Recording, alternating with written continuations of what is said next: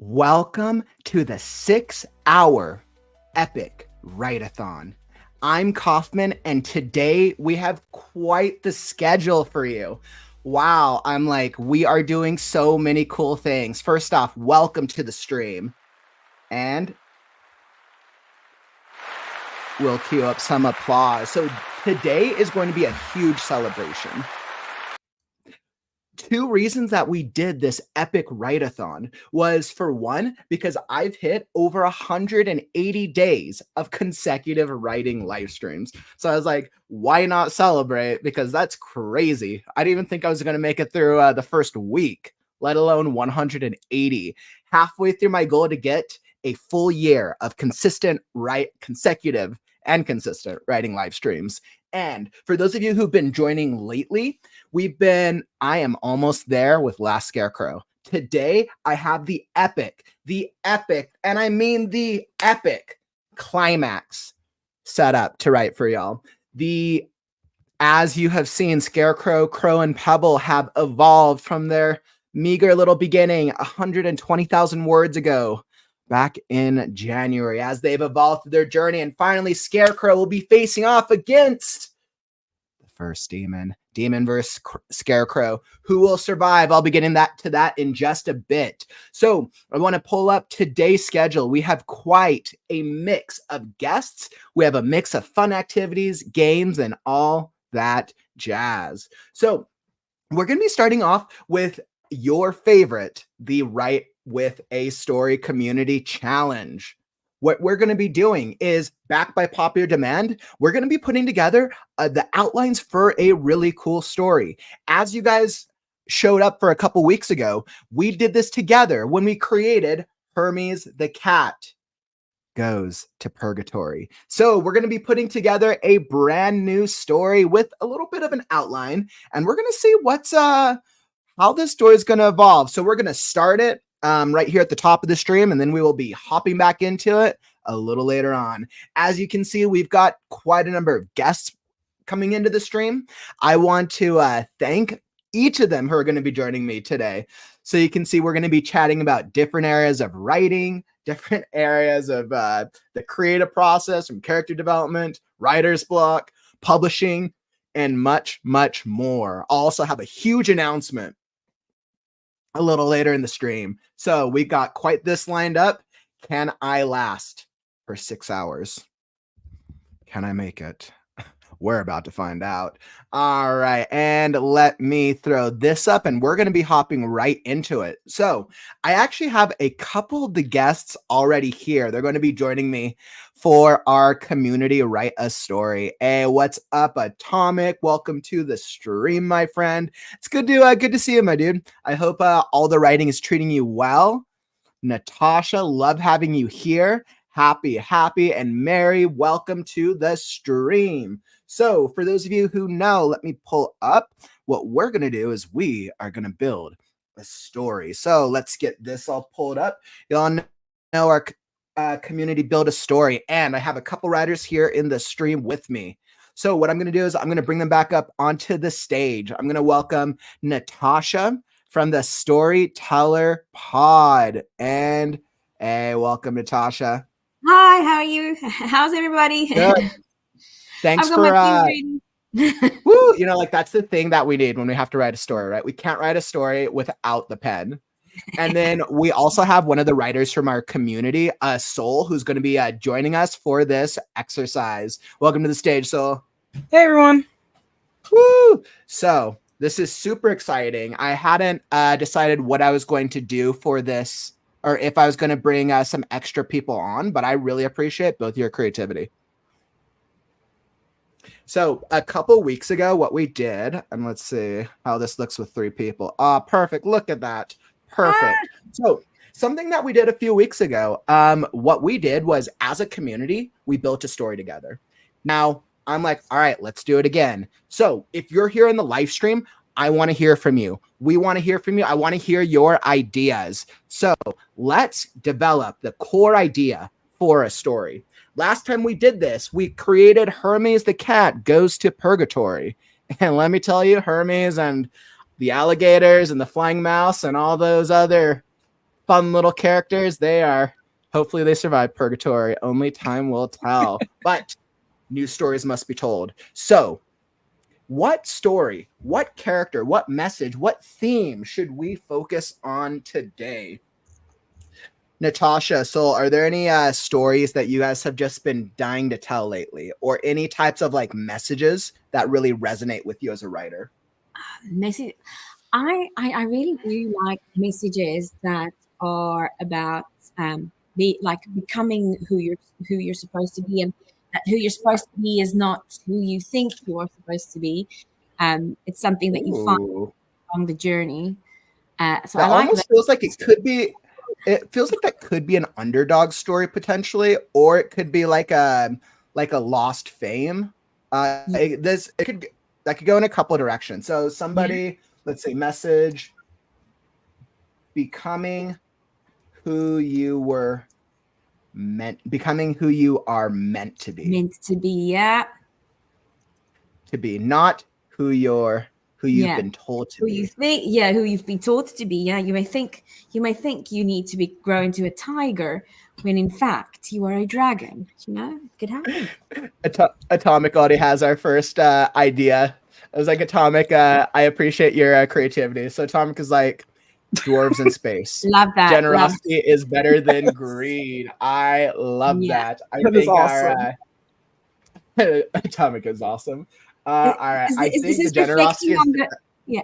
Is that reflecting on your presidential debate? Yeah, it depends on what month you. Depends on the month. Is this? Depends on the month. Depends on the media outlet. I mean, whether you got Fox or CNN or it changes. Then it might be greed is better than generosity. Yeah. Awesome. So dwarves in space. So I think this is telling us, Atomic, that some characters that we need to have. I'm gonna create some characters. So some characters we need to have. Clearly, we need to have some dwarves. The real question we need to ask ourselves is: do we want this to take place in space? Is space the setting for a story? Could be on another planet. It could be. We could do like a foreign planet.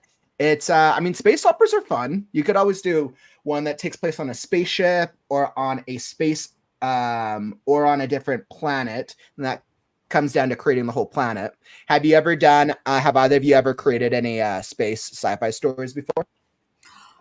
Sci-fi, yes. No, I've worked with loads of people on space stories. I work a lot in animation, and space is quite popular. Space is quite popular in animation. It's never been my own story, but I have loads of friends who do love space as their place to explore stories. So, oh my goodness, you guys gave me while you were saying that, you gave me an idea, because so I was thinking of your story, and then Natasje, I was thinking of your animation background. I was like, all right, hear this. All right, this is going to be fire. I'll pull myself up here. Okay. A dwarf spaceship traveling through space. Space crew. One of those. One of my favorite space shows of all time was Serenity and Firefly. Way back for any of you, those who know. But I always loved that idea of like this like space crew. But what if it was like a?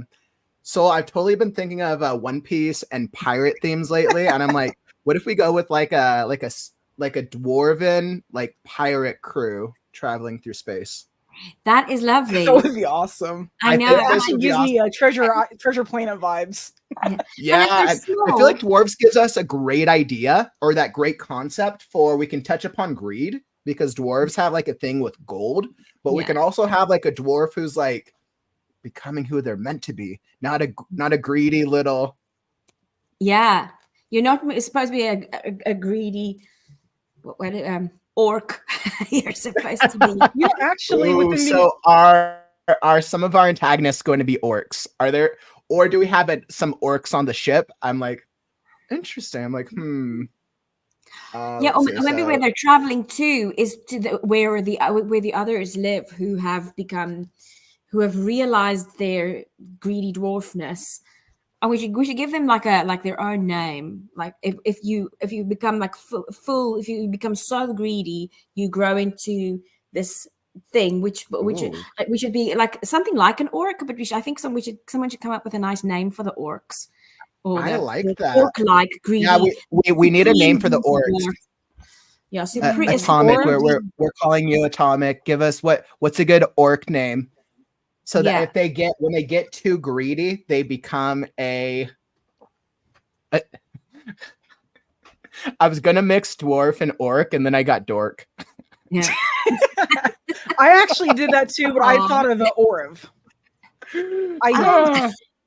Yeah, that was just my thought. It was just Oriv is something just kind of in between, but and that'll kind of be like there's like these horror tales told of like they need their gold, but if they're too greedy, they get too much gold, they become one of those evil Dworcs. Yeah, maybe like over time as they get greedier, like they have like telltale signs, like their body starts changing, their attitude starts differing from their fellow dwarves, things that are tangible. Yeah. Hey, what's up, Holly? Glad you're able to popping on my lunch break to drop a like and say hi. I'll see you all later. Holly, you're awesome. For those of you who don't know, both Natasje, we're going to be chatting about characters in a bit, and Holly, we're going to be chatting about publishing a little later on into the stream. So glad for you to drop by, Holly. And let's see, Atomic, or maybe they're mining inside huge asteroids. That's a good idea. Ooh. Yeah, I feel like that feels on par with dwarves. That actually like walks on like Earth, like they've gone to colonize the rest of the world, the universe, and found minerals. The dwarves are on a mission to colonize the universe. I know. You know, honestly, with them being dwarves and throughout, no matter what you look at, they're always like into minerals. They could maybe even know like which asteroids are more likely to have like crystals or minerals that are more valuable. Like a sixth sense kind of thing. I like that. They can their like specialty is that they can specialty. Their specialty is that they can identify different types of minerals inside minerals planets within asteroids. Yeah. And this actually creates like and the reason I love to do this with people is because I love to show the idea that once you start coming up with ideas, once you start creating the base for a world, now obviously this is a rough outline so far, the story starts creating itself. Yeah. If you follow the story, if you follow the ideas, if you follow your inspiration, it leads to a protagonist, it leads to a plot line, and antagonist. So based on some of these ideas that we're throwing out, especially if the message is becoming who you're meant to be, not who you've been told. So clearly, whoever our protagonist is, we'll just put him our hero dwarf.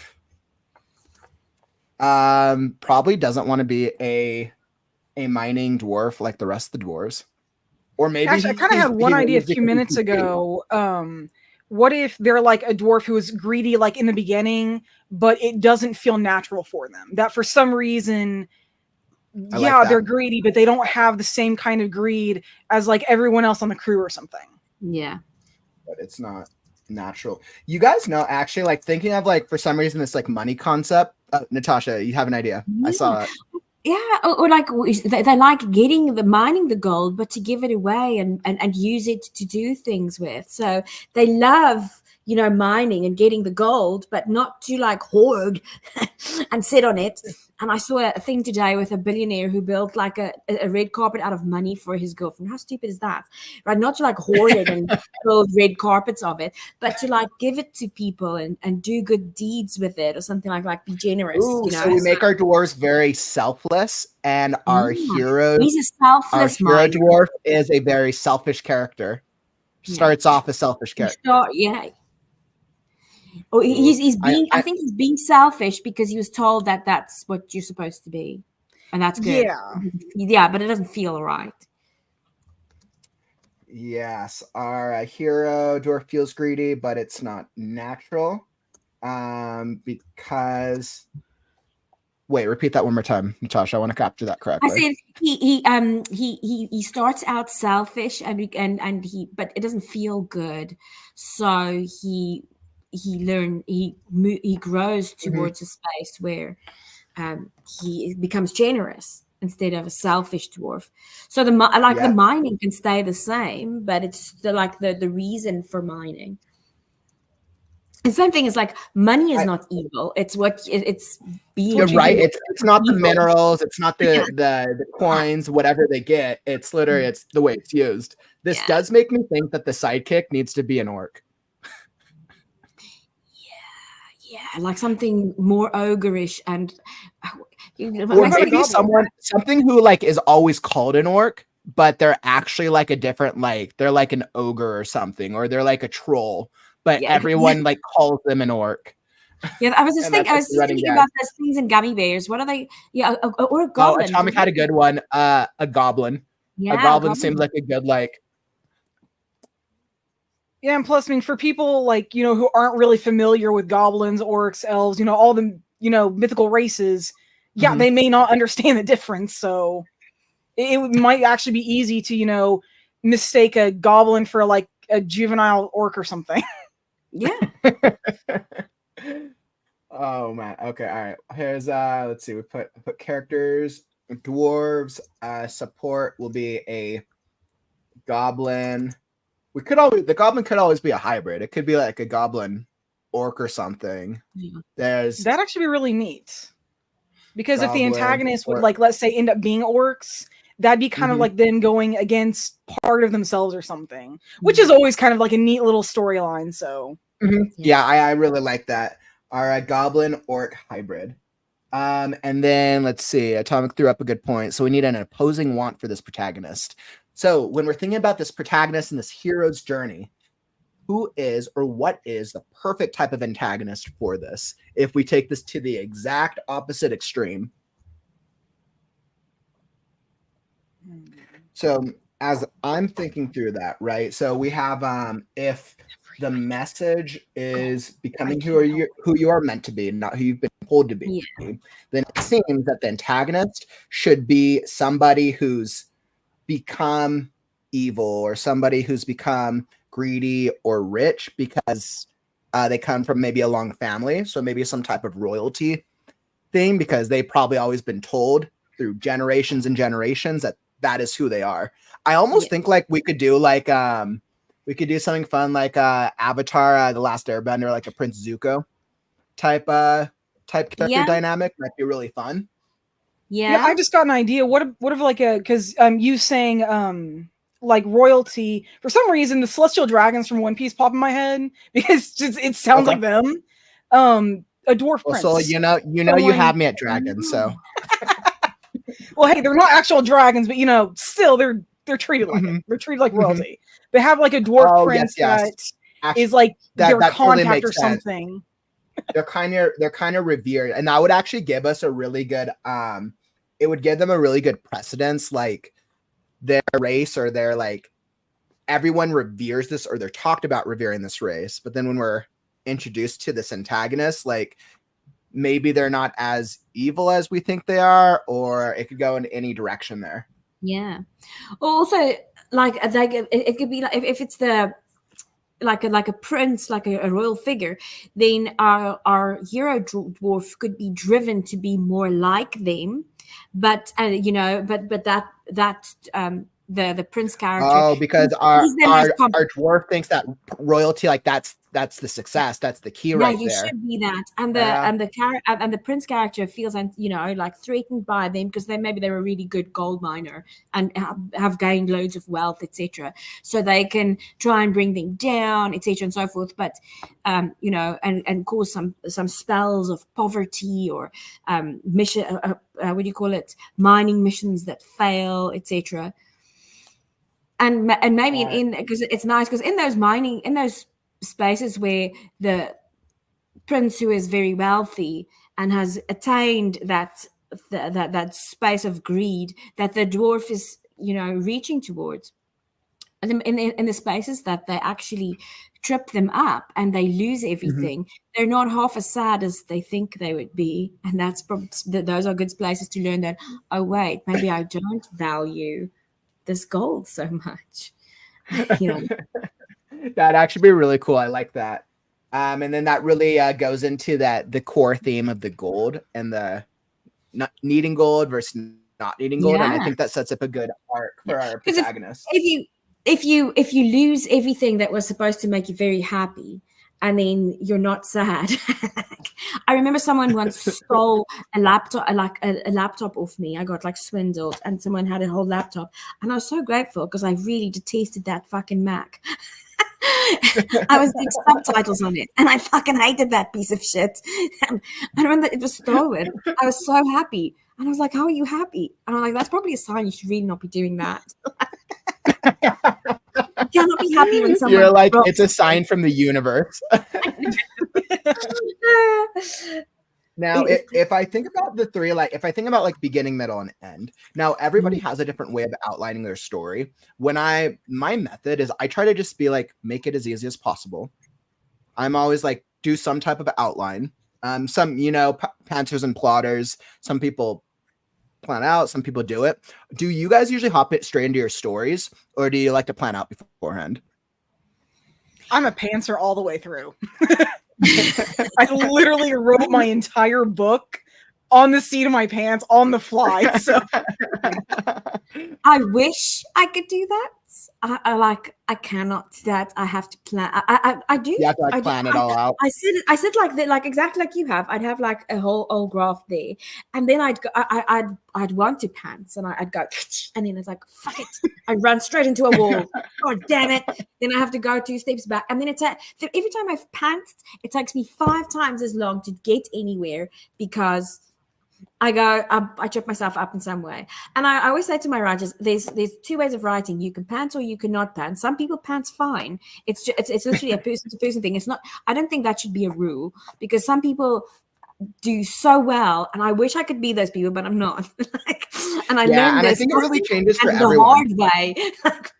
Ow, my and this is what I always recommend to new writers, right? I take like kind of a blended approach. What I don't want to happen to writers is I don't want writers to get inspired and then burn out because it's a long process. So I'm always like, start writing, just have fun. If you want to plan first if that's your joy. But I think I'm like, all right, start writing what feels right for you. And then once you have a little bit, like a couple of scenes, you have some ideas written down, maybe then create a brief outline. And I think that gives you an idea. So I try to take like split. So I'm like, start writing, but then also start outlining. And I think that feels like the most strategic. So I always like to do a beginning, middle, end. When I think about this, I think about hero dwarf and our Dworc, our goblin Dworc, hero dwarf and goblin Dworc. Start out in, I guess we could have the goblin Dworc be introduced. Yeah, they don't have to come in right away. Yeah, they could be like our hero dwarf someone that the hero ends up meeting, like when they're going to mine or something, or dropping off, like whatever they were supposed to get for a mission or something, and they're like, hey, this person over here wants to talk to me, this person is interesting, they want to join me, and go from there or something. Yeah, that's actually a really good point. I almost feel like the Dworc or the goblin could be either an inciting incident. You either do inciting incident or you do it as a beginning of Act 2. Yeah. Hey, that works. That's what I did in my second book. Literally, someone didn't come in until like the 3rd part. So Atomic Alpha said something really interesting there. He says, I was watching some John Truby, and he was stressing not thinking of the opponent as a villain or the character who simply looks or acts like a bad guy. And I think that's a very good point. So, like, if you have, for instance, in this story, that the opponent or the antagonist is something that they actually someone that they look up to, they don't realize that this person is out to get them or out to, it looks like a person that's really aspirational in the story. I'm going to live up to being this guy, but that's actually because often you think the people who are helping you are not. Life just turns out to be like that. Oh, if you turn around and see that knife in your back, that's who that was. and that it's a nice story twist. So that would work well for the little prince, the evil prince. Oh, well, I absolutely love that. Let's see. I wanted to give out call out. Nil brought up a really good comment. Nil was saying maybe someone else needs the minerals for medication for their species, but the dwarves get it first and just hoard it. Maybe the goblin needs the minerals for medication for a family or for someone like really close. That would actually be a great motivation for our sidekick character. It's also relatable too. Mm-hmm. Yeah. And that would actually give a reason why the goblin ends up in the dwarf spaceship or ends up somewhere with the dwarves. I think that would actually be really great. And that I could just be got an idea for the goblin sidekick support character. What if they end up sneaking onto the ship because they believe that the dwarves are hoarding it and they don't know the truth, so they sneak aboard and they're just literally a stowaway. And they try to find out the truth, and then the hero finds them and tries to decide, hey, should I let my captain know what's going on, or just play along with this? I absolutely love that. Absolutely.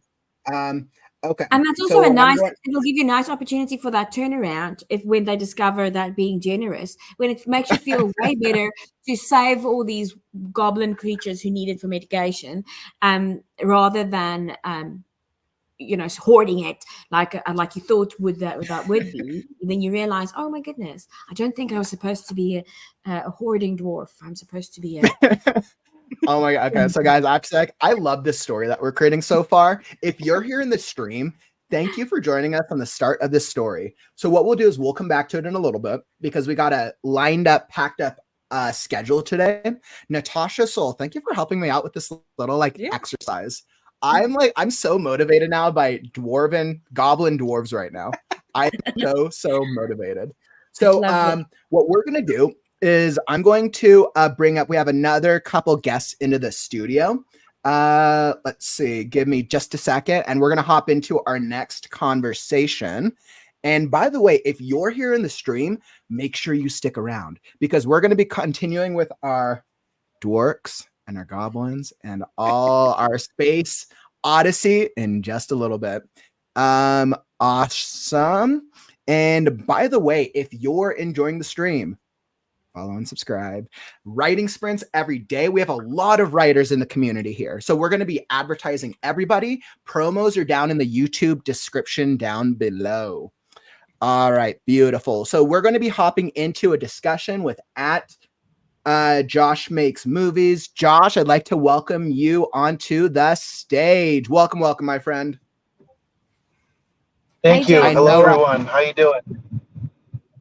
Good. I know you said that you would be in transit today, so totally just let us know if you end up crashing or hitting anybody. I need to hop off the stream. If the screen goes like this, we'll know. Can you hear me okay? Yeah, we can. I think hear me okay? You go back and forth a little bit, but we can totally hear you great. Okay, got it. Yeah, I'm sorry. I was supposed to be parked, but I kind of had a little bit of an emergency come up, so I had to go take care of that. But now it's handled, or I'm handling it currently, so that's why I'm in motion. So, but if you guys can hear me okay, then I think we should be good. Yeah, perfect. Yeah. Josh, if it's too much for you to talk through a story, we can always push it out a little later if you'd like. I don't want you to tell us a story and then crash. So did that come through? Did you hear me? Yeah, we can hear you all right. You're looking pretty good. Okay, great, awesome. Yeah, so I can talk. I mean, if you guys don't mind me not looking at the screen for the first 10 minutes, I can talk. You are totally all good. I don't want you to crash on our account. Yeah.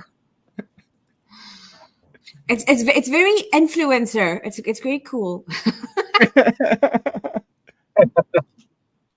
Awesome. Let's see. Give me just a second. Yeah, no problem.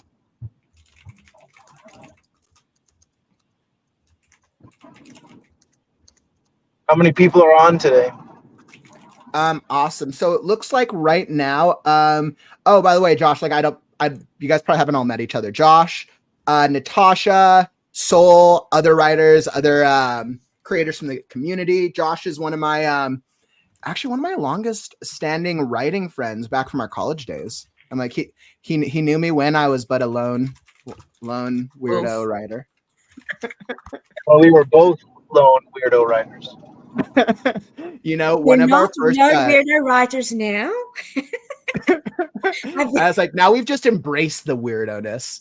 That's right.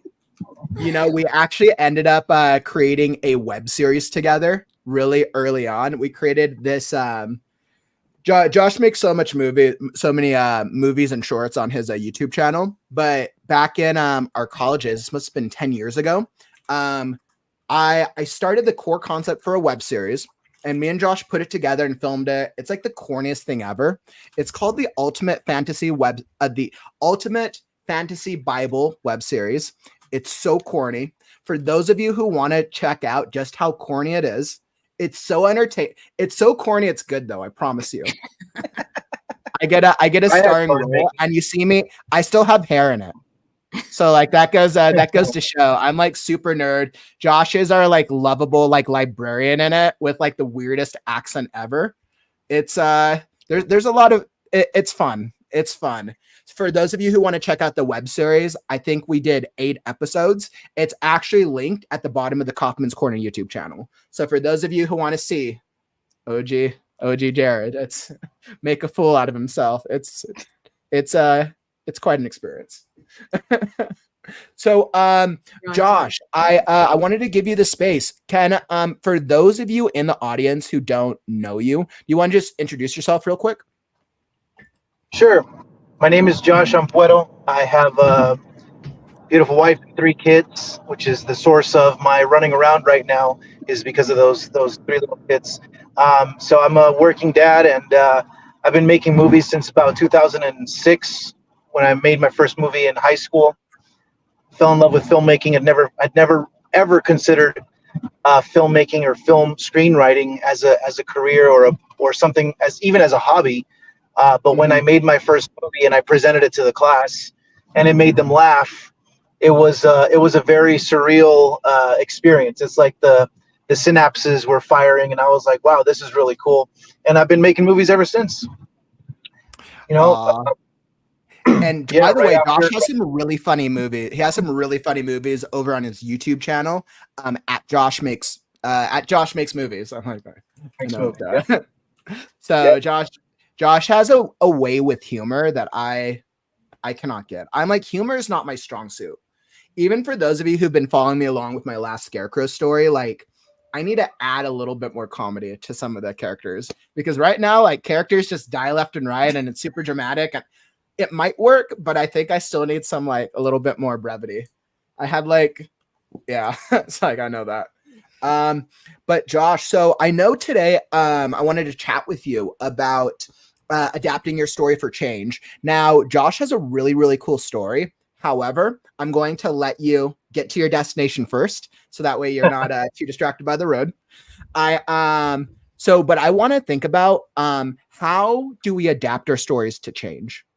How do we adapt our stories when, let's say, we're creating a story and like things happen, stories change, stories evolve, or things outside of our control force us to have to evolve the story with the circumstance.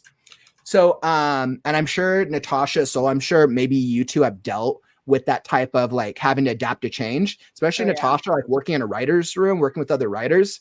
I'm sure that's like a standard. I was just wondering, do you mean like when the production note comes through someone? Mm-hmm. And it changes for everyone, right? So for like screenwriters, it's all about production lifestyle. And if you don't adapt to change as a screenwriter, you're screwed.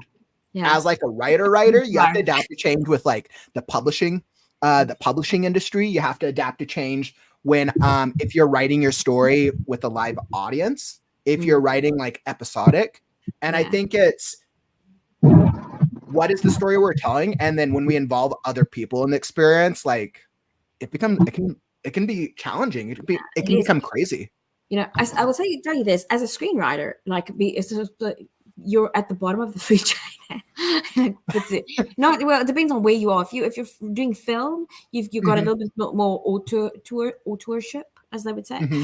If you're in a writing room, if you're on a series, etc., you're at the bottom of the food chain. So when you get a note that X needs to change, it depends on where it is and what kind of note it is. You can fight for it a little bit. I was working in a on a soap, and one of the writers, one of the main characters, had kidney failure, and he was going to be hospitalized. So there's no way they could film with him. So there's no point in going, oh, but I really need.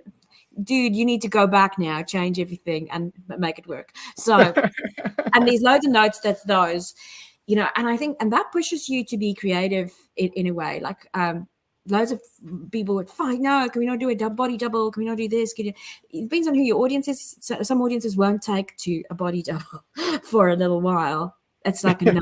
So you will go back in the story, find a good reason to take him out, and then weave it all the way back in, even though that's going to strip everything on the way out. I'm going to say fuck up everything. And it does. And I've done animation where the producer just went, I think the aardvark needs to be a bonobo chimp. And you've got all these stories where about the aardvark not being a bonobo chimp, and it's probably because one producer has a thing for chimps, or their kid has a thing, and it's a preference, and like, you're not a writer, but you are paying the money. And, and the thing is, an aardvark, as you know, is a land-based animal, and a bonobo chimp is a tree-based animal. So loads of the stories will now have to be adapted, etc. And so then, like for the bonobo chimp, we like, I will add a bonobo chimp in a different story, like down the line. So sometimes you can negotiate, etc. But some story, like, but I cannot put the aardvark in the fucking tree because half of the story is, or the other way around, whatever, because it's just not gonna. Or they can't just go running. Imagine like a bonobo chimp go running through, like replace Pumbaa just for a minute with the bonobo chimp. replace Pumbaa with Timon and make him a dolphin. And then we also want him to fly. And he needs to have no eye. He also needs to have superpowers because people love heroes. It's going to happen in space. We know how this works out. So some things challenge your creativity. So you have to kind of, it's problem solving.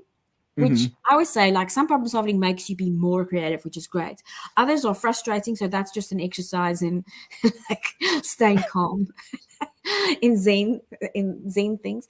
Like I've never been in publishing, and I've never had anything where I've had any form of power. So Saul, you may be able to speak of what does that feel like when someone wants to change something and you go no. Okay, I'll say this. My book is how that feels like.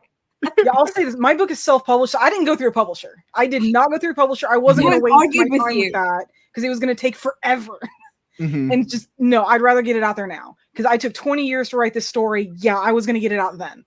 But I did actually make a lot of changes over the years. The Burning Ember, which came out on June 13th, that is like the 12th, 13th version of the actual story. It actually originally started out as a comic. Getting your book out, it's a huge achievement. Huge achievement. You absolutely deserve it. It's a lot of work, as we all know, writing anything, whether it's a script or a book, a thorough storyline, taking from rough draft all the way to that finished product. Like, great work, my friend. That's amazing. You know, it originally started out as a comic book, and I couldn't do that. I was not that good of an artist, and I'm still not that great right now. I mean, I can barely draw anime. So I ended up changing the characters one by one. I took inspirations from One Piece, from Bloody Jack, Warriors. I started reading the Earth's Children series last year, and it really, really helped with all of my writing. In fact, actually, a lot of my descriptions actually were learned from that book, from that series. A couple years ago, I actually made a huge change, and Jared, you'll recognize this. It was supposed to be steampunk. It was supposed to be steampunk pirates. And and now we got like fantasy pirates, and bionic eye, and everything. And just, I'm sitting there and I'm looking at them. And it's like, this is good, but this is not what I want. I liked what I was doing. I liked where it was going. It wasn't a bad story, but it didn't feel right in the moment. So I made some changes. I took some things out. I stripped it down to about half steampunk of what it actually turned out to be. And some things will be coming back, like in later books. Some things were taken out completely. So yeah, I actually had to argue with myself about that change, and the change from the genetic powers versus being given by like magic and stuff. So yeah, the book changed a lot. It's literally, I know there's literally so much change that goes into it. And I also want to call out, Atomic made a huge point. For me, flexibility is key. Even if there aren't outside influences that demand adaptation, often the first ideas are good, but not always the best. Yeah. This is why I feel that plotting is a valuable tool, even if you tend to be a pantser. Yeah. And I find often like with if you write for episodic animations, which are small, you often pitch a lot of ideas. And then in the pitch phase, I always say to people, don't invest your heart and your emotions there, because these are ideas. They're going to change. So don't invest here. Invest like down the line, that's better. Because then you can have like but I don't want this or that. In the beginning, and I've worked with people who always like, go, fly it. Oh, finally, pick one, fly it. I've really been more abused. I feel like my career is a tale of abuse, and Saul's one is a tale of happiness. And by the way, Natasje, so guys, I just want to bring up, so Josh, I want to get to your story just a second. So we actually have another member from our writing community. I want to bring up to the stage Ian Craven, another of our fellow writers today. Hey, Ian. Hi, everyone. Hey, what's up, Ian? Welcome to the stage, my friend. We're going to be doing, for those of you here in the live stream, Ian and I are going to be doing a writing game in just a little bit.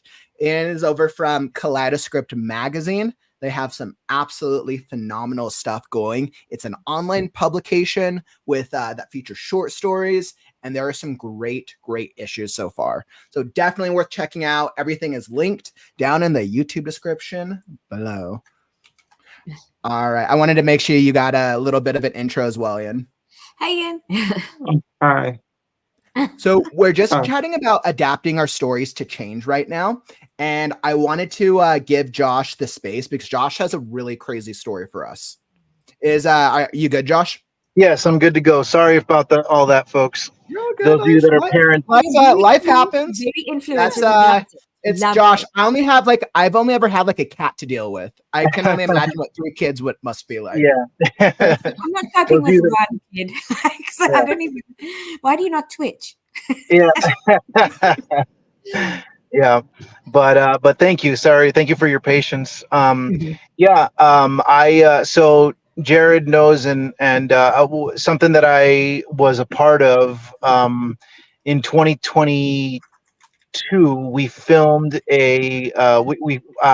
myself and a few co-producers, we put together a web series that has premiered now on Amazon Prime and on Tubi. On Amazon Prime, it costs money, but you can watch it on Tubi for free. It's called Red Sands. It's 4 episodes, almost 30 minutes per episode. So it's about almost 2 hours worth of content, almost 2 hours worth of story. Sorry, I hate that word content. It's almost 2 hours worth of story, and it's got a complete, beginning, middle, and end.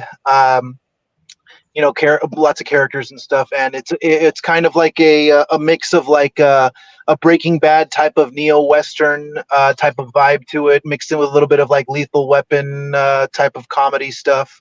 But it's mostly supposed to be dramatic. There's just some comedy elements that are mixed in. That's where my expertise was. The way that it all started was I had met an actor who has been in like legit movies and stuff. Like he's a 20-year veteran from the U.S. Marines. His name is TJ Wims. He's been in a lot of Hollywood movies, but he was in the background of the Christopher Nolan movie Tenet, and the scene where the soldiers are all running backwards and forwards out in the desert. TJ is in that group of soldiers. He worked for like 3 or 4 weeks on that movie.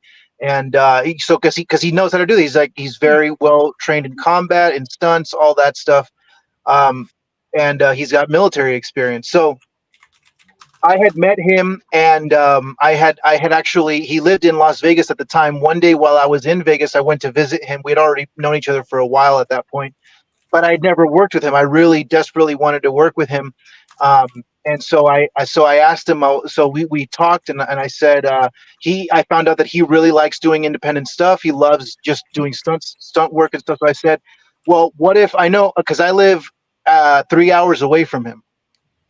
So I said, I want to work with you, man. If I'm able to put together a production and I pay for your gas and I feed you, would you be willing to come out to where I live to film something with me? He said, absolutely. Absolutely. I'd love to do that. So I got And just that. as a side note, Josh, this is Yeah. such a great example to our viewers of literally by asking someone, regardless of their Right. acclaim, right? If you've seen someone in a movie, just by asking them, that the worst you can get is no. Exactly. Like this is such a great example of that. Exactly. But go on. And also, like I said, I want to repoint out, I went to him, you know, I was in Vegas. I wasn't, you know, having a phone call, or I didn't ask him to come to me. I went to him and I had a meeting with him, and he committed to it. So I brainstormed a little bit, like some fun things we could do. I had another buddy of mine who has a house out here in a city that's like in the middle of the desert, that's in the middle of nowhere, and it looks like a legit, like a house where, you know, like an older type of, just like shack type of thing. It looks, he actually had built most of it, so it looks like someone who already lives out in the middle of nowhere, because my buddy does live out in the middle of nowhere. And I had asked him, because he knew I was a filmmaker, and he said, if you ever want to film something, just bring your camera over here. You can film whatever you want. So now I got the commitment of a free location and the commitment of an actor that were willing to do something. So I started writing a story where it was basically an undercover cop that had infiltrated like this drug ring and stuff. And he gets found out, and then he gets away, and he's like basically running through the desert. And this is who I had pictured the actor for. And he comes upon this house that this loner guy lives at this house. And there's a lot of dialogue. Like the guy has to convince him that he's a cop. And then there's like the drug people are chasing him. Like the criminals are chasing the cop. And so like this cop and this ranch owner, they basically have to join forces because these guys have guns and stuff. And it becomes a gunfight from there. But there was it was very dialogue heavy, because when the bad guys arrive, they have dialogue with the ranch owner. And then, you know, the bullets start flying after that. It was a pretty big, like 5-minute build up to the actual gunfight. And I had these guys that had committed to bring like ATVs, off-road vehicles out in the desert. I had all these actors that were going to be like all these extras that were going to play like the thugs and everything, the drug people. And it sounds like you had a lot of moving pieces for this like action thing. Wow. And I could only imagine, right? You need to have all the people, the props, the set, what a scheduling nightmare. I'm sure production life is easy. Yeah.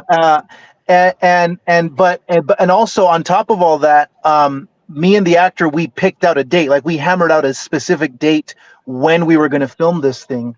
And as things are moving closer, like about a month before the date to start, maybe like 2 months before we're going to get to the date, he tells me, I just want to make sure that this date is set, because I've already turned down 2 paying jobs to go to appear on that day. I said, yeah, absolutely. I'm getting things set up. Everything's going to be good. And then like a month before the date, the ranch owner who was my buddy who lived in the house, who was going to play the second lead in the movie, he tells me, oh, by the way, I didn't realize I'm not going to be there on that date. A month before we're supposed to start filming. Your second lead drops a month before you, and the owner of the location. But that's fun. So you lost your potentially your set and your other co-star. Right. That's not a nightmare at all. But my buddy is really cool. Like we were coworkers, so we'd known each other for a while already. We'd known each other for a year. We became really close. And he said, "Look, dude, I committed my house. I'm not going to be there, but I'm going to leave you the keys so you can do whatever you want to do, film whatever you need to film. I just can't participate because I'm going to be unavailable." So I'm like, okay, crap. That's, you know, I didn't really have a backup for that. And then some of the other actors that were going to play like the thugs and everything, they started dropping out. And I was like, crap. Okay. So I'm running out of actors now. I need to figure out a way, because this guy's committed to a date. I have to film something because he's already turned down paying jobs. So I go back to the drawing board, and this is also where it comes, a lot of writer friends comes in handy, because I called a few writers And I told them, this is the situation that I'm in. Help me. How do we make this story much smaller, much quicker? And I just have to throw in that Josh is an expert at like networking with people. Like I feel like anytime if I need to like put some writers together, I'd be like, yo, Josh, I'm writing this. And I'm like, yeah, I got this, and this person. Like, damn, I haven't talked to them in like 15 years. Like, I didn't even know they existed. Yeah. And it's also like about putting your ego on the side. Like I have absolutely zero ego when it comes to like when I send my scripts out to actors, I tell them in the email, I'm like, if you have any ideas for how to make this better or funnier, or you want to suggest a joke, I'm all ears. I'm 100% open to collaboration. So I have no delusions that I'm like this big hotshot writer or anything like that. So I even though your show's on Amazon Prime, your Big Shot Prime, Prime it's just something that happens sometimes. So everyone pulls in ideas, and I get all these ideas from like different people, and the story becomes much more simpler. Then it becomes much quicker, to where instead of it's the way that I got around the dialogue between this cop and this renter who have never met. I said, well, what if the guy that arrives at the house is the estranged brother of the guy who lives in the house? So now I completely did away with the old idea. Now the guy that my military buddy, TJ, he became the guy that was already living on the property. He was already living off the grid. Interesting. Okay. And he was in the movie, he plays a 20-year veteran of the Air Force, which is what he is. And so he's got like guns and stuff in his house already. So that's how I explain the guy already has weapons there. Mm-hmm. Then the guy that arrives at the location, there's no conflict because they know each other. They're brothers. They haven't seen each other in 3 years, and TJ's character doesn't really like his brother. Like they're estranged a little bit, but he's like, whatever, he's my blood, whatever, I'll help him out. So the story then is this guy just shows up on the property because he knows that TJ lives there, and he has made he borrowed some money from the mob. He made some bad bets. Now he owes people money. So he's like, I just want to lay low just give me 2 days. Let me lay low for here, and then I'll be out of your hair. And TJ reluctantly, he's like, all right, fine, whatever. He's my brother. I'll let him stay. But what the brother doesn't know is that the mob has been following him. So they're like hot on his tail. He has no clue. He had no idea that they were there. So then not even 20 seconds later, after these brothers meet again for the first time in 3 years, more cars pull onto the property, and everyone's like, oh shit. And so the mob people are there, they're running, they're behind him. And so now these brothers are forced to defend themselves, defend the property, because these mobsters have shown up with guns. And so it goes much faster into the gunfight, much faster into the action sequence, very little setup, very little dialogue. Like we introduce a bad guy real quick, but he's in there. He has 2 or 3 lines, and then it's right into the action. Josh, like that's so crazy. So from the original script that you had, so like the original vision going into it, compared to what is now that pilot episode that is now on Amazon Prime, how different would you say it is? I mean, the whole setup is different. I think the story is different. There's different stakes. It now right before it was these 2 strangers who don't have any allegiance to each other, but they have to kind of join forces. Now it's like, oh well, this is my brother. Like I need to protect him. We need to protect each other. If one of them dies, the other one is like gonna be like really scarred. It's gonna be super traumatic. Whereas if in the other situation, if one of the two main guys dies, it's not that big of a deal, So it's very different stakes. It completely changed the character dynamic and the character journey. Yet it still worked, which is crazy because it doesn't always work, especially with television, film production. It's such a different experience and a different beast. Right. So Josh, from your learning experience from it, would you say what would you say is the one biggest thing that you've learned? Is there one thing you would have done differently now that you look back on it in retrospect? I don't think so. I think I'm really proud of what we'd made, and I don't think I would have changed anything. So the only real trepidation that I had was calling the actor when we were like a month. So I had already written the original script. I wrote the original script and sent it to him, and he loved it. He thought it was great. Uh-huh. And so 1 month before we start filming, I have to make this phone call to a guy I've never worked with. We've been friends for like a year or so. I've never worked with him, and I want him to take me seriously as a filmmaker. I want to be like, this guy, you know, he's a writer, and you know, I want to work with him again. And I have to have this call. We're and I'm changing like, the script. It's exactly. completely different script now. Exactly. I know you're a big shot, but yeah, don't quit.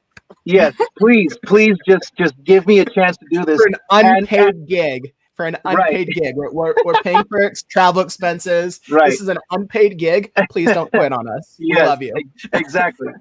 So, you know, and so he was a little like, when I noticed that he was a little nervous on the phone call, but then I told him, I was like, oh. And so I waited until I had the new idea outlined before I called him. I didn't call him and just be like, oh shit, the guy canceled. Now we can't do that. I don't know what else we're going to do now. I went to my writers. We came up with the idea. Then I called him and I said, okay, this can't happen anymore because of X, Y, and Z, but this is the story that we've created now. And so now your character now lives here. We've already got guns on the property. We can do this, this, and that. It's much simpler. We get into the action much faster. How do you feel about that? And he said, okay, that's totally fine. I think that still works. And, you know, it became so it's also about having your ducks in a row before you make certain phone calls and things like that. Right. Yeah, I think it sounds like there's a huge like preparation aspect to it. And for those of you who are like familiar with production process is, and even for a lot of writers out there, the chances that once your script is pitched to a network, once it's given, once you sell it, the original product is going to look vastly different from the end product. And that's simply because like once you give it to a studio, it's their product too to create. And this is all figured out in contracts. And Natasje, I know, like I'm sure you've dealt with your share. Like you just heard, you know, shit happens, and then other shit happens. So it's not because and writers get so emotionally attached to it, and they take it so personal, as if it's like maybe that's why I'm dead inside, because it's not about me. Like it's literally shit happened. We had to solve things, and in the end, it often is the stuff. It is I always say a film or a TV product is. It's not just you just came up with the seed. What all these other people are going to add to it is going to make it so much more beautiful. What the actors bring to it, what the director brings to it. Even like you said, this is a shit that happened in production, or like that you was really out of your control. Even that made it nicer because it had extra stakes, etc., that you wouldn't have thought of if shit hadn't happened. So let shit happen.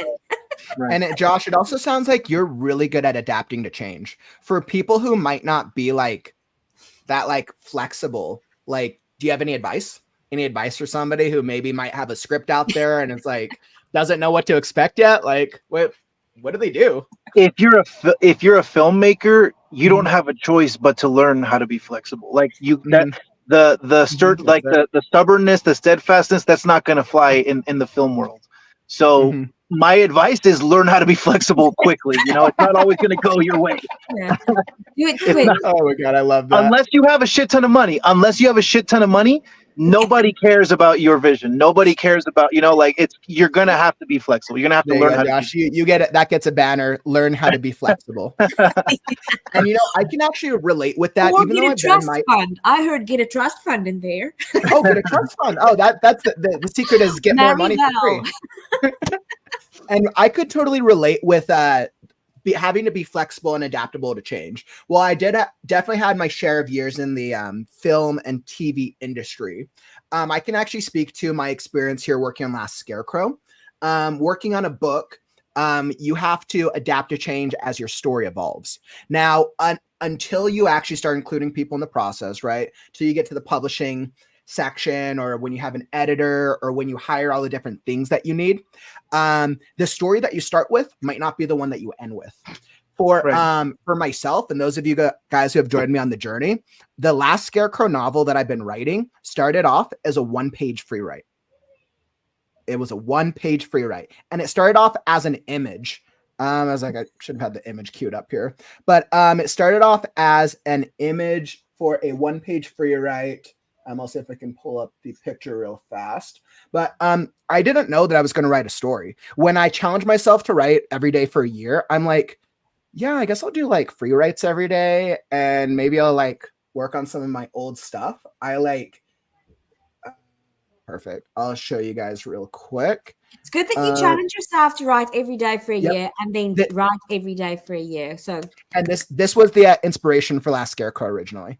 I don't think it was, but I'm pretty sure I thought this was a scarecrow right here. Yeah, it kind of looks like when I looked, I'm like, I think this is a scarecrow, and that's how it came to me. And I think part of the challenge with this has been like, all right, well, how do I write a story, but I have to be engaging.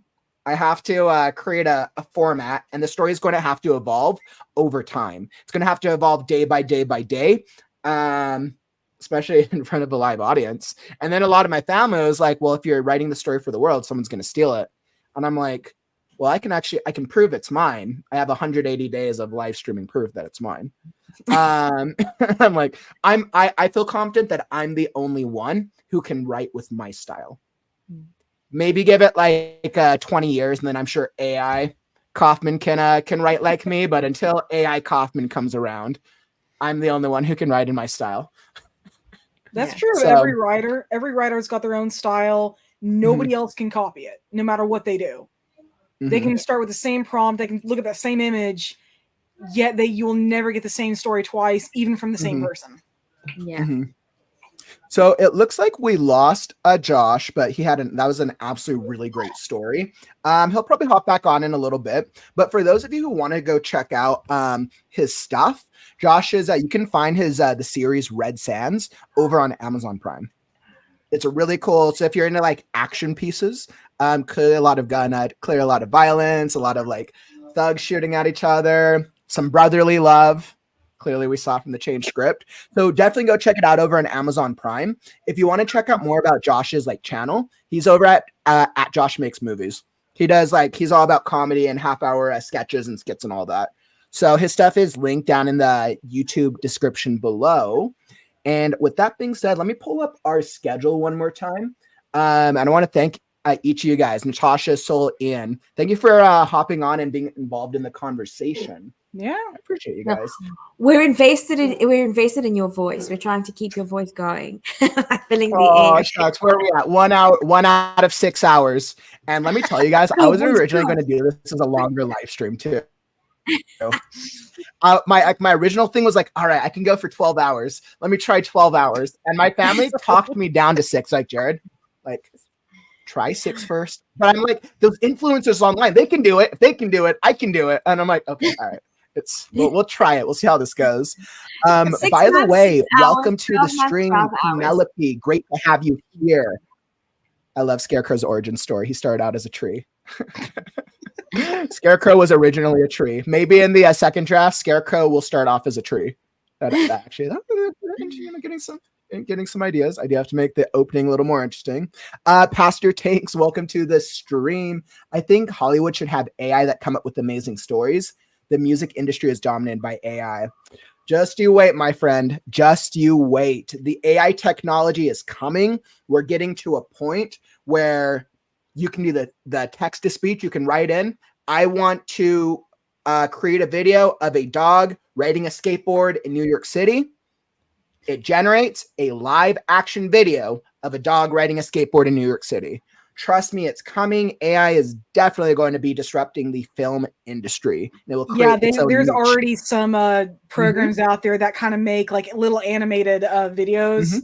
Yep, my teachers have but you see, that's what I would use it for. Like 3 months of what's going on. If I was if I was creating a new story, and I didn't have the budget to hire other people, like obviously, like you should always hire real people. You absolutely should. But for a lot of beginners who don't have that budget, I would use it as a sketch of being like, hey, let me create this like 1 minute sketch of this idea for my story. And it creates another avenue. Yeah. So, I believe. Sorry, so you go first, Ian. I was gonna say, like you're talking about with sketches. I'm just thinking that, like with animation, maybe well, we're already doing digital sketches, but no, like you do your digital sketch, right?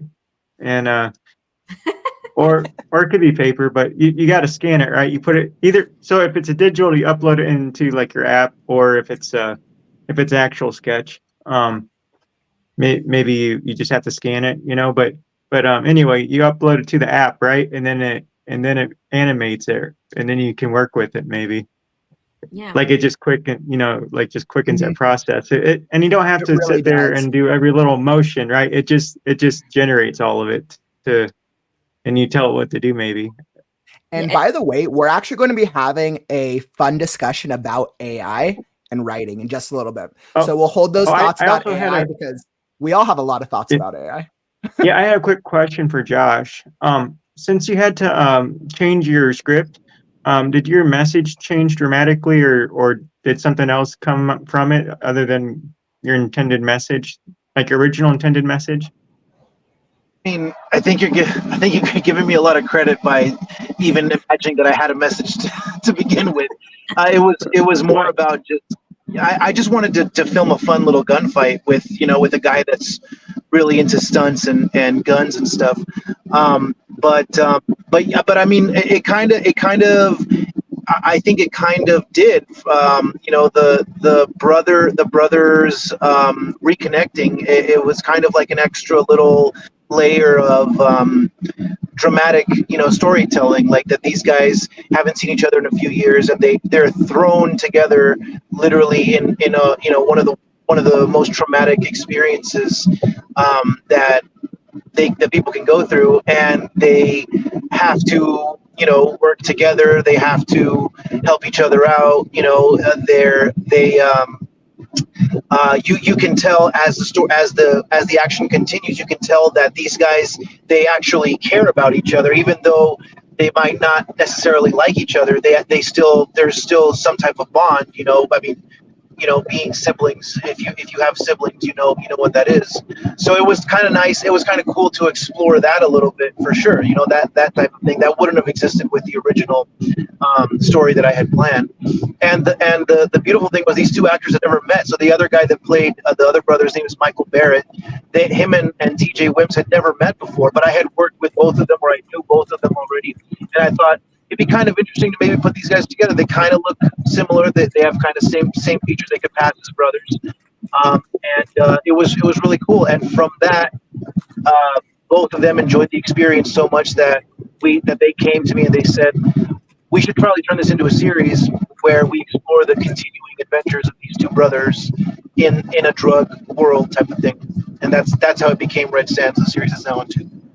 Wow. And it developed and it started with almost the characters and the character development. Yeah. And I actually think that talking about character development is the perfect segue into our next discussion, as we're going to be chatting about character arcs. And by the way, Josh, I plugged your channel and the pilot for Red Sands in your absence while you built up dramatic tension for us. And by the way, for those of you who are here in the stream with us, thank you so much for joining us. Once again, this is a super informal, casual 6-hour write-a-thon.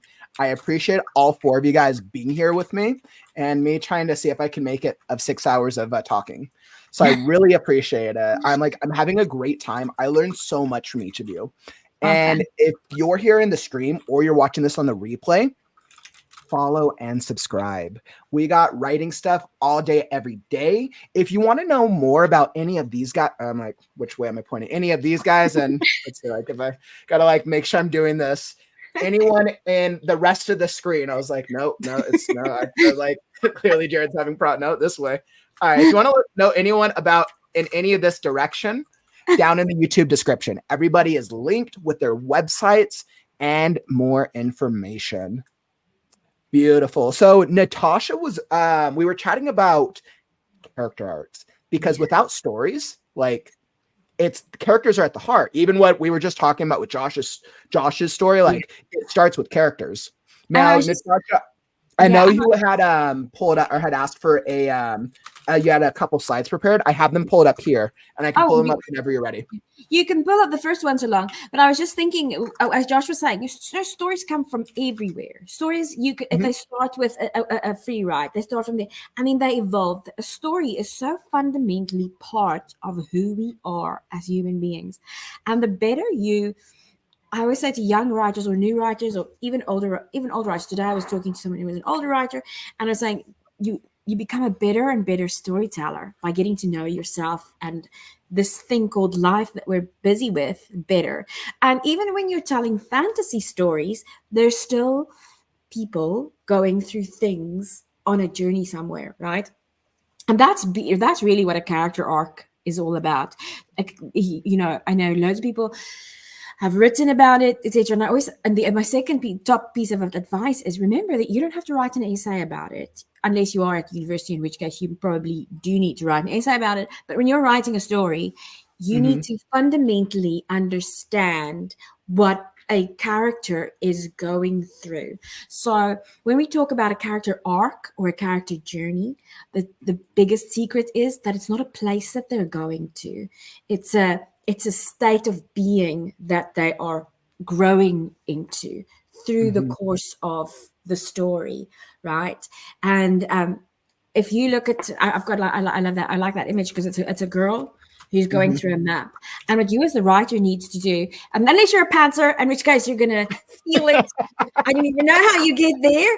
But then, for the rest of us, mere mortals, and I always do feel like people are always like, oh, people should, do pants or not do pants, that weird thing of, I revere you guys who can do that because I think you're uber writers, and us mere mortals, So as mere mortals, we have to kind of find we're mapping that road from where we are now, and where your character is now in the beginning of the story and where they're going to at the end. I'm just kind of curious, Natasje. I have a quick question for you and everyone here in the audience. Who is a pantser or a plotter?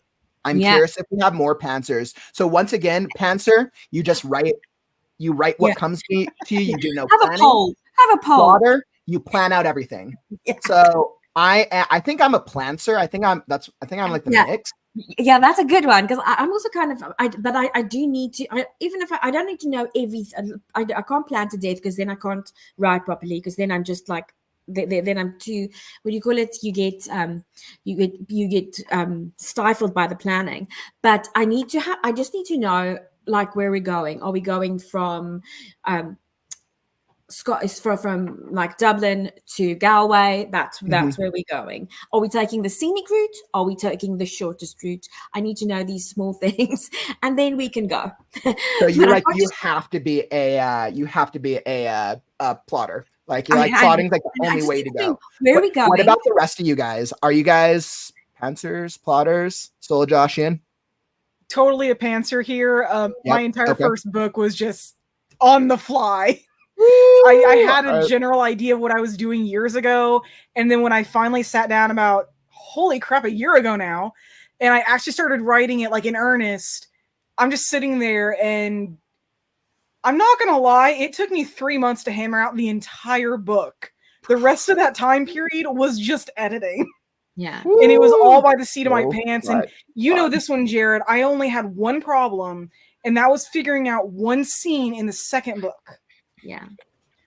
See, that's superhuman. So if you can't do it, don't feel bad. Just putting it out there. It happens with the best of us. And Josh, what about you guys? Are you guys pantsers or plotters? Or are you a plantser like myself? There's the middle one, which is the plantser. So the plantser. I'm just like what's her name up there? They were just talking. What's your name? Soul. Soul. Okay, yeah. I mean, I got my rough draft of my novel and then I tucked it away, and now I'm doing short stories, right? Like just all about. I don't talk about my novel a lot, but I took like. Well, I was in college yet, so I was doing like one chapter at a time. But once I set time aside, it was like bam! It was like I got it.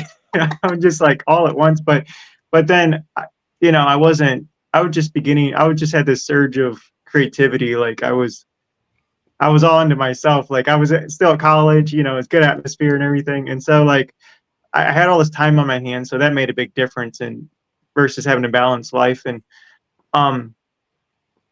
and I didn't know my direction, right? Like I actually started my novel out like I'm poetic too. So I had this, it was kind of started out poetic. Aww. And then it was like, well, that's not real, you know. It starts out poetic and then it goes into like, you know, actual dialogue, and then I get to talking, which I can drag on a conversation. It's like, what's this text like this? You know, it's like, where in the world are they going? You know, it's like you see how like it evolves. So I was right? learning to write, but once I got into the flow, it was just an incredible experience where, you know, as I've harnessed my skill now as a writer, like when I think of a short story, I mean, I have those times where I sit down and it's like, even if I don't complete the story, I mean, I see the big picture. It's the beginning, the end, and boom, it flashes in my head. Like I already know a lot of times, and I got to fill in the details in the middle. But like I can generally write the rough draft, and bam, it's done in a day. Like between like 1 to 3 days. I mean, depending on how long it is, I can have it done, and then it's like.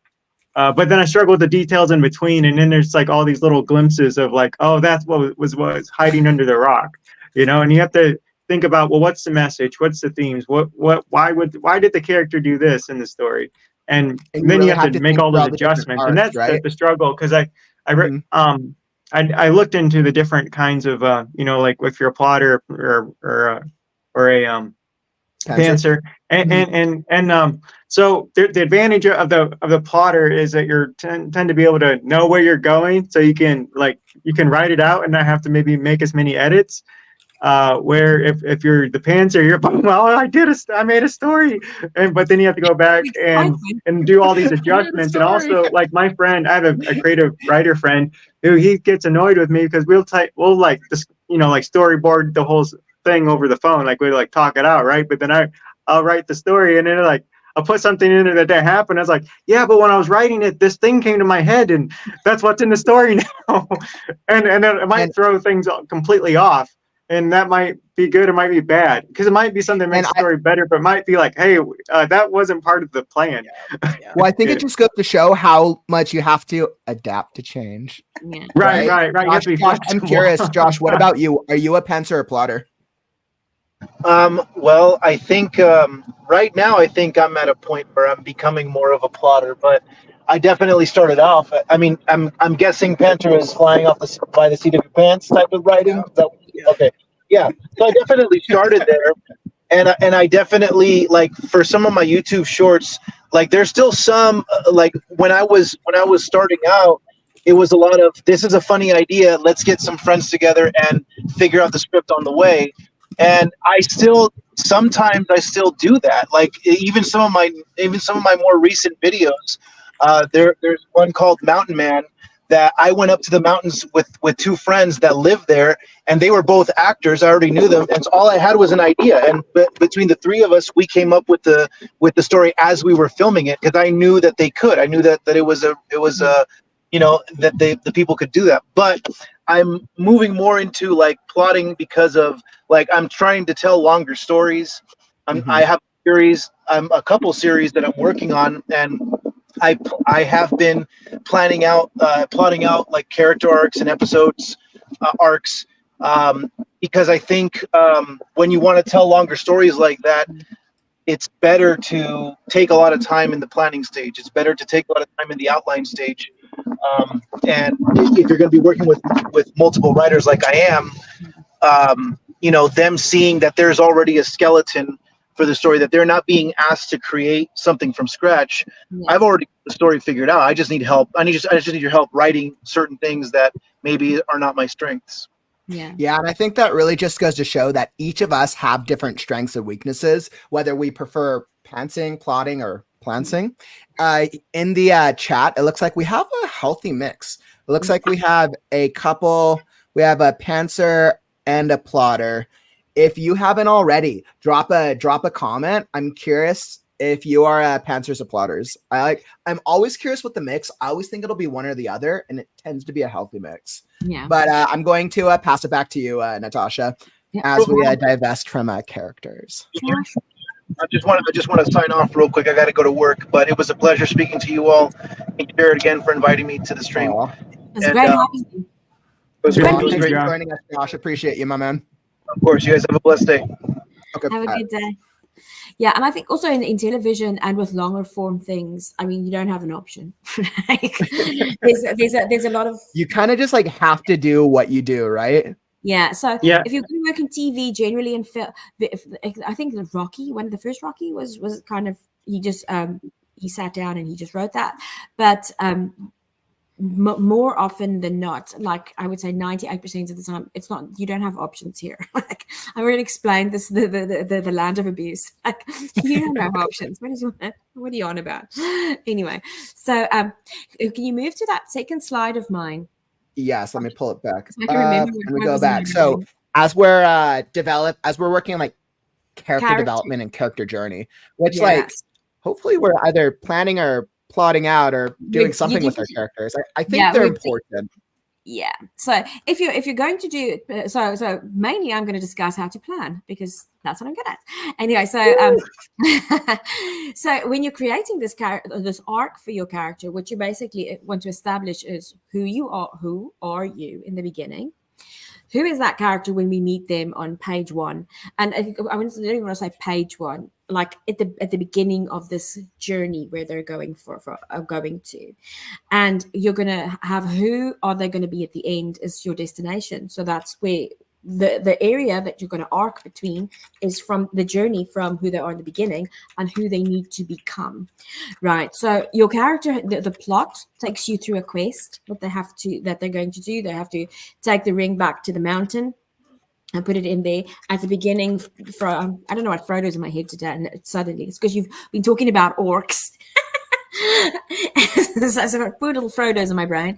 So in the beginning, Ooh, he's our kind of Dworcs.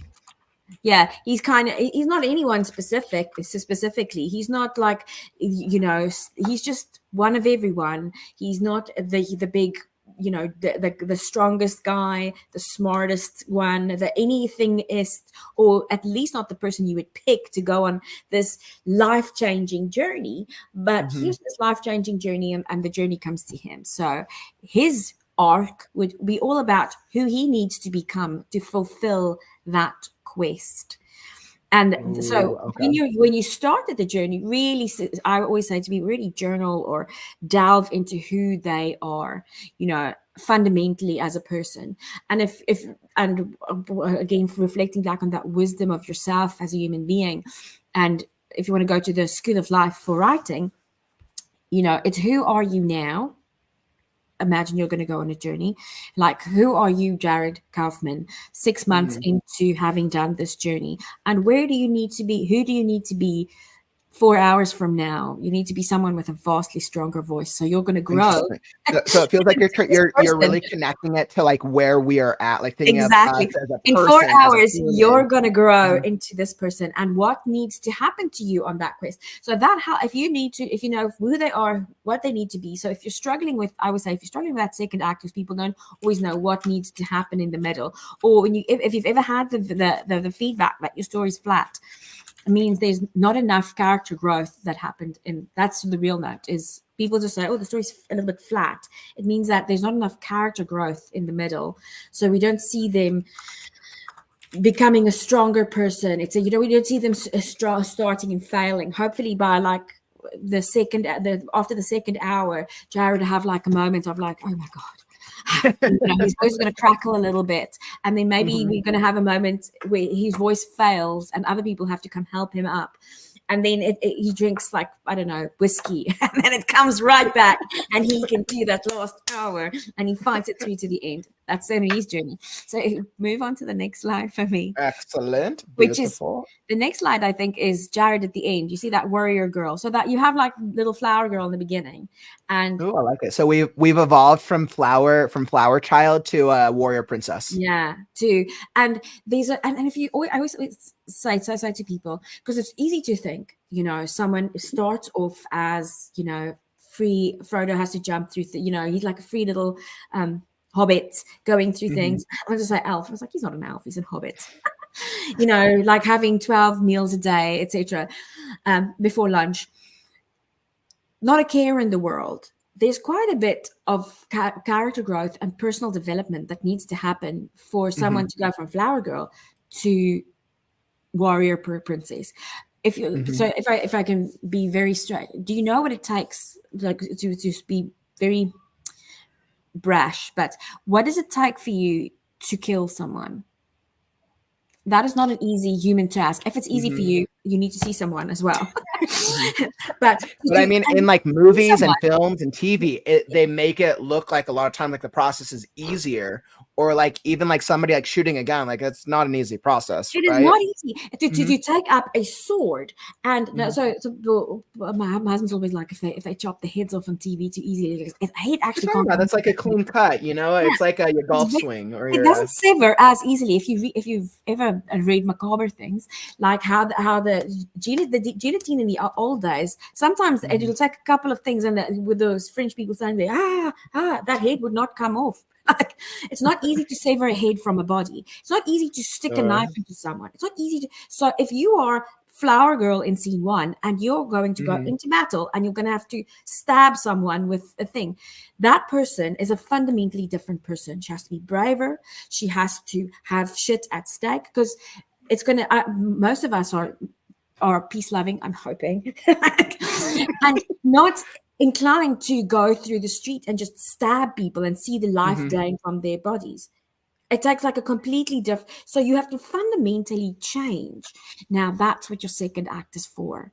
Who you have, how you have to become brave enough, courageous enough, and sometimes in this particular journey, it's got to do with someone has to come be so different. If you think about the quest we had earlier, what does it take to go from greed and hoarding and having everything to being good with giving shit away? So, and I mean, we always think, oh, it's easy to be generous. You know, that's an easy journey. It's not an easy journey. We are humans. We are greedy and we are selfish. If I asked you guys to pop Jared $100 because he's going to be here for an hour today, how many of you are going to go, yeah, sure, let me just pop you some $100 there? I was like, yeah, I approve of that message. It's not easy. People do not part with $5 easily. So now you're asking what was it? Was it a dwarf? Yes, it was a dwarf. You're asking this dwarf who's used to having loads of gold and who sits on his gold, who collects it, who shines his hair with his gold. He loves his gold, to be giving it out freely to some weirdo breed of people who needs this for medicine. Do they even really need it? You know, if I might add something, one thing I've noticed, especially with like TV, video games, and movies versus books, more often than not, it is always a mental aspect rather than a physical that determines that kind of a change. Yeah, it's that mental and to change the mind is the hardest thing to change. Look, I can take you out of wherever you are and drop you in Afghanistan tomorrow, or in the middle of the desert in Chad, somewhere, you know, whatever that is weird and different culture, different everything. That's easy. To change your mind is very difficult. So these changes that you have to fundamentally understand and then navigate is mind shifts. It's heart shifts. Where does your heart have to be? The generous. Where's the greedy heart, and where's the generous? Or not even greedy, just the not open heart. Because it's so easy. Well, as you get older, it becomes so easy to not feel anything. Especially if you've been abused. If you've been abused enough, you know, like shit rolls off. I always say, like, I started life in ballet at school, and they used to tell me I was fat, like 2 or 3 times a week. And then after you have such a thick skin. By the time I was a writer, and people, you know, I had an evil story editor who threw us with our scripts, and I thought, like, by the time someone threw me with my script, I was just like, oh, did that mess my hair? And some other people were like deeply traumatized. I was like, oh, I luckily was told I was fat all the time, so I don't have that problem. But now to go from that space to feel again, to open your heart and be vulnerable, that's huge, you know. And so you have to, as a writer, the best work comes from fundamentally understanding that change, and that's your character's arc. How did they grow? And I can tell with Natasje, with what you're with what you're talking about. So I think it feels like it's understanding the psychology behind the Yeah. human. I was about to say What, that. like, what is the psychology behind the human experience? And then as writers, whether you're writing on a script or whether Yeah. you're writing a book, how do Yeah. we translate that either through Exactly. action, dialogue, or interiority? Exactly. And there's going to be a plot, which is the story, and that's the fun part, how they're going to go through it. And there's going to be, as this, like, it's not John Truby. It's actually Michael Haig that tells how the story goes this way, and the character's growth comes this way, and they're intertwined. Certain things in your plot needs to happen to your character, and for you, the fun part always like thinking of what would need, and every character is different. What would need to happen to Ian to make Ian be more whatever? If his growth is going to be towards X, what would need to happen for Ian? Because you know what the saying is, what makes the egg hard makes the potato, the same hot water that makes the potato soft makes the egg hard. So if I abuse Jared, he may develop an amazing sense of humor and be hilarious. If I abuse Sol, she might draw back and just become very quiet, etc. So that's why you have families like, I think it's Arnold Schwarzenegger's family, who their father was very abusive. He became very ambitious, and his brother became an alcoholic. You know, same environment, two people reacted differently to it. And it gives me goosebumps just thinking about the human condition and how we grow. And you capture that character's growth inside your story with these, especially loads of you are writing fantasy and stuff within that. That's what makes it really real. And if you think of the good sci-fi and stuff that you watch, those are the things. My husband watches a lot of it. So those are the ones I can watch with him because there's actually some character development happening there. So I absolutely love that, Natasje. I think like understanding us as people, it's like, how do I make that believable? But then it's like, how do I make that believable for people who have completely different experiences than myself? Exactly. I think that's the challenge for us as writers, right? Like create a believable character. Exactly. Who are they, and what? And loads of times people ask me what needs to happen to make X happen, and I'm like, who are they? You know, what would make things? If someone shouted at me, like, look, if I'm in the street or in a bank, you know, and like Charlize Theron had famously, you know, whatever it in the bank. If the same thing happened to me, I would probably shriek out and go cry in a corner, like feel bad about my existence. But someone else would be reactive and blow right back at them. So the same thing, it's not going to be the same thing for different people. And that's, to be honest, I always before to preempt the AI discussion for later, that's what humans have differently. If you as a writer can tap into the character and fundamentally understand how two people react different, it's going to be very difficult for AI to, because there is that algorithm for what the same person can do and how that's going to react is very difficult to work out. So, and you'll see often when AI scripts come, it's kind of very predictable, where we can write unpredictable things, and that's what makes you turn the page. Oh my God, I can't believe she did that. She did that. You know, that's what brings it in. That it's really understanding that character. I think there's only like 1 or 2 slides left. The next one is coming. Yeah. So the next one. Can I ask a question? Yeah, sure. Please do. Oh, so you know, ignorance is bliss, and I mean, you know, Lucy from Chronicles of Narnia comes to mind, but it could be anything. It could be a horror story where, you know, the kid or one of the adults, you know, might hear noises or whatever, right? And they're like, hey, there's a monster under my bed. That's a kid, right? There's a monster under my bed. And the parent was, oh, I don't believe that. You know, that's not real. But maybe it is real, right?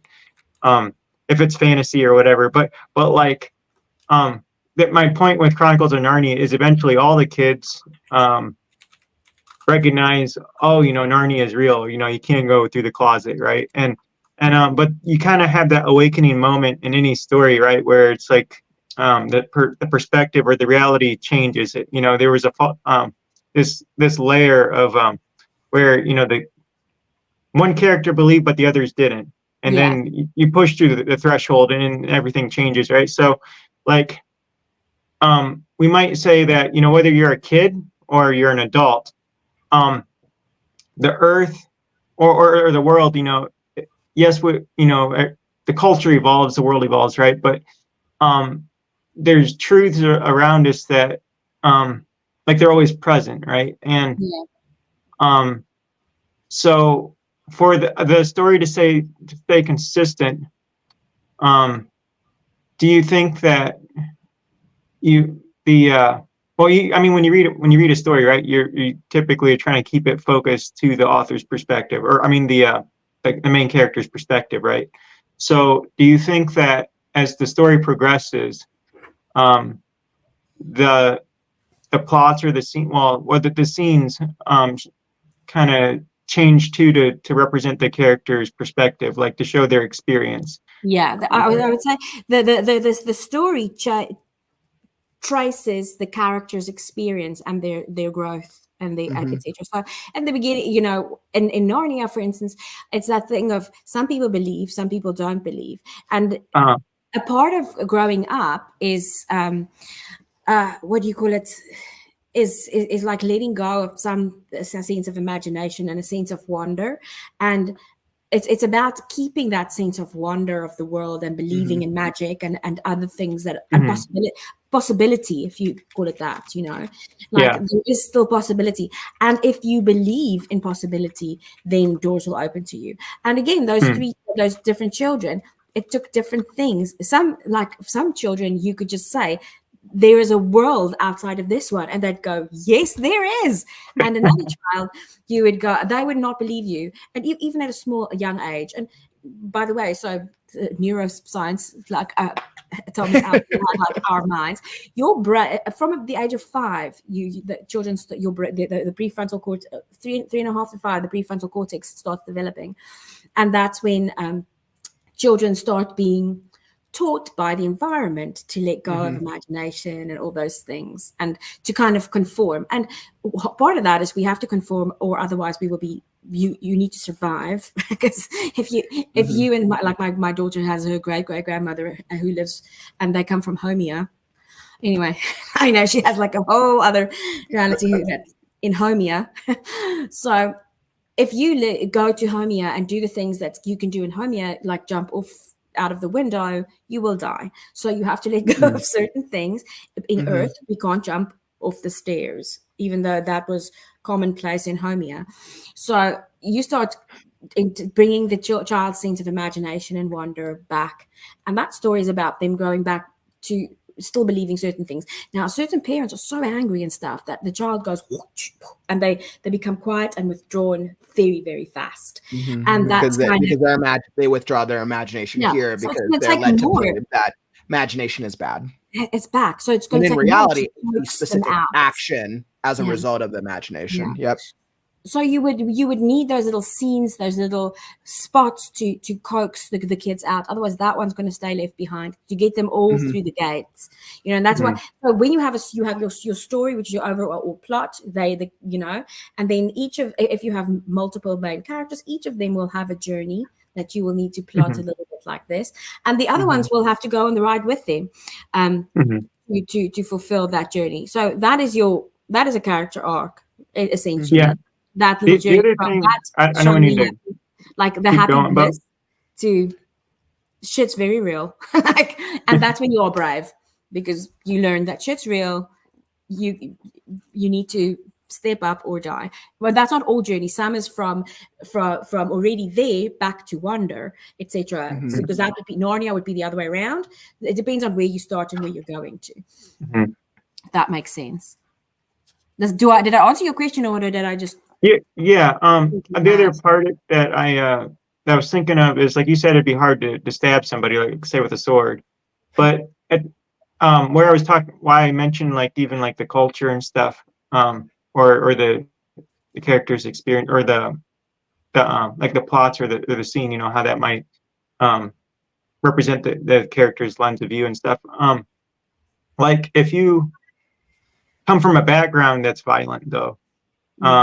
Like a warrior background, it might be easier to kill somebody. Yeah. But then it might be a greater challenge to be kind.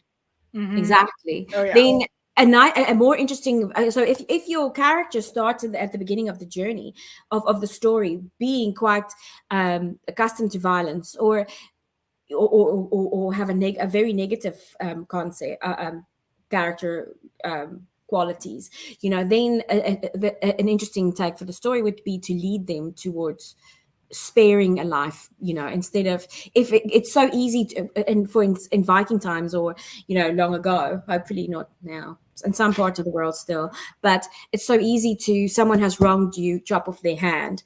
But it's harder to go, someone has wronged you, give them grace or mercy, or etc. and so forth. And so you'll see lots of old fairy tales have that story to be merciful is I think the Bible's one of the I know that's a theme, right? Because it's harder to be merciful than it is to be it takes a lot more control. Being able to hurt anyone, regardless of physical, mental, whatever. We're animals. In our core, we are animals, and that is what animals do, is they go at each other sometimes. But we are sentient enough to the point that we can learn how to control ourselves, and we are a lot more aware of it than other animals are. It's interesting, but you said learn how to control, right? Yeah. And that's the key right there. We have to learn how to control ourselves. Yeah, and some people have a really difficult time with that. Yeah. So it all depends on where your character starts and where they're going to. Like for a cruel person, they need to go that way. For me, like, it's going to be very hard to teach me to kill things. I had my dog once mold a bird, and it was like, when in your brain, the logic part knows, like, this bird is so mangled, like a friend of mine was like, take a spade and just chop its head off. I was like, I can't do this. Isn't there a humane way? Do we have a lethal injection that someone can bring over? Everyone's just maul it. It's suffering because the bird's going. And I would say that didn't work out well. Teaching me to kill someone is going to be harder, but like the story goes, so it does go both ways. It takes your character from here to whatever that's the transformation that you want to see, or that we love seeing, because it makes us, I don't know why it makes us so satisfied, but it does. Because a lot of people find it impossible. I can only answer that because I had a fellow classmate ask that once, is why is it so difficult to change this serial killer to this hippie, basically? Yeah. It wasn't exactly that, but that's what I'm going to go with here. And it's because something like that is such a drastic change. Yeah. A lot of people cannot comprehend that. Yeah. That's and why even for those who can, that doesn't mean they're able to do it. So it kind of goes with that. Yeah. So fantasy is like in our story as human beings, fantasy is like the big, I would say the big glamorous and light expression of it. Whereas because those people, like the characters in fantasies, go through these big transformations, right? We as human beings, like, for instance, let's go back to poor little Jared over there. He has to get through 6 hours with his voice. It's a small thing, but it's fucking hard because it's not just the voice. But let me just add, it is made exponentially easier by each of your support. I love you guys. These are the little story things that we throw in his path to make things easier for him. Now we give him early wins. Like in the middle 2 hours, it's going to be the second act, which is going to be hard. I know. Give me we're only we're not even 2 hours in. Give me like 3 more hours, and I'll be like, I'll probably be dying. Exactly. What I'm going to do is I'm going to, real quick, Natasje, I'm going to throw back up the writing. The writing slide, because I wanted you to that's not the right one. I wanted you to finish off the point that you were going with character development. This was just like, and that so fundamentally what I want to say to you is, when a character journey is not a place, it's a sense of here where you need to track someone to. And like I just want to say, it's small. It's hard for human beings to change anything. It's hard to change your mind. It's hard to change to be. Like, have you tried to give one person a compliment every day? It's like one of those small things that will make your life better. I mean, I've tried to get through a fucking week. By day 3, I'm like, oh shit, I forgot to compliment anyone. I didn't. Oh, and I was a Grinch all day. So how hard is it to go to do such fundamental changes? And that's why we watch it, because we struggle with very small things. I mean, Jared's is not even a good example. That's a medium change. Like, we can't even do the small thing. Can you remember to get up earlier and meditate in the morning? Can you? Yeah, I think I could speak for like a difficult change for me, right? And this probably would be a difficult change for most people, was having to having the consistency of my day job with customer service for the past 10 years and quitting that completely to take a chance and a leap of faith on this. Right. And I think that for me, that was personally hard. I'm also grateful that I had the chance and the capability. But if I think about that from like a character perspective, right, quitting the world that they knew to try a completely different world, that's a huge risk. Exactly. And when you step into the unknown world, you didn't even know half the shit you were going to face. And if you had known that, you would never have stepped over that threshold. Life of creating a media writing company. Hard, and all of the hardships you meet. So I always say, like, guys, live your lives so hard, because you need to feel what that feels like, to step across the threshold. Great, I'm in the space where I've always wanted to be, and it's nothing like you thought it would be. It's harder, it's always worth it at the end of the day. Like the whole writing career is like that. It's always worth it at the end. But everything is hard. It's hard to get up every morning. We're applying for a bond and to get a home loan. It's hard. I make a living, I make a fairly decent living. The banks don't acknowledge us writers. We're like unemployed people to them. They're like, oh, it's almost like they placate you. And Irish people do it so sweet. Oh, I see you make some money. That's so cute. Oh, I'm a real person with a real job. With that, I actually also, so we can be keeping track of time, I wanted to also make sure that as we're wrapping up like the character arc, right, and helping really our audience really with understanding core characters and understanding it from a human perspective, what would you say would be like the one takeaway for like character arcs, character dynamics? What I'm going to do is I'm going to let you wrap this up really quick. I'm going to be back in 1 second. I trust you guys. Great. Okay, you need a toilet break, don't you? There's a challenge. That's a challenge that he didn't think of. For 6 hours, your throat's going to get dry. You're going to have to drink things, and when you drink things, you're going to need to go to the toilet. I'm just going to have everything on the stream here. Go. Now I can tell you guys things. I'm kidding. Wow. Okay, all right, I'll be back. So, like I said before, one of my best takeaways is live your life as a writer and live hard, right?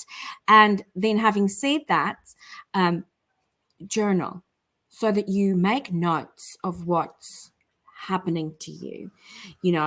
Those. You're going to want to tell the stories of how other people experience things, and what you have that's unique is your experience of things. And journal, write it down, and really understand your life as you go through it. It's almost like exactly. Calf is gone. What else can I tell you guys? I'm kidding. And I mean, I think I spoke to a screenwriter the other day, and she only started late, and she was like, but having said that, I would have never been able to do the work I do now 10 years ago or 20 years ago before, because different things happen to you in your life with every one of us, whether it's someone dying. With some people, we're lucky to have it happen very early in our lives. We get fucked over by life and you learn a lot of lessons. Other people, it takes time, etc. But life happens to everyone. No one gets away with life not happening to you. Write down the things that happened to you, how it changed you, what changed you, how, when. Watch people, what changes them, how, when. And when you see those things and you put them to, you see them, you journal about them all the time, and then later on, you have your pages time when you're writing in your novels, you're writing your stories, etc.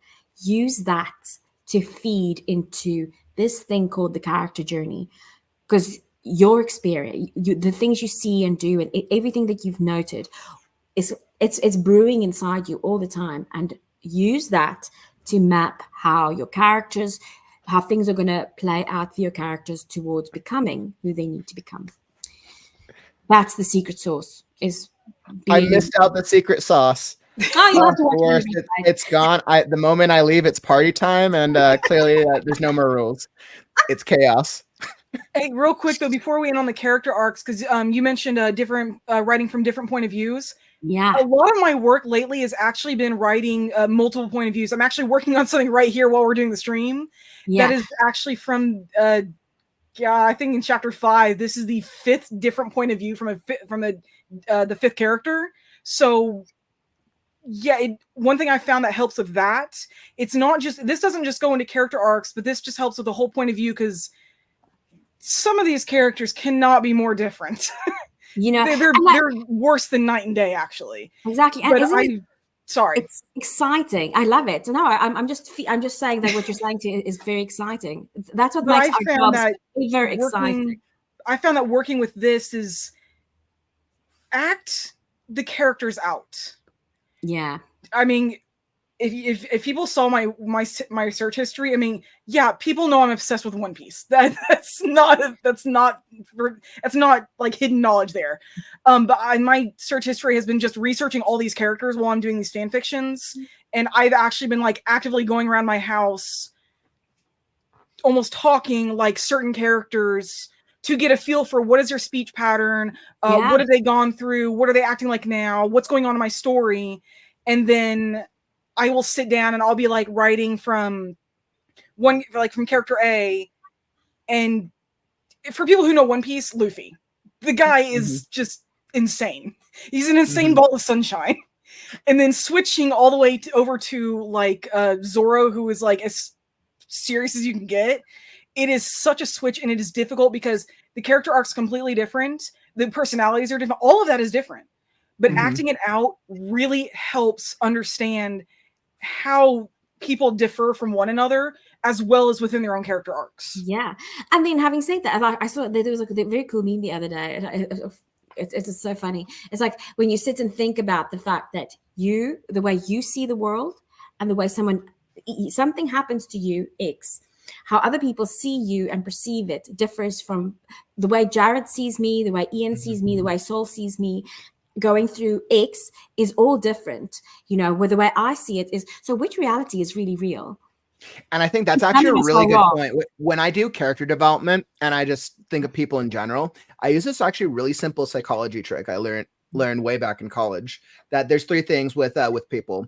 There are 3 things to think of for a character: how they view themselves, what others say about them, and then what their actions say about themselves. Yeah, exactly. Those are it's like a 3 trifecta. Yeah, what they do. Yeah, I do that in my characters when we unpack characters as well. It's because what you think you are and how you're behaving is often 2 different things. You think I am so magnanimous. I give loads of people things, etc. and so forth. And then someone comes by who is clearly looking very hungry, and they're like, and you go shoo them, etc. But everyone knows that person. Oh, I give so much money to charity, and they write those checks to everyone who can see them giving. Facebook. Here's me helping the poor. But like a dog, looks really sad, and they shoo it or they whatever. I'm like, that's not a kind heart. Do you know what I mean? So you observe those things, work that nuance into your story, because that tells. I always, for my students, in the beginning of Aladdin, you have him. It opens with Aladdin being like a thief and running away from the cops, and then when he's finally safe, there's this poor orphan boy who's hungry, and he goes. And Abu is really hungry because they clearly haven't eaten for a while. And then you feel because the kid is really small. And then he gives the kid the thing. So Aladdin, that's the point. That's the empathy point where Aladdin has a good heart. Because he's a thief. How do I make a thief be good? Boink, that thing. So there's no other people can ask me, what are the tricks? There's no tricks. There's observe people in the world and use it in your stories. Well, Natasje, I think that's some absolutely great advice. I just want to say, thank you for kind of going into this little character arc deep dive with us. Thank you. I want to make sure to share with our audience that if you want to know more about Natasje and what she's doing over at the Storyteller Pod, it's all linked down in the YouTube description down below. And I know, Natasje, you're also doing a special promo right now Yeah. for unpacking the story course. Unpacking story. So next week, I'm starting. So I have a journaling course that's journaling for rich writing.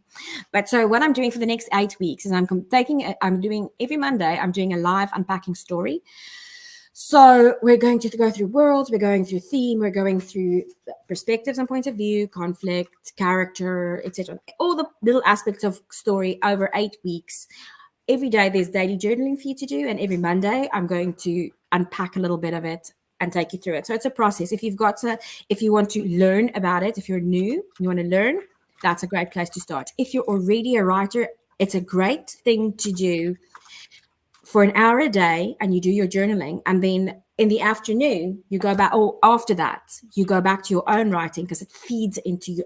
It's a way of it's letting it feed in, seep into your work to get towards doing more nuanced work. And the course, and you've got access to it for a year. So what a lot of my writers do is they finish the 8 weeks and then they start again, because there's more than one writing prompt, etc. and so forth. So you go, and every time you do a journey, and there's 3 different journeys obviously to go on, you go on different ones. It's writing prompts and guided.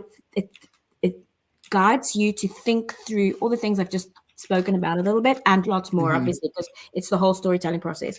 So it's my program is normally like $99. It's euros, but euro and dollars like this. So $99. So it's $75 at the moment. Okay. And on Monday, because my company has also been online for a year now. And it sounds really stupid. I've been going since 2012 teaching, and then I kind of started online classes and thought I was very first century in about 2017. I did webinars, and everyone else was online and had websites. I only got that last year, so yay! Unlike all the other people. So now I'm doing it for $75 for 8 weeks, and it's 8 weeks, and you have like a year's access. But because I love Jared so much, and because he's so cool, if you sign up, you also get an extra $25 discount. So it gives it to you for $50. Yeah, 50. Let me just do my math. So it's discount code Kauffman. It's like super, super cheap. It's super, super cheap. So if you want an in, and it's a way to discipline yourself. You can do it in layers. You know, you can decide. It's almost choose your own adventure. If you want the deep dive, you do an hour and the journaling in the morning, and you do your work and you adapt it. So you put yourself through a strenuous story development 8 weeks. If you want to just start a journaling process, then you do a little bit of it. If you want you can choose your own adventure. How deep do you want to go into story for 8 weeks? And then you can repeat it for as many times as you want after that. How deep do you want to go? How deep do you want to go? Well, this sounds like an absolutely incredible process. I highly recommend. Once again, if you want to know more about this, or you just want to chat more with Natasje and her like excellent like character development skills, the Storyteller Pod. It's linked down in the YouTube description, along with our some of our other promos. But it's super cool. I highly recommend. Yeah, and I do loads of free classes and stuff as well every now and then. So just watch the social media. I kind of plan it around my life. At the moment, it's school holidays, so that's always the challenge, right? Planning it around the craziness of life. Yeah. So I want to, Natasje, I want to thank you. That was really awesome. Thanks so much. I'm gonna have to hop off because I need to go feed my minion. But I love being here. I love meeting Saul, and I know Ian already. So I always love seeing him, and I always love being on your thing. And I loved everyone's like interaction and things. You guys are so much fun. I want to know Natasje, thank you again for joining us. Watch the replay. I might drop on later. I do need to feed the minion and things. So my return will be determined by how tired she makes me before she has to pass out. Well, I'll be here. We're approaching the 2-hour mark. So two of 6. We're getting there. I'm going to try and meet up with you again to see if you've won. I'm going to try and come in by the third act to kind of soothe you. As part of the prize. Okay, I'll need like the towel off, like the fighter towel off in 4 hours. All right, Natasje, you're awesome. Thanks you. Thanks so much. Thanks for having me, guys. I will speak to you later. I will see you again. All right, Natasje, we'll see you later. Okay, so with where we're at now, Ian, I know we were talking about we wanted to hop into character or into doing a game. With our timing, I'm Mhm. thinking like, okay, I think we can do a cross. So I think why don't we set them up? We'll set up our audience with this cool game we're planning. And then what I will do is I'll probably work on Last Scarecrow. So I can like write that climax. So we'll double it up. You just cut out. Can you hear me? You cut out. Yeah, I hear you, but you cut out. Yeah, you. Okay, It so was just yeah, for like a second. Yeah, so I was thinking, why don't what we'll do is we'll go over the game with them. So that way, if you are here in the live experience, you can come join us in this cool writing game. I'm gonna work on Last Scarecrow because I want to get through the climax right now. But definitely feel free. We're gonna do a really cool writing game right now. But before we get to that, just a quick shout out. Don't forget to share this stream with a friend.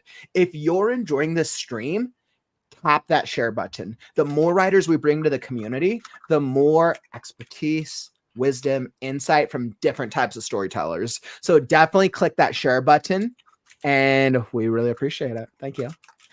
So I wanted to do that, and then so I originally had this our challenge in, so the craft a story with Ian Craven. So I know we had talked about the game. I think what we could do is we were originally going to do some character activities with Natasje, but I think because with where we're at on time, why don't we use the character? And so like this might be a really cool idea if we use the characters from our space dwarf story. Yeah. And I don't know if you caught the beginning part of the stream, but we started developing a story as an audience with the community. Yeah, you said that's what we're going to do as an audience. We're going to develop a story. So you've already did that at the beginning? Okay. Yeah, so we developed the core of a story. I think what we can do now is we can use some of those storytelling elements that we had put together to challenge you, the writer, that those here in the audience with us to write a story. So what did you think? What were you what did you have in mind for this like challenge? What did I have in mind? Well, I mean, I'm pretty good at just being random, you know, like once you give me ideas, I can throw something in there. But so I mean, I don't know the storyline here, so that's all right. I mean, so if I know it, well, I mean, I was talking about beginning and end. So we're still doing prompt. So right now, we actually that was the part that we left off on. So we actually didn't create the beginning, middle, or end for the story. So maybe this will be a really cool challenge for the so taking those story ideas, it's like what we want to do, I think essentially is extract the elements of the story and show that because let's say everyone was going to create a character, then share characters, right? And we're going to use different scenes in that, right? So the idea was to extract the elements of the story, and then you could personalize to if we include them in it, let's say in a new prompt, then how would you utilize them to create a story? Like what would be their story? And it doesn't necessarily have to be the same storyline. A character, right, is going to dress according to their arc and where they're heading. So they might not fit the scene or whatever, but like how would how would they enter into that scene? So maybe you tweak their clothes or something, or maybe the way they talk. Maybe they've already encountered some things, but you can reintroduce them into that scenario and of events that we might present, and because that's the I think like I was talking about before, when you're writing, like let's say we're talking about being a pantser, right? Like you can kind of just go with the flow, but like what would happen if let's say I don't know, I mean pick a genre, right? Like what's interesting about a story, at least for me, I don't typically, I mean you can know from maybe the characters you choose, but you don't necessarily, at least for myself, I don't necessarily pick the genre that I'm going to write all the time.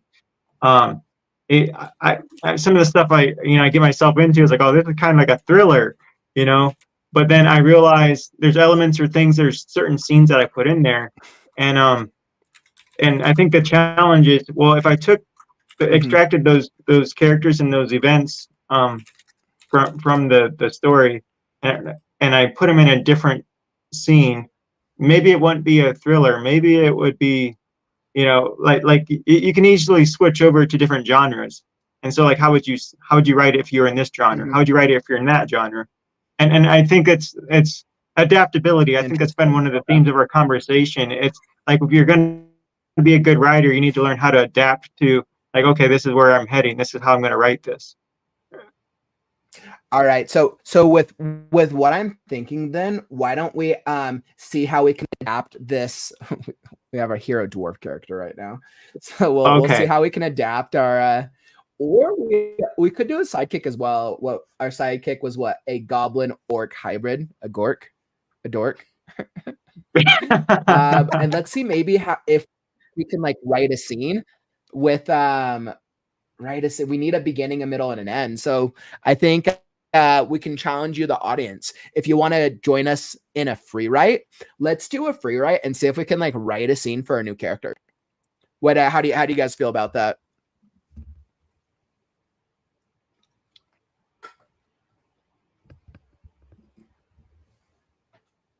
You're asking the Ian, audience, can you hear right? me? Because I'm up for it. Oh yeah, no, I thought you were asking, you know, That's people like a watching, mix. so- I'm like, I'm talking to the world. I know, because I keep switching off. I'm like, world, how do you feel about that? Awesome. So why don't we Oh, space pirate life. why don't we as in, well, all of us, we can each a collective, maybe we You each can cut like out choose pretty a bad scene, there for a second. or maybe we just see what inspires us, right? Let's just all like see if we start with what was that? You cut out there pretty bad for a second. It was like stuttering. Oh, can you guys see me now? Okay, fine now.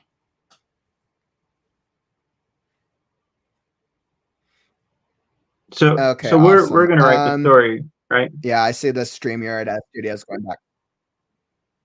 Yeah. Okay. So I think what I'll do on my end is I'll pull this up and let's all right. Let's see what scene should we write it, or maybe we should each probably write it as like our own individual scene, and we'll see what we can come up with. What do you guys think? It's fine with me. Yeah, that's what I was thinking. You want to try and put the stories together based on what we write? Like if we each write like 2 paragraphs or something. Yeah, let's just see what happens. So yeah, so if you're here in the stream right now, let me pull up a timer. We'll do this as a quick 20-minute free write, and let's see what we can create with our dwarf. So as we've set up the world, we have our dwarf is in space and is not a let's see, what was the theme? The theme is becoming who you are meant to be. The themes are generosity is better than greed, becoming an evil Dworcs if you're too greedy. They're on a mission to colonize the universe. These dwarves' specialty is minerals and mining within asteroids. They love mining the gold and are a selfless race. All right, and then those are some of the ideas I got. So I'm going to throw the timer up on the screen. Oh, what? Hey, can you move it up so we can? Well, I don't know. There we go. Yeah, how's that? Oh, can you make it bigger? Or I can't see all of it. Oh, yeah.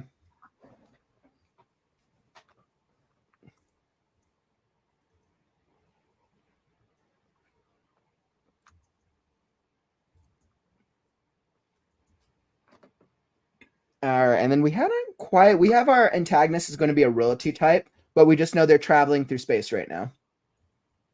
And we don't really have a plot, so maybe we can use this exercise to come up with a plot. I've already started on my part. Oh, so. maybe we could. All right. Let's see.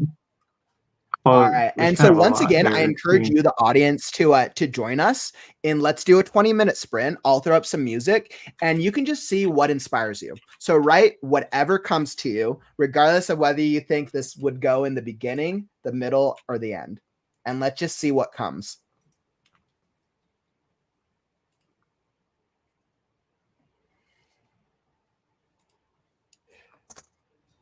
All right. So we're going to have our dwarf. I'll have my screen up and I'll just see what I end up writing. I was like, all right, this is going to be a test of my writing skills here as we write a story about dwarf. Write a story Sort of. about our dwarf.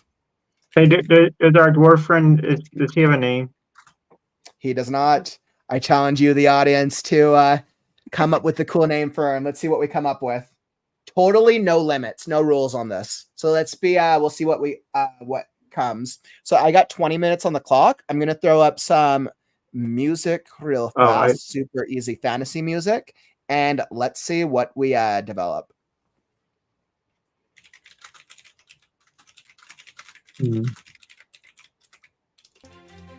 All right, you guys ready? Soul's already like way ahead of us. Soul's probably got like a masterpiece already. Yeah, I'm like halfway through a paragraph. And like Soul just got like a whole story already, and me and Ian are like, we're writing about a dwarf. Hey, well, I wrote like 200,000 words in a single month, so yeah, this is like nothing. Okay, audience, come join in the fun. Let's write this story about the dwarf. We got 20 minutes on the clock, and let's right now.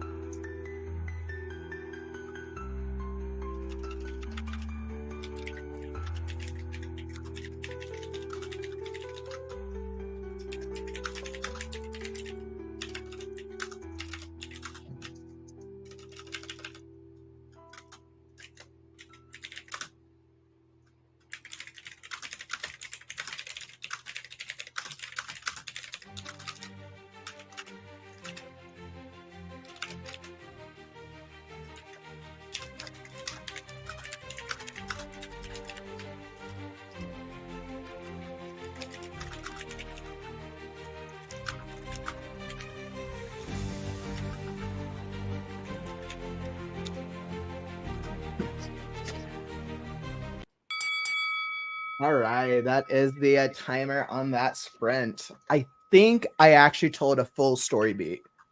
I was actually very surprised I made it. I made it through a full story beat in that section. I was like, wow. How did that little story crafting challenge treat you two? I just well, got I to my had an second info- page. what was up? I just got into my second page with this. I created the moment that the dwarf meets the goblin. I did the same thing, so I did the same exact thing. I'm like, what sounds fun? The dwarf and the goblin. Oh my god. Ian, what about you? What moment did you end up writing? All right, so I didn't do so much of a dialogue or characterization, but I really did an info dump on the crystal. So Ooh, I used the wizard, but I guess we could say I could say a goblin, but okay, so there's like a distant universe where this this wizard. Okay, so the crystal was on used to be mounted on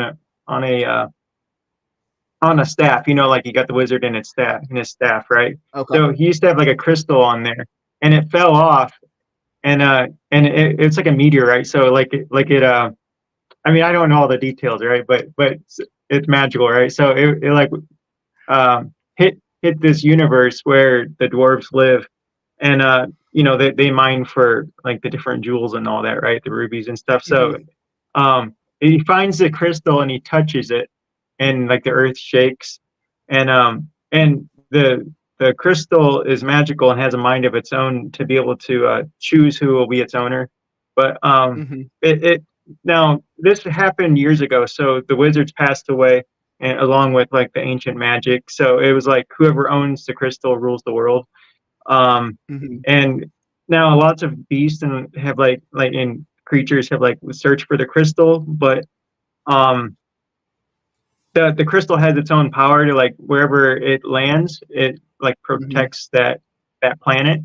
So yeah, I think that's kind of it where now you think of how you could utilize some of this information with a goblin, like maybe they're greedy and that, and maybe somehow they want to own the crystal. I mean, because I associate I this like with that. wizards. I feel like we got like this whole like a wizard element vibe. Like we hadn't even thrown in wizards, but like that could actually totally make sense with like the crystals and the minerals. Right now we have like the goblin is going, or the dwarf and the goblin. We have like the beginning of them somewhere in the beginning, and them going towards royalty in the end. But maybe like the mentor character is this maybe this wizard.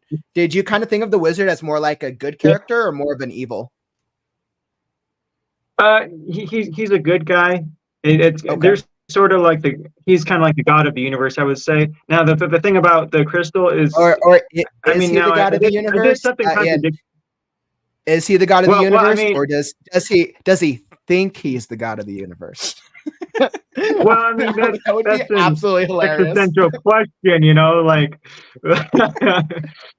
Like that would be like guys, what better trio of characters do we have? A dwarf, a dwarf who has like who's like always trying to fight people. We got a goblin who everyone calls him an orc, and then maybe a human, or I don't know the race, but a wizard who thinks he's the god of the universe.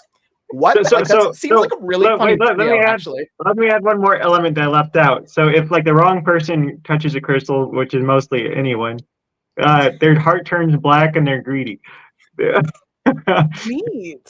So how funny would that be if like the entire time?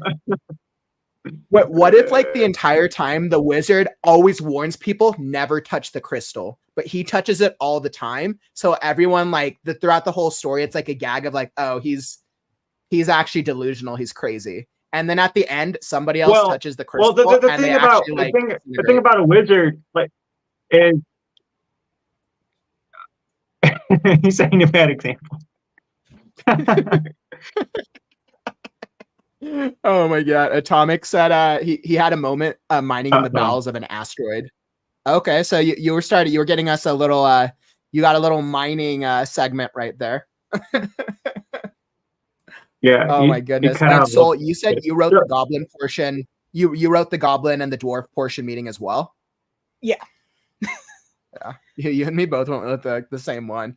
And like, I love that you added a wizard element to our to this world. I think that's like the perfect, like that adds like a perfect another dynamic. That's actually really awesome. Oh, thanks. I think I wrote mine like a little bit more like comical. I tried to just think of them as like a comedy duo. And like the orc the goblin gets mad that they keep calling him an orc. I had the dwarf with his whole like, oh, I want to go travel into space and be an adventurer. And then the orc or the goblin comes past him, barrels into each other, they get into a fight. And then the goblin sees the minerals on the ground and he's like, wait, let's be friends. Do you want to go see royalty? And they make a deal. He's like, all right, he'll take him off an adventure. And he's like, but I need those minerals. And they agree. And then over the intercom on the ship, they're saying there has been a sighting of an orc, apprehend at all costs. And then the goblin's getting upset because he's like, goblin. And it's like the entire thing. And then they jump off. Yeah, I think the thing with this story, I mean, if we're tying it together, is we've got the dwarf who might be like a nobody. You got the orcs who are the opposing force, but then the kind of the lesson where you go with it is that the dwarf can learn to be a wizard. Like he might ascend to, like he might take the journey to go to the wizard's universe, and like maybe the crystal guides him back to that universe where uncovers discovers the wizard and like his special book or whatever of power and all those things and like how to use it kind of seems like the dwarf like is like wants to be all these other things that he's not. Like he wants to like go and be royalty. He wants to become a wizard. But when in reality he's a dwarf, so the story is him accepting himself for who he is. Yeah. Yeah, just like the goblin having to accept he's an orc. Like I could totally see the ending of the dwarf, like finally accept that he's a dwarf, like in that final battle, when like the goblin in the final battle is like, I'm an orc. And then the wizard at the very end is like, I am a real wizard. I'm a powerful wizard. And like his crystal magic actually works. I could like totally that actually like would ironically very work well. Yeah, no, I actually ended up going with the whole like medicine thing. Mine actually has a darker tone than your guys's, which is typical for my writing. Basically, the dwarf is a guard on the official mining ship for the royal family, and the Dworc or the Gobberk that I've called him, which is supposed to be like a mixed race, has snuck aboard and was trying to steal enough of the two materials they were transporting to make a medicine for his people.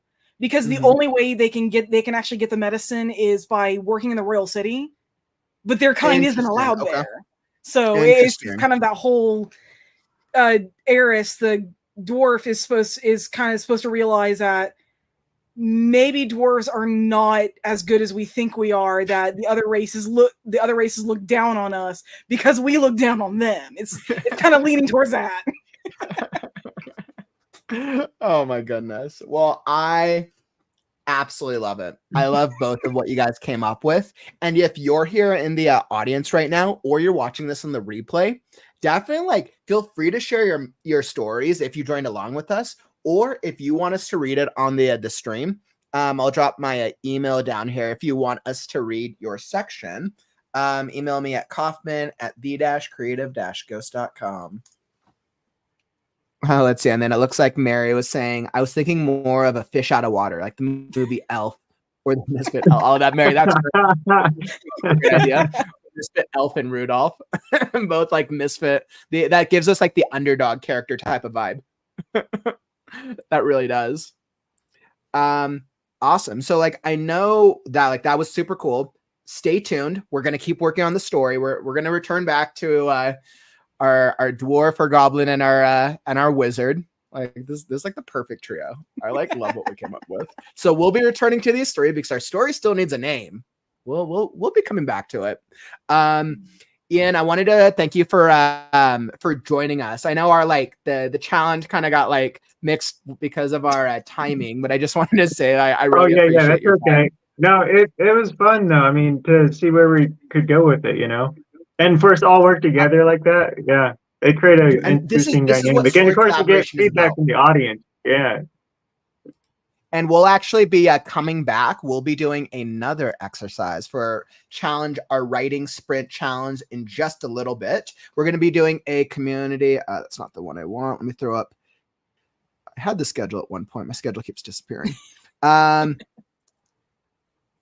Let's see. Here we go. So as you guys can see with where we're at. So with our schedule, it is we're only a tad behind.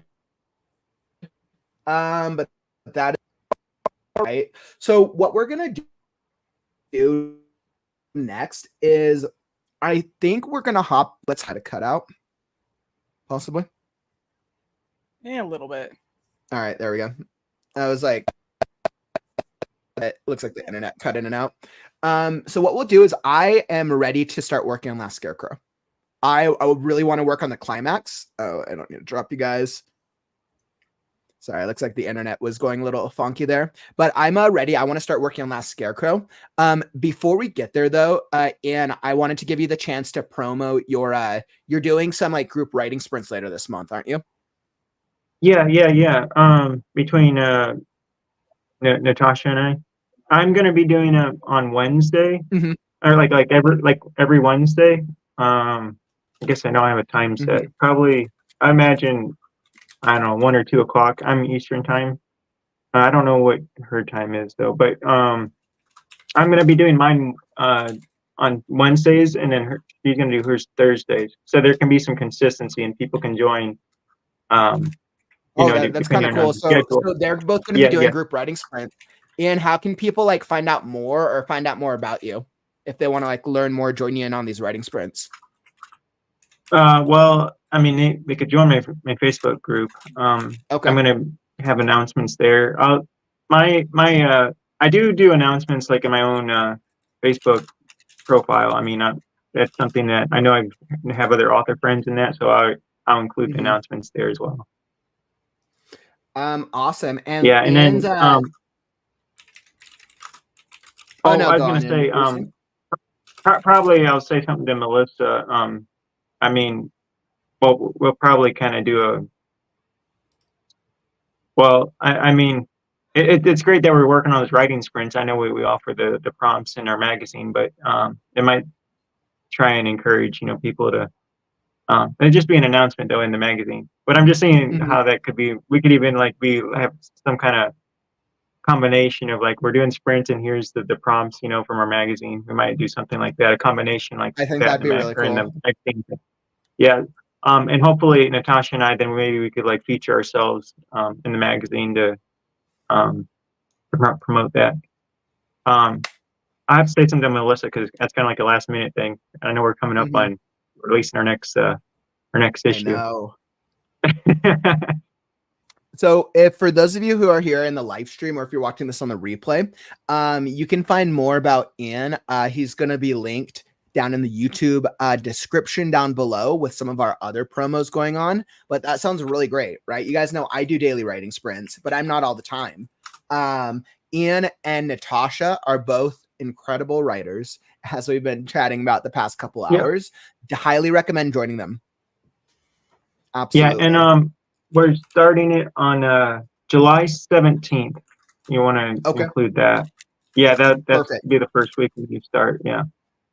Okay, awesome. And Jeff, if you want to like connect and message Ian more, his you can find him. I have it linked down below in the YouTube video description.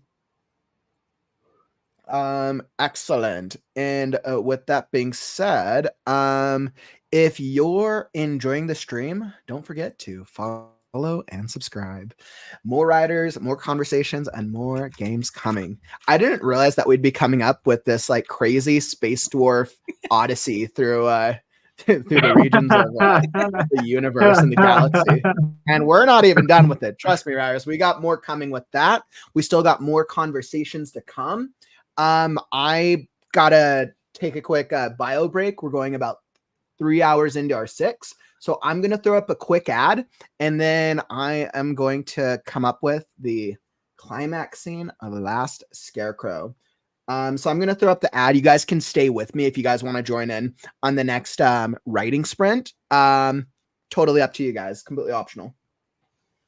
Okay, so can I just pull up like my current writing and just work on that? That we're just going to time ourselves and write absolutely. together? You guys can, and for those of you here in the community, feel free if you want to work on your own stuff. This is a great time. I have a brand new playlist, brand new music playlist I just put together before the stream. I haven't listened to it yet. So it might be really good or it might be complete garbage. So brand new music playlist. We're going to see what vibes we get from it. But let me throw up this quick ad, and then we will continue on with the Write-A-Thon. Let me see if I can find it.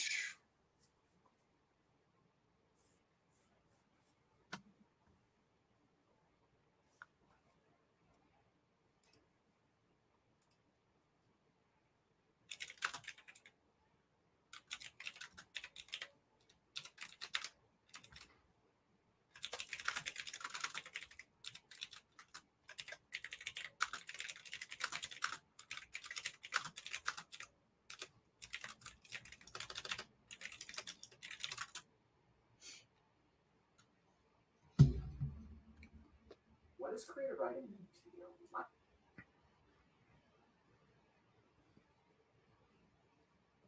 I gotta go get a drink of water. So I'll take a break. Okay, perfect. I was like, I literally had the ad pulled up and it disappeared. Okay.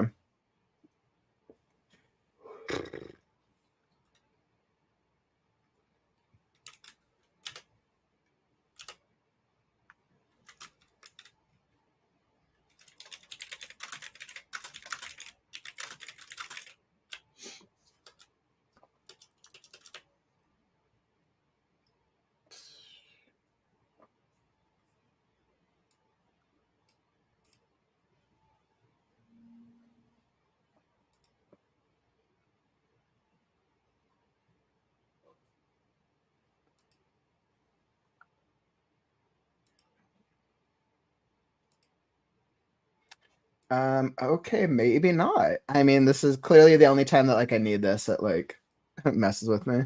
Like, all right, well, that's how it's gonna go today. Okay. So let me throw up this.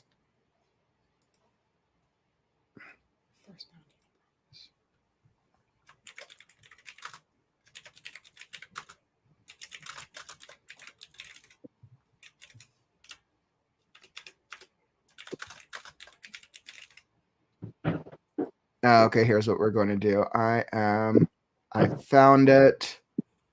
Let's see. Let's go.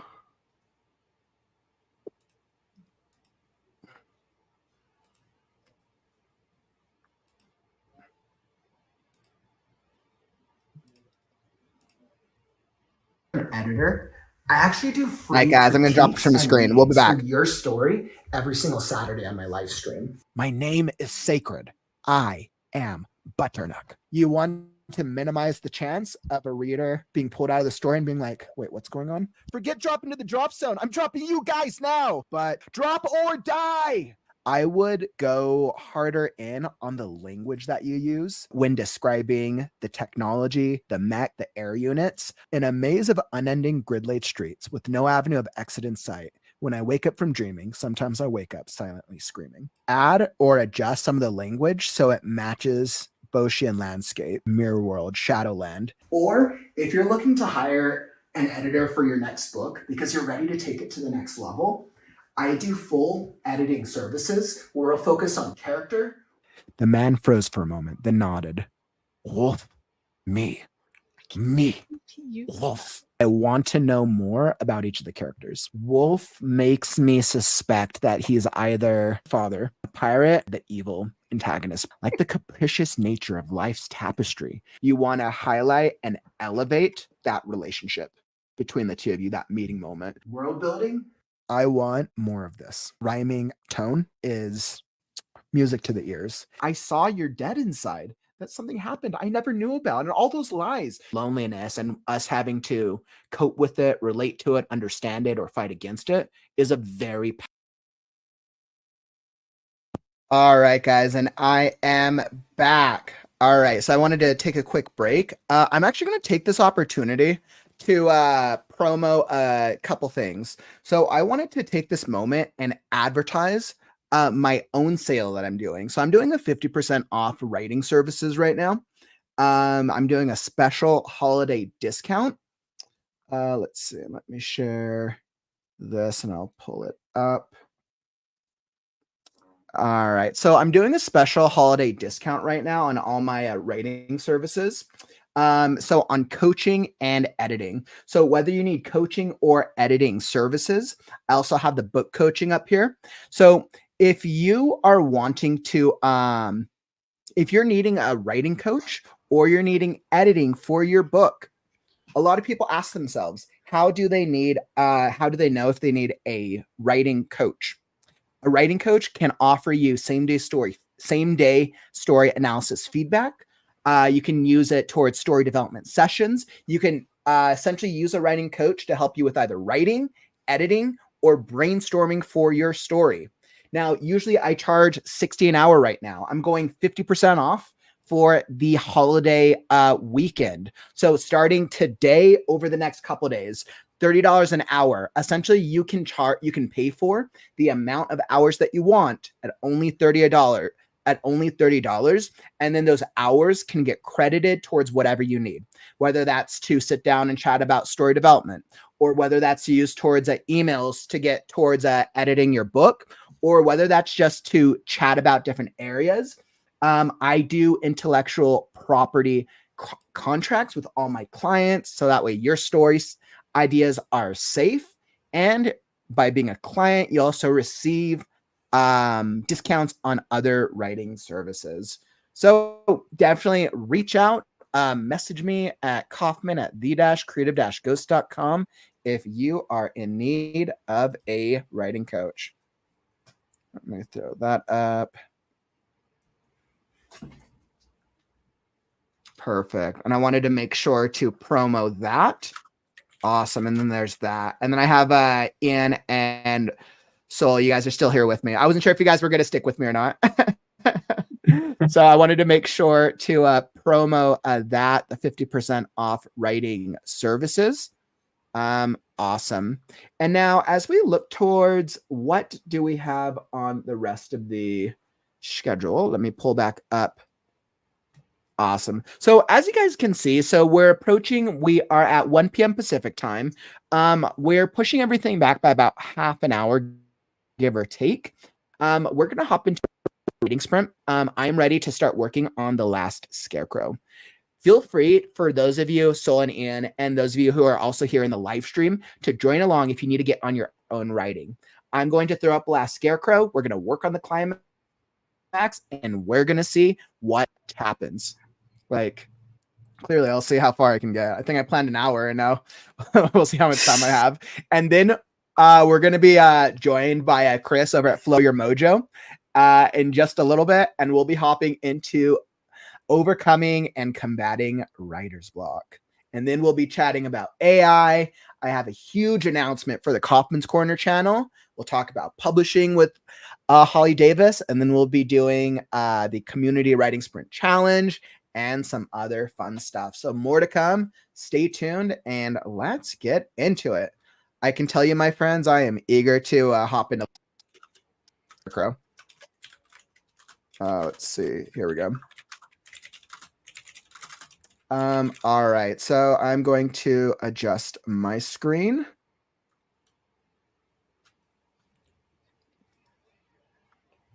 What are you two going to be working on? Are you guys going to keep working on your the dwarf story? Or are you guys going to be working on your own stuff?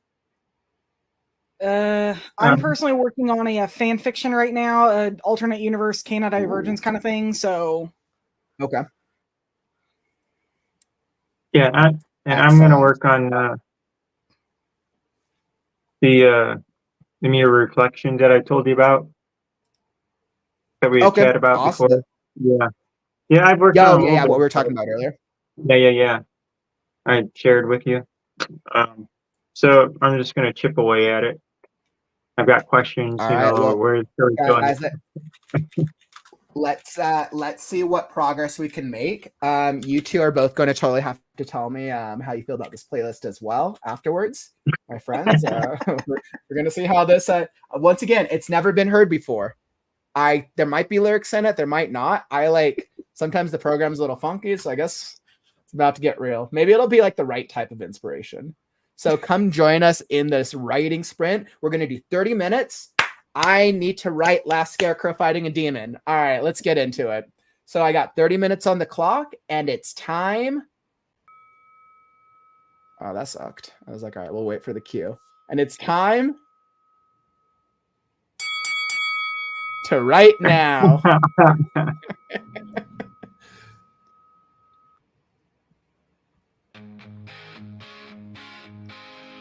Heroes gather, rise and stand in the quiet of the land. Strength in numbers, hearts align. Facing darkness one more time.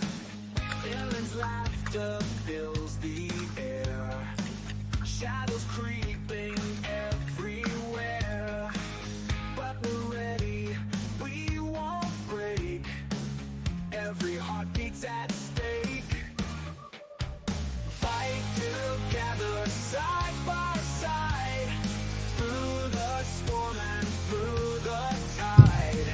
Heroes rise, villains fall. Hear the battle, heroes call. Blazing trails with sparks of light. In the day and in the night. Courage flowing through our veins. Breaking free from heavy chains. As united power grows. In the day and in the night. Courage flowing through our veins. Breaking free from heavy chains. Hands united, power grows. In the unity it shows. Fear will crumble, walls will bend. This is where the road will end.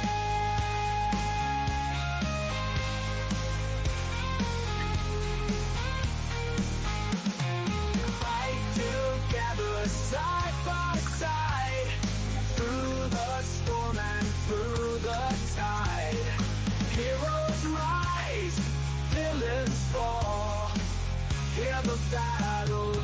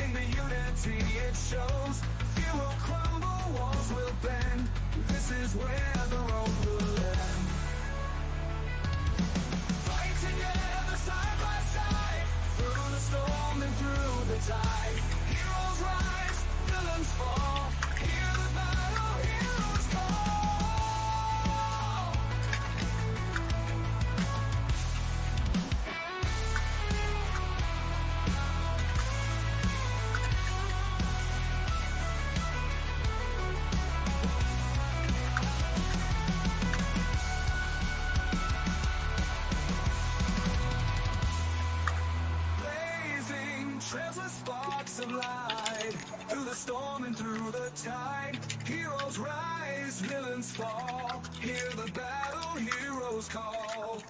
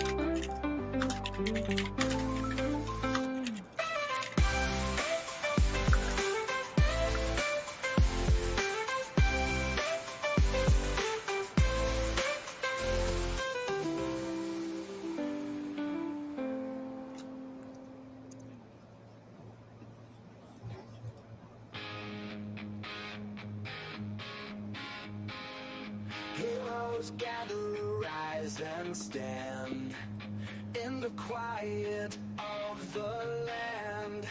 Strength in numbers, hearts align, facing darkness one more time. Villains' laughter fills the air, shadows creeping everywhere. But we're ready, we won't break. Every heartbeat's at stake. Fight together, side by side, through the storm and through the tide. Heroes.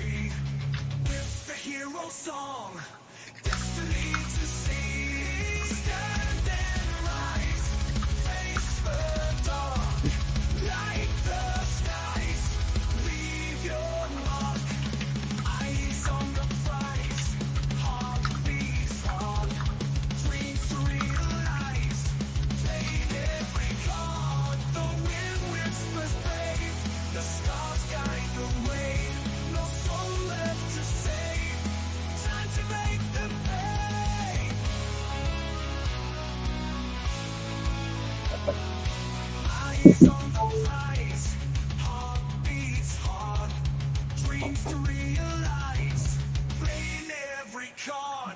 The wind whispers brave, the stars guide the way, no soul left to save. Time to make them pay, time to make them pay.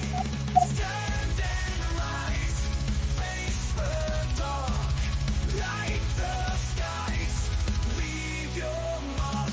The wind whispers brave, the stars guide the way, no soul left to save. Time to make them pay. Leave your mark.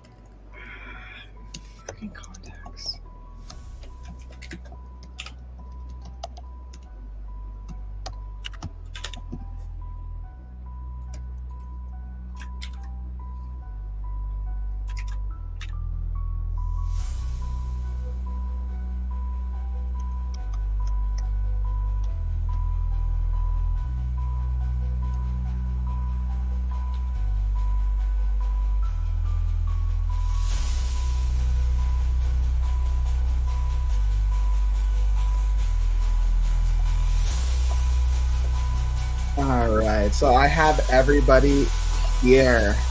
Welcome. Let me drop this. End of the writing sprint. Wonderful. We did a little writing sprint. I made some great progress with Last Scarecrow. For those of you, let's drop that. For those of you here in the stream, I wanted to welcome Chris and Heather to the stage. I saw both of you guys hopped in during the sprint there, but I wanted to give you guys a little welcome. Hello. Hi. Thanks for joining us, guys. I was like hardcore into that writing sprint with Last Scarecrow. I think when I planned out this stream today, I was of the belief, I'm like, yeah, I'm going to get through the whole climax with Last Scarecrow. And I think I maybe scratched the surface. That's how it usually. Oh, man. That's how it usually happens.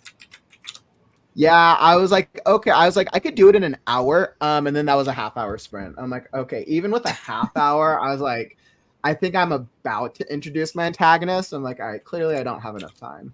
But because I promised a climax, I did actually already write a portion of the climax. So what I'm going to do is I'm going to pull it up and read a section of the Scarecrow and the demons fight for the audience. But I'm curious for you guys, what all were each of you working on? Oh, by the way, Heather, Chris, Ian, Sol, you guys they're introducing each other.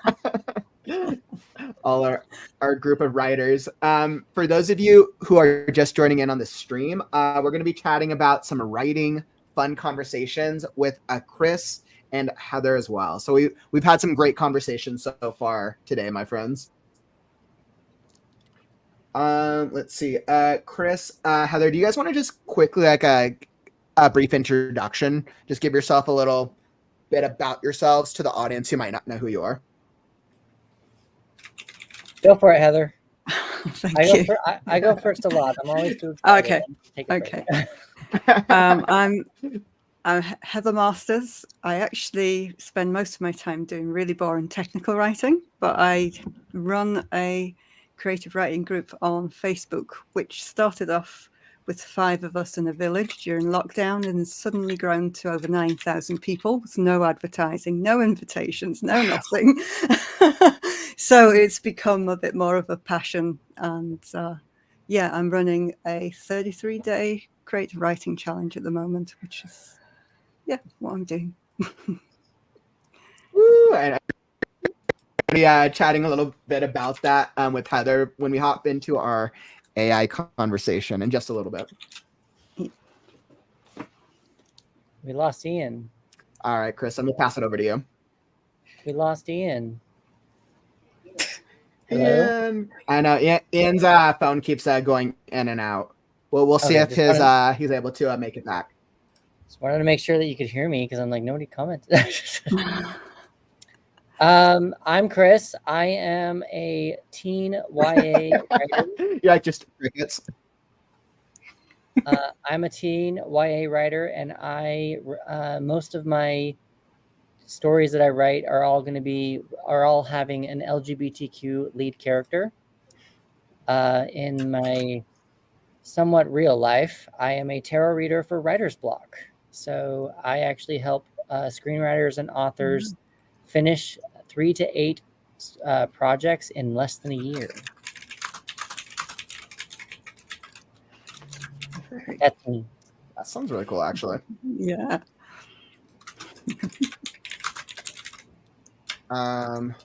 Awesome. Clearly, I'm doing too much multitasking here. So thank you guys. Thank you so much for sharing. Let's see with where we're at. So right now with our schedule, what we're going to do is we're going to hop into a writing conversation of beating writer's block. Chris, before we hop into that, I'm going to just do a brief reading of the climax of my story of Last Scarecrow. So this was a really brief section for those of you in my audience who wanted to know more. So after the Pixie, Pebble, Gore, and Scarecrow make it through that last fight, Scarecrow ends up in a one-on-one face off against the first demon. And this is just a brief clip or brief segment of the climax that is to come. All right. The last Scarecrow pulled himself back onto the ledge of the narrow platform. He looked back at the chasm full of lava below him, and the remains of his left straw leg being burnt to a crisp. Oh well, who needed to walk anyways? He gasped heavily for air, knowing with all certainty this encounter went on. The more likely they were all doomed. Cowardly Scarecrow, the first demon shrieked as he plunged straight at him with an outstretched hand on fire. The last Scarecrow could only manage to roll over as the demon's hand connected with the ground, leaving the all too familiar crystal formation in its wake. Please, just stop this madness if what you say is true. Sayings are like monkeys, the first demon cried out maniacally. The creature slammed his fist on the ground around him, throwing a temper tantrum of sorts. Crow, dead! The first demon's words caught him by surprise as the creature lunged at him once more. His fist connected with the Scarecrow's side, burning a hole through his jacket and burning pieces of his straw to bits. Those crazed red and black demonic eyes widened, looking down at him with what could only be described as madness. The burning in his side screamed at him, but try as he might, the Scarecrow was pinned to the ground. He let out a scream of pain, trying to huff his way through this demon's ability. Pixie dead, Grizzly dead, Snake dead, Humanity dead, the first demon hollered, as if ticking off from a list, his red crystalline face mere inches from the Scarecrow. The last Scarecrow felt tears streaming down his face. After everything he had done, none of it amounted to the thought of how many he had lost. Each friend he had met along this journey was gone. The pain and inner turmoil burned far deeper than anything the first demon could do. The first demon raised his other fist in the air to wind up for a death blow, like he had witnessed at Gore's demise. The Scarecrow peered into those chaotic pupils, terrified by the horrors that his lone creatures had unleashed upon the world. Humans, animals, creatures. Death to Scarecrow! You're right. Death to Scarecrow! Grunting through the pain, the last Scarecrow freed his one remaining arm and grabbed the first demon by the forehead. I'll see you in hell, demon! The demon's eyes widened with a mix of delight, anger, and surprise. Remember! For the first time since unleashing the strange ability, the last Scarecrow called forth his magic. And we'll face the nothingness together! The first demon tilted his head back, laughing all the while, as beams of light shot forth from his eyes. The last Scarecrow dropped his head back to the floor and screamed. The world flashed bright white around them. Scarecrow relives his first memory of the first demon. The world of the chaotic magma palace greeted them. The last Scarecrow breathed heavily as the first demon now lay beside him, gasping for air. Was that tear streaming from the creature's face? Sticks and bones, dreams and tones. Your words, Crow, the last demon mumbled while banging on his head with both hands. That's not all, demon, the last Scarecrow spat as he pointed at the ceiling. Right on time, a flash of light extended from the heavens and encompassed both them completely, starting to turn them into ash. The last Scarecrow cried while the first demon laughed, their voices echoing and commingling around the emptiness of the palace. And that is the end of the excerpt. During the memory, it's learned that the first demon and the Scarecrow are connected because the Scarecrow is actually the one who unwittingly unleashed the magic upon the first demon in the very beginning of their lives. So the Scarecrow finally remembers that he has been wandering this earth. He's been wandering it for probably a couple millenniums. So it was a very interesting build-up. I wanted to make sure I shared something because I knew that was like a crazy moment for my characters. Oh man, thank you guys all for joining me in that little reading. I was like, I had very high goals to try to get through that. Before you're done, I want to know that, what Chris? is this. So before you're done, I want to know what this last Scarecrow thing is, because you've been talking about it for a while now, and I'm like, can you give us a little pitch of what this, like, what is your 2-sentence structure of what, or like 2-sentence pitch of what this is? Oh, that's an absolutely great question. So the last Scarecrow, I always pull up when I do my writing sprints. Where'd it go? So I always have the little brief blurb of it. It's a post-apocalyptic fairy tale about a scarecrow come to life, who journeys across a land riddled with animals, creatures, and beasts that are fading away into nothingness at the hands of the first demon. Sounds like the Wizard of Oz from the Scarecrow's point of view. When I embarked on this journey, my friend, my challenge to myself was, can I create a more memorable scarecrow in a more modern storytelling perspective with darker elements, more fantastical nature than the original Wizard of Oz. So whether or not I will have accomplished that, I guess we'll see. You've already got demons in there. Exactly. I thought, what better way to mix it up instead of doing a witch? I was like, we'll go a demon, like, because that's in a world where all the creatures are like animals predominantly, and most animals are forgetting. Most of the world has basically forgotten who they are. It's really the scarecrow versus a demon is really the main antagonist. But thank you for asking. I really appreciate that. Awesome. So with that being said, where are we at on time? So 3:40. Okay, so I wanted to bring you guys up. So I know we've been chatting. I'm going to pull up our schedule. So we were going to start chatting about overcoming writer's block. And Chris, I know that was something I wanted to chat about you. Sol and Heather, you guys are so welcome to join in. Feel free to join in on the conversation. Absolutely. Today's stream has been super casual. I don't know if you guys have checked out earlier on in the stream, but we've had some really dynamic discussions about just different areas of writing. We've had a lot of great chats. We're about just under 4 hours in now, so doing pretty good. Sol's been here along with me for the journey. Yep. Awesome. So, Chris, as we think about overcoming writer's block, getting unstuck. So what is your method? What's your process? So I know your business, Flow Your Mojo, you do tarot readings and you do things to help writers get unstuck. Do for writers who don't have tarot cards available, or writers who don't feel trapped in their own like life or their own process, do you have any like strategies or recommendations for writers to like beat writer's block or get themselves unstuck? Well, first I'm going to tell you that it's tarot, not tarot. Oh, did I say tarot? You said tarot. Chris is like, full car. Like, all right, Jared, you're kicked from the stream. I tried to save like, you. All right, guys. Well, it's been nice knowing you.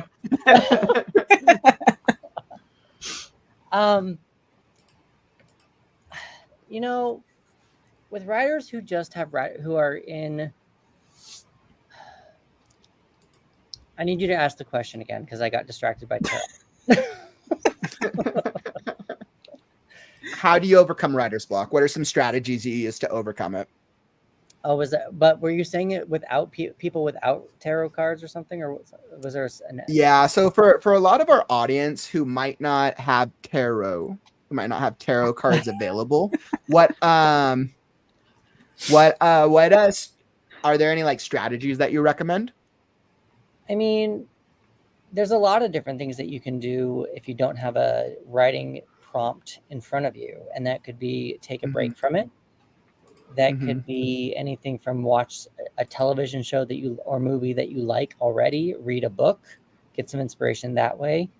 I would say like get out of your head, because probably what you're doing is you're probably spinning your wheels about your story, and you probably just haven't been able to, you're just like rewriting and you're just not letting something like grow on its own. So I would like take a break from it, go for a walk, do some yoga, watch a TV show, watch a movie, write something else. Even like just choose like, and these are all things that you've all probably heard of before. It's just sometimes hearing them over and over and over is something that you probably need to hear versus just, and then also on top of that, you need to actually implement it. You can hear it multiple times and you probably don't trust it until you're like, you know what, let's just take a minute and do it. But there there also comes a mindset with that as well. You can't, if you decide you're gonna go and watch a TV show for inspiration, don't compare your project to that TV show. Be in that moment, in that present moment, with that show, with that book, with that breathing exercise, with that walk. Be in the moment with what that is, to give your story a break and let it breathe. So when you're hearing all these things and you're like, well, I did the breathing exercise. Did you breathe the exercise thinking about how you're feeling in your body? Did you do the breathing exercise how, like, very like in the present moment, or were you breathing, okay, if I breathe this, then I'm going to get better at my story. If I breathe this, I'm going to become better at, like, are you still thinking about your project instead of just living in the present moment? Give it a break. That's a little bit. I think maybe that's really hard for a lot of writers. Like, I feel like that's probably hard because so people are like, I feel like most people are almost on autopilot. So they're not actually used to, like, I'm here right now. Okay, I want to write my story. Oh, but I'm thinking about stress, bills, family, life. Like, that's what the world wants you to do. The world wants you. The world wants you to be a robot. The world wants you to be not be able to be, like, artistic. Why do you think that is? This is getting into a little bit of this is a little bit of a political situation, but it's more like it's more of a, without having someone to do the hard work, such as a crew worker, there is nobody to do the work for the rich. And if you are off doing your own thing, you are away from helping them create their wealth. So if you are off doing your own thing, you are able to be present in your moment, be present in your own life, whatever you need to do and all that stuff, instead of being bamboozled. That's not even a word, but whatever. Bombarded with all these different things, work, school, money. I have this bill. I have to pay this. I have to pay. Like, that's them treating you like a robot, treating you like you are the person that you are meant to. We're not meant to live to work. We're meant to work to live. No, wait, I said that backwards. Wait, hold on, wait. We're meant to live to work, not work to live. Yes, That's what this life is about. We're meant to live. We're meant to discover. We're meant to learn about ourselves. We're not meant to just be here, work for 65 years and die. And I think the challenge a lot of us end up facing, and like me, like having worked in customer service for a good 10 to 15 years, like I understand what that struggle is like, right? Of like, I want to be creative. I have stories to tell. And I want to enjoy the process, but it's hard for me to get to this creative place. Especially if like I have bills to pay and I have like life's stresses, right? So then we end up getting trapped in this cycle of we're living based on our work schedule, based on routine, instead of finding ways to pull ourselves out and enjoy the creative process. And it's hard. It's difficult for everyone. It really is.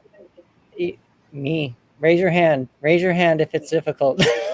Yeah. Raise your hand. I'm like, guys, it took me quitting quitting my entire job to do it, and not everyone can do that. Like put a finger down. It's hard. For you. Yeah, one finger down. All right, guys. Never have I ever. Yep. So no, it's one of those things to where that's a whole different political thing that we can go down, but we're not going to go down that in this stream. But that's just kind of what I've learned from my own process, from discovering tarot cards and my writing. I'm actually personally kind of dealing with a little bit of that, and today I'm like, I think I'm discovering that I'm like, you know what, today just needs to be a quiet day. And I think it goes to show that even with the best of intentions, like we will still all like deal with like getting distracted and deal with some type of block or writer's block. But I don't think success is, at least me personally, I don't think success is not dealing with these things. I think success is how we respond to it. Well, yeah. But the thing that I also want to, I just got an email blast from someone that I'm following on TikTok, and it was like, and it makes total sense. I think a lot of us get blocked because we're thinking too far in the future. Mm-hmm. We're like, what's the agent going to think of this sentence or this project when you haven't even written a word yet? Like, what's the that's a really good point, actually. Like, what's the world going to think of this project when you haven't even opened your computer? Like, you are thinking way too far ahead. You haven't bought an editor. You haven't hired an editor. You haven't edited it yourself. You haven't got a cover. None of that. You need to enjoy, like, you're thinking way too far ahead. And if you're not enjoying the writing process, you're never going to enjoy the pay or the payoff, quote unquote, whatever, until, like, not even until. You just will not be able to enjoy the payoff unless you're actually physically enjoying killing your fingers. If I might add something to that. Oh, yeah. If I might add something to that, because it took me 19, 20 years to write my book. I started it when I was 12. So, I mean, yeah, I worked on it for like ever. I think it actually took basically a huge rift in my marriage to actually make myself sit down and write it. And before that, I mean, I started writing this before high school, and my high school experience was crap. So I didn't even know why I was writing it. And it's not like, there has to be a concrete reason, but even if the reason is just because you enjoy writing, that's still a reason. And I didn't even have that. I didn't even have that when I was a kid. Yeah. It wasn't until my marriage started falling apart. I just finally sat myself down and I'm like, you've had this project for how long? You have spent how many years working on this? And I literally mentally beat myself up until I made myself sit down and write it. And my book just recently published. I'm about to graduate college. So, I mean, it worked with everything. But it wasn't until I found out that, no, I need to actually look at why I'm writing it. And that really helped. It's interesting. It's almost like you had to be at that right moment to give yourself the tough love that you needed to hear. You needed to be at that right point to push yourself to get to that next stage. Yeah, and pretty much. It's just, yeah, it's hard. I've seriously, guys, I've chatted with over the past 6 months, since I've started on this journey. I probably now spoken with in either, I would say, in a short conversation or a longer conversation or forming a relationship, I've probably now spoken with well over 500 different styles of writers, just from promoting, connecting over social media, maybe even 1,000, but that feels like a lot, but just from the past 6 months alone. And what I've learned is that a lot of writers end up being their own worst enemy. A lot of writers out there, and I see the same exact problems that are stopping writers time and time and time again, but they come so easily to me, right? But a lot of them are like, I'm afraid of how people will perceive my work. I'm afraid of how that I might suck. I'm afraid that sometimes it's a mental thing, sometimes it's a skill thing, and it changes from writer to writer. Well, I'm going to take that a step further. So yes, we all kind of believe that, but there probably is something behind the note. That's a thing. I live in Los Angeles, so that's kind of that's usually a saying that we get. Like, usually a producer will tell you a note, but there's usually a note behind the note, and that's what you need to fix, kind of a thing. So regarding to what you were saying, with we all think we suck, we all think this, we all are scared of that. Someone put that in you, and that's probably your parents. Yeah. Now also, it always goes back to childhood, right? It all starts with childhood. So, but that's also, it's not to blame the parents and to make them mad. It's just more of an observation. They were teaching you what they were taught. It's also it's just a cycle. But you need to understand that what they were saying to you, go be a dentist, go be this, go be that, don't go be an artist. That's their life experience putting it onto you. The things that So that's, yeah, sorry, I keep interrupting Heather, sorry. The things that, just to add, that I didn't mention earlier, I'm also a personal development trainer in in a previous life, and one of the things that happens is between the ages of 1 and 4 is when we really form fundamental deep beliefs that we carry all the way through to adulthood. So even as a child, you can't really blame your parents, because it's your interpretation of what happened at that time rather than necessarily what was said.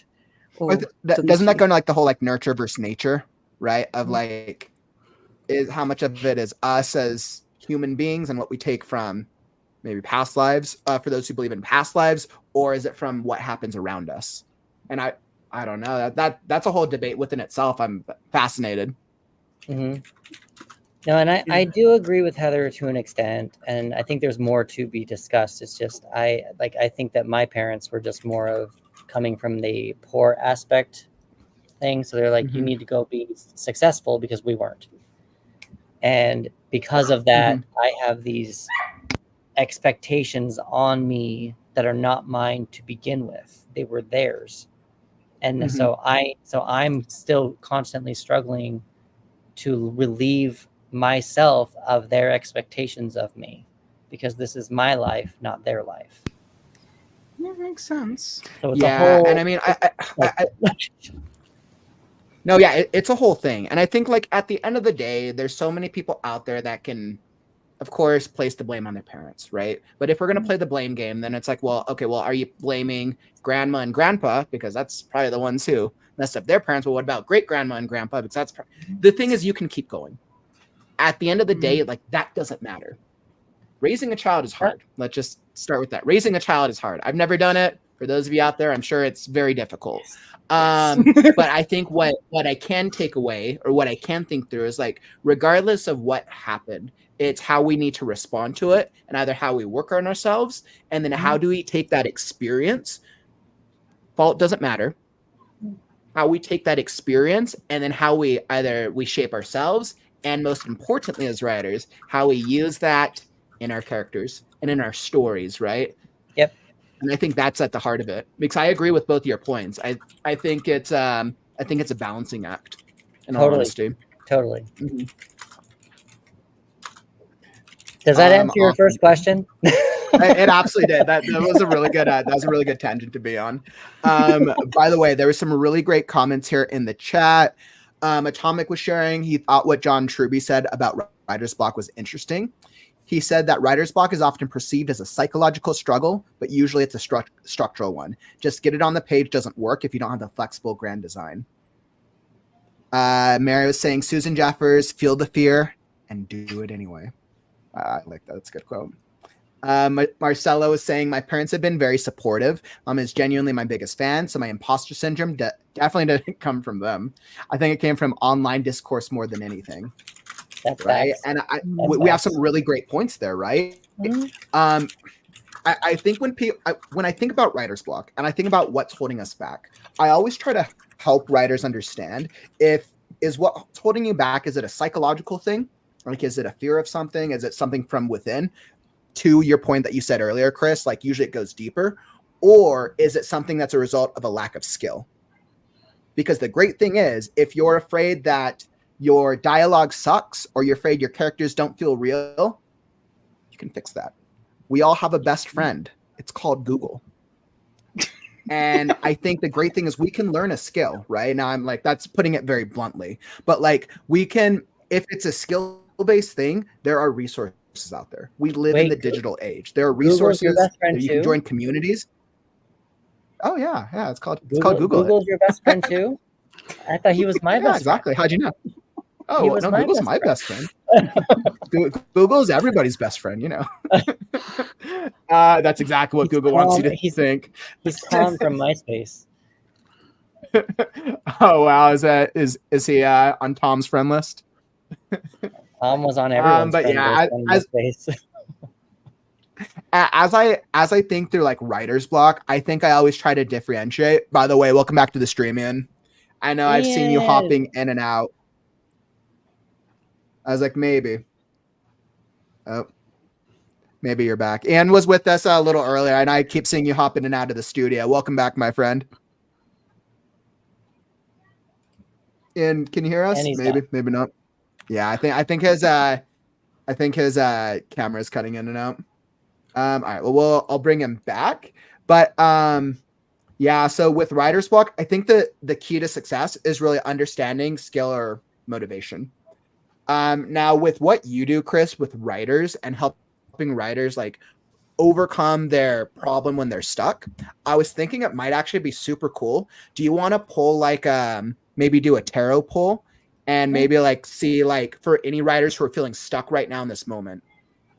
I know when you hopped on my podcast that was like a month or two ago, you did one for me live. And I'm like, what if maybe we do one for our audience, for anyone who's feeling stuck right now? Yeah. But I want to first, before I do that, I want to ask you, because you said in my live that I did for 12 hours on Sunday, because I killed myself. Yes.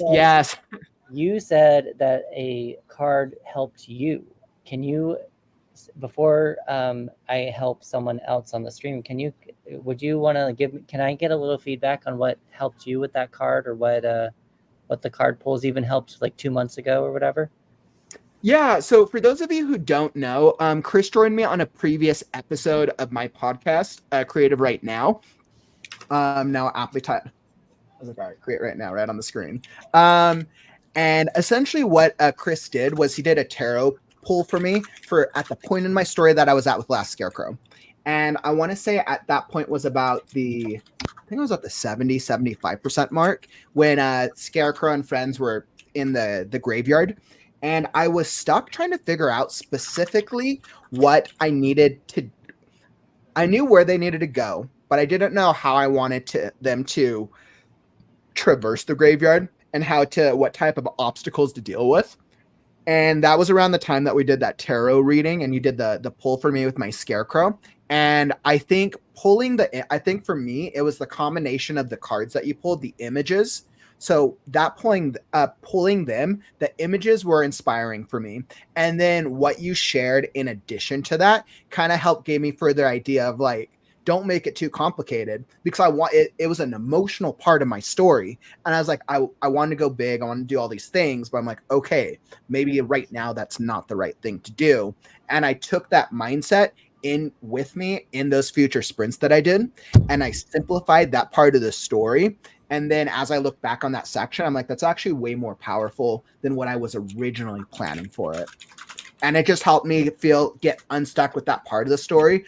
Sure, I could have come up with random ideas and I could have tried to fight through it eventually. But I think what that did was that helped speed up that one moment in time where I was feeling stuck in the story. And that was super cool.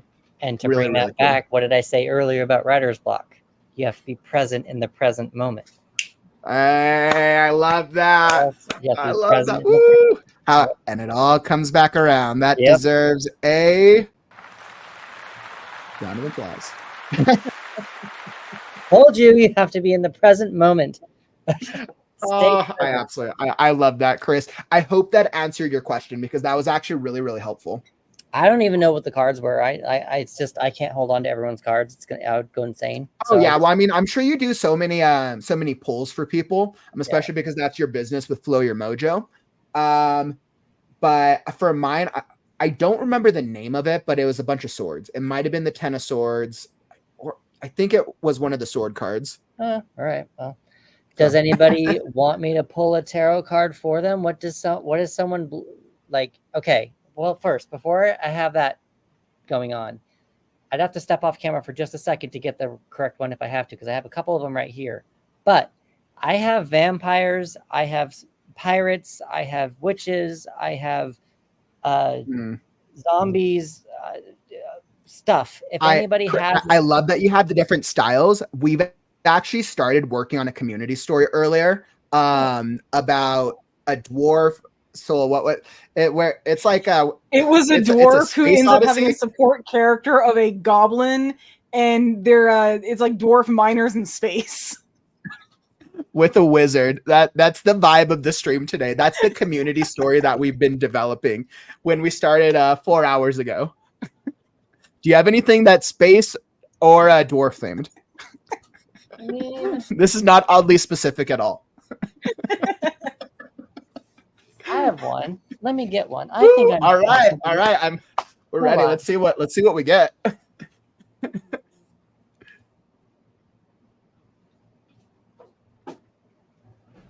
So this deck is not necessarily spacey, not really dwarfy, but there's a sense of like video game in it to me. So does this this is one that just kind of comes to my mind. Oh, that's kind of cool, actually. Neat. The first one that you pulled reminded me of the wizard that Ian came up with when we were doing our sprint. That one? Yeah, because he talked about a crystal. I think I'm seeing the orb, so that's kind of giving me that like magic-ish vibe. Yeah, because it makes me feel like there's like a spirit world a little bit. I kind of like that actually because Chris was talking about a magic. It has this like sci-fi space backdrop. Oh, there's a royalty. Didn't you mention Soul? That kind of looks like Chris, pull that one card back up again. That card reminds me of the celestial dragons that you were referencing from One Piece. Was it this one? Yeah, that reminded me of the celestial dragons actually, because you mentioned that as being part of the royalty structure. That specific card. Mm-hmm. It's the Hermit. I don't know. Ooh, interesting. Okay. So I've never done a community story before. This is going to be interesting. All right, let's see what we end up with.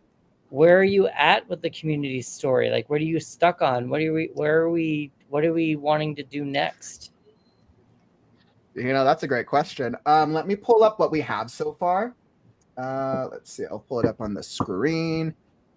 Oh no, that's not pretty. Okay. There we go. So that is, I'll pull this out slightly so we can see more of it. So you can see this is the story. We don't have a name for it, so we still need a name. We have some overall themes. It's about becoming who you are meant to be, not who you've been told to be. Here are some of the themes. We don't have an antagonist yet. We don't have a clearly defined antagonist, so we need a. They're like kind of royalty. That's what I'm doing. I'm giving you an antagonist. That's what I'm doing. All right, perfect. I'm giving you an antagonist. Let me get the right spread out here, because I'm going to give you so much happening right now. It's going to be so much. Here we go. Okay. Some kind of antagonist. All right, so talk about. And then I can somehow send you a picture of this if I need to, but we'll see what happens. Okay. All right. We'll see. It should probably be good if you just hold it up to the screen. That might be clear enough. Yeah, I mean, if you send me a picture over in the messenger, I can save it and pull it up on the screen as well, and I can just screen share if you want. Well, let's see. Well, I'm gonna speed through this a little bit, but okay. We're gonna see how this goes. But I'm giving you this is my antagonist spread, and I'm gonna give you a backstory, some flaws, some redeeming qualities, all this kind of stuff with it.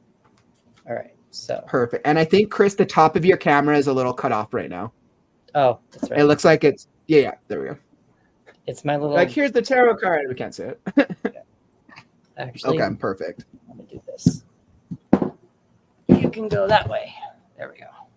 Wonderful. Okay. Beautiful. All right. All right. So I'm going to start with. Okay.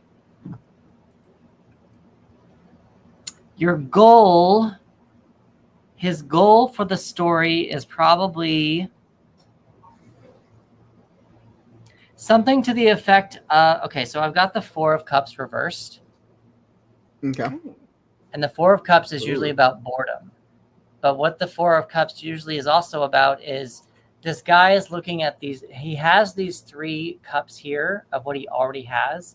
And this one cup is like an idea that he wants to have happen, or he's wishing for, making a wish for.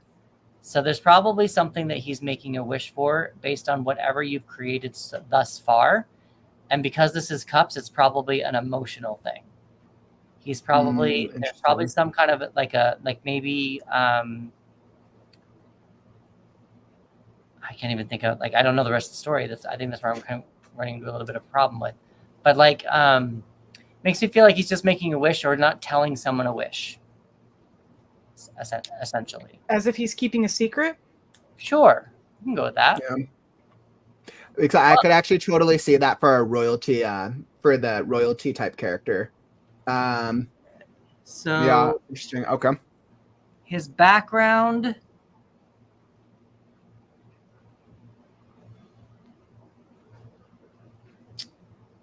I feel okay. So I've got the moon. I've got the chariot. And I've got the lovers. He's had a very heavy background. And the reason why I'm saying that is because these are all 3 major arcana cards. And with the moon being reversed, it makes me feel kind of like what we were talking about earlier with it almost makes me feel like his past has told him to be somebody that he's not. Mm-hmm. The moon is reversed, so he's had to block his intuition, and he's now dedicated to other things that he's not feeling dedicated himself toward. And the chariot is just like he's pushing himself to go forward with it, kind of a thing. The background of the motivation is something to do with his mother. I'm not surprised by that, actually. I think that would actually work well. Something to do with his mother, loss of his motherly love, something like that. You know what's interesting is one of our original ideas was a Prince Zuko type of character dynamic.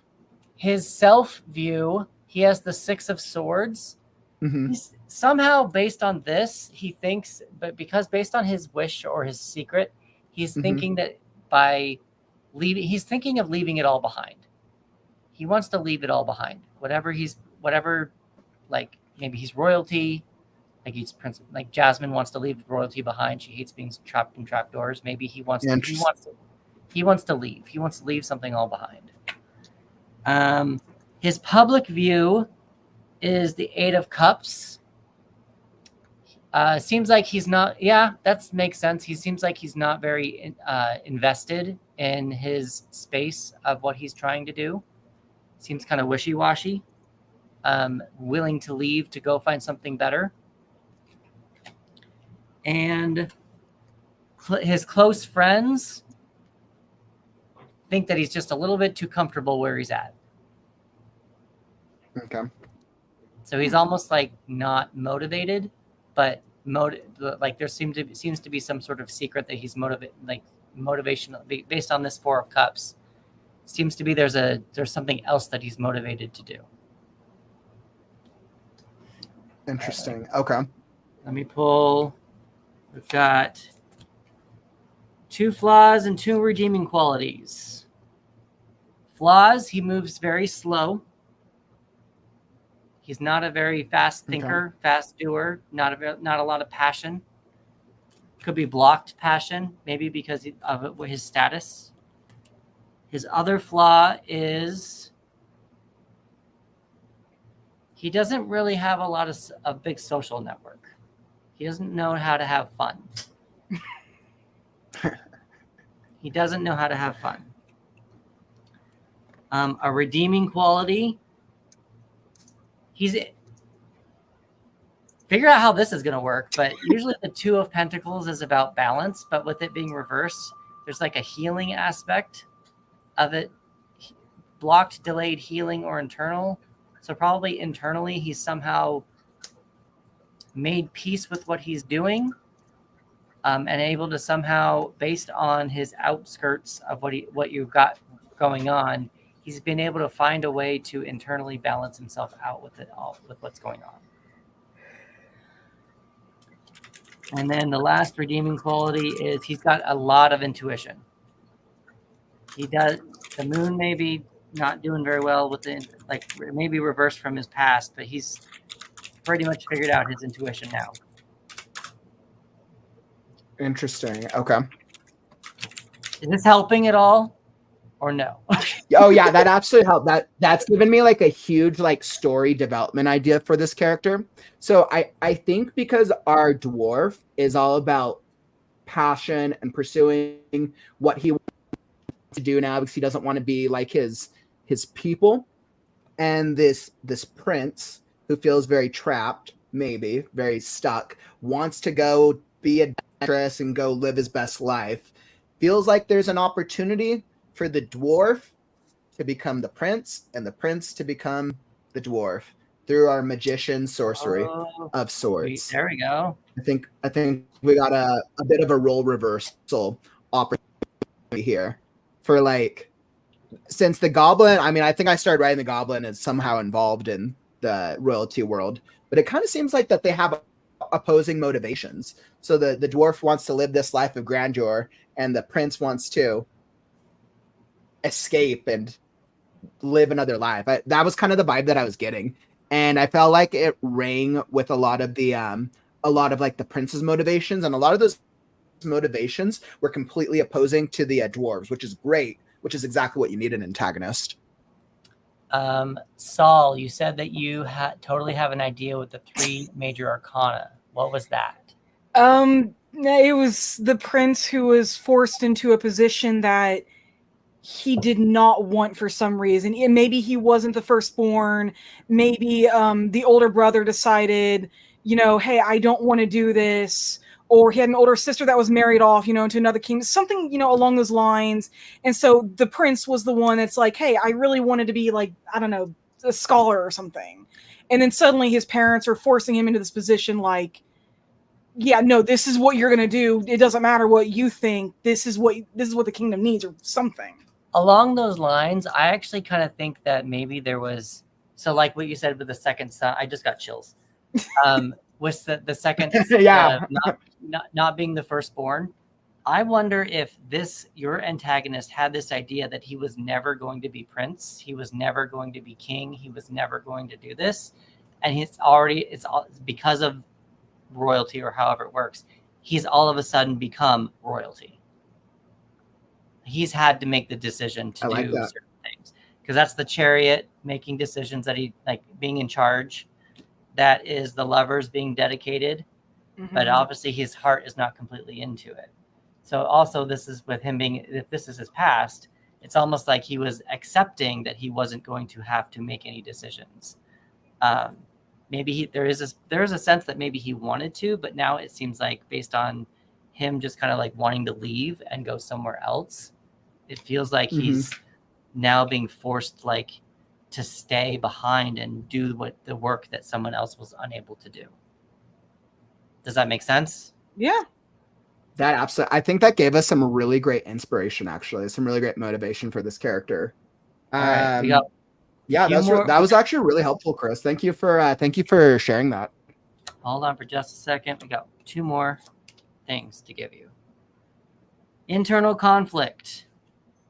He does not think he can do it. He does not think he has all of the things available to him, all of the talent, all of the tools available to him to do whatever he wants to do. Yeah. What is he hiding?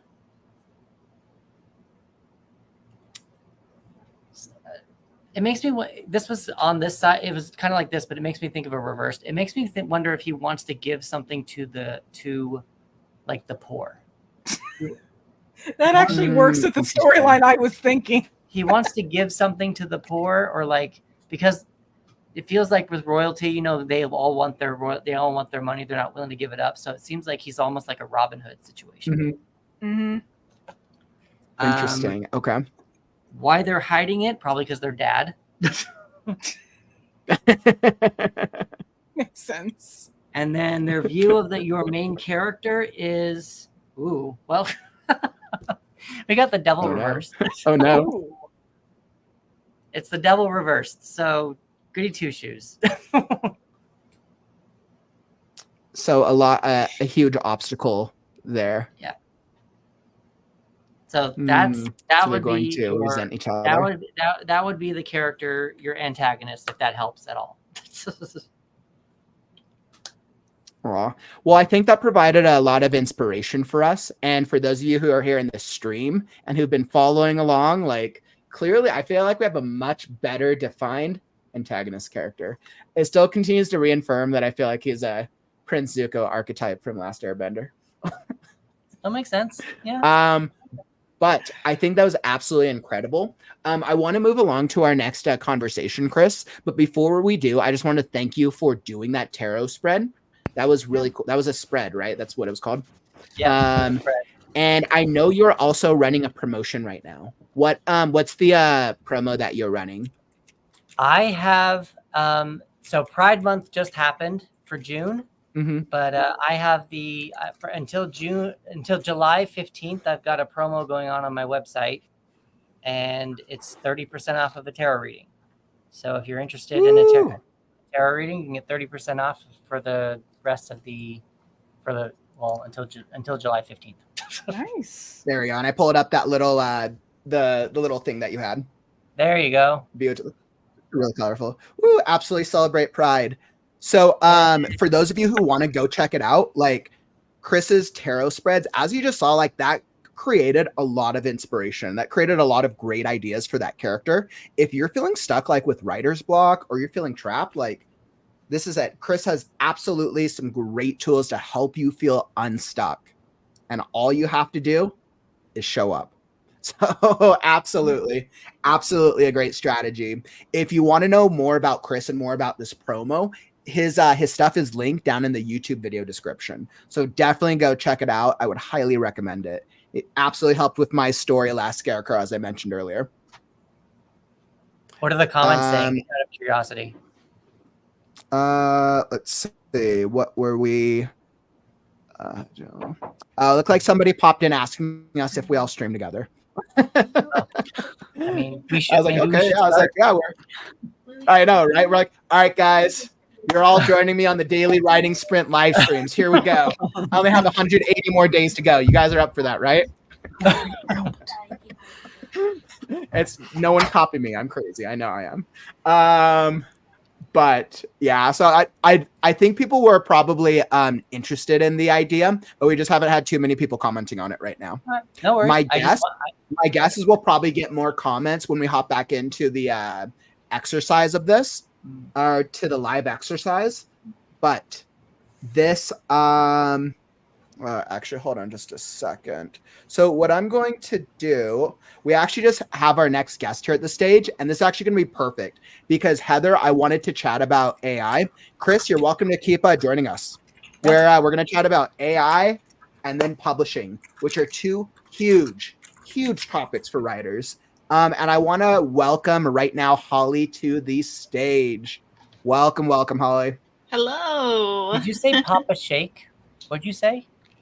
What did I say? AI and what? Publishing. AI and publishing. Publishing. Like Papa Shake. What is Papa Shake? Yeah, Papa Shake. Come on, writers. You don't know Papa Shake? Holly, we're a little behind. We're just hopping into our previous conversation. But I thought this would be perfect because we probably all have viewpoints on AI. Yeah, and I wanted to, when I was discussing this with Heather, we're like coming up with some ideas, and Heather's like, what about AI and creative writers? And I'm like, yes, I'm all down. I'm all for it. So I think this would be a great opportunity. And Heather, I'll let you lead this as we talk about AI and creative writers. Okay. All right. So I guess maybe we should start off of, are we all pro AI? Like there seems to be the two sides of this debate. You're either pro or against. You think AI is going to take over the world with the Terminator. Use your please and thank yous in ChatGPT. Hey, I thank all of my ChatGPT requests for when they take over the world. So that way they remembered that I was kind. Yep. Okay, the reason it came up, because I'm doing this 30-day challenge, I actually put a poll in the creative writing group to see what they wanted to choose, and I put AI in there, and it went mental. So I thought it might be creative writers don't need AI. and where do I sit? I've been in tech all my life, and that's a long time. I won't tell you how old I am, but it's been quite a long time. And I've seen new things happen all the time, and it's the same with everything. It's the same with like tarot. It can be used for good or bad. You know, everything can be used for good or bad. It's how you use it. The kind of issue I have at the moment with the version of AI is that OpenAI isn't open, and it's controlled, and it's already kind of one-sided. So it depends on what you use it for. So as a creative writer, if you're using it for prompts, if you're using it to schedule your writing, if you're using it to help you control what you're doing and for grammar checks, and it's probably okay, especially if you can train it yourself into your own style. But the things that the main points for me that to be aware of is that it's gathering your copyright, it's gathering your data, you're teaching it, it's going into the big soup of AI. So yeah, it's just to be aware. I think it's the awareness of how it's being used, and also each type. So for instance, Gemini, Google's AI, when you sign up for that, you are signing away all of your Google data into the AI soup. So, and if you know what Google I think I just keeps, assume all my Google data is already like given away. I think I start from the viewpoint of all my privacy is I have 0. So then anything that's like more than that feels like a win in this day and age. And like the government probably has access to all my like phone stuff and like everything. I'm like, I'm probably screwed already. So I'm like, all right, I've just accepted it. I've embraced the digital era. Well, Yep. I would accept that, except I think we're moving into a much more dangerous digital era where more control will be taken by AI, by Google, by Facebook and Meta. And, you know, we're moving into Web3 where they can, if you're not aware of what you're submitting, they can have more control than you probably would like over your data, your access to the internet, your access to cash and everything else. But we won't go into that. But that's really the ultimate danger. It's being aware, basically, of what you're giving up, how you're using it, how it can be good in terms of for writers. You know, if you've got writer's block and you want some inspiration, you could probably get a few inspirational things from ChatGPT. You might not use them, but it might prompt you to start writing again. And it's not about using it to write your whole novel, although some people will. But it's about, you know, using it as a tool and as a device that's going to help you with the knowledge of where your data is going, where the copyright can be going, and how it can be used. So that's my I mean, that's really interesting, Heather. I mean, and I think there's like, I think with anything, there's pros and cons. I'm actually surprised that you brought up the con for the for website for these bigger companies having more control, because that's a very valid fear, or not a fear, but that's a very valid reality. I know a big fear of AI, both the present is that AI is going to take my job away from me, right? That's a very real fear, and then also a problem we're going to be dealing with a lot in the next 5 years is as AI technology increases, deepfakes and AI taking the likelihood of any of us. I could be doing a stream and then suddenly somewhere across the world, somebody else comes out with Kauffman AI and he does better than I do because he doesn't need to eat, sleep, or do anything. And he just exists. Or of political figures, especially of it causing strife during politics, war, and all these other eras, right? And I know that's going to be a very real struggle that the internet's going to deal with. I think that's definitely something we're going to be aware of, and it'll be interesting to see how the major companies respond to that. With disinformation, I really try to focus myself when I look at AI into the beneficial, the positive side of it, because that's what's in front of me right now. And I think there are so much benefits to AI. Anything can be misused, But if we can use it as a back end to our processes for, like you mentioned earlier, for like scheduling, for strategy, for a lot of different technical aspects that improves our overall lifestyle. Like people want things to be easier and faster. AI does that. AI makes things easier and faster. So I think that's how I. No, go on. Just adding to Chris's point earlier as well, it's that one of the dangers is it takes away our curiosity, it takes away our creativity, because we learn to rely on it because we want it to be quicker and faster, and that's really one of the biggest dangers. I would challenge that, because I think AI also gives new creators the opportunity to create things that were never possible. Imagine a new writer who's broke, who doesn't have money and writes a story. But now with AI, they have a text-to-speech option. They can now create a whole animation style of their new story that now showcases. They didn't have money to hire artists before.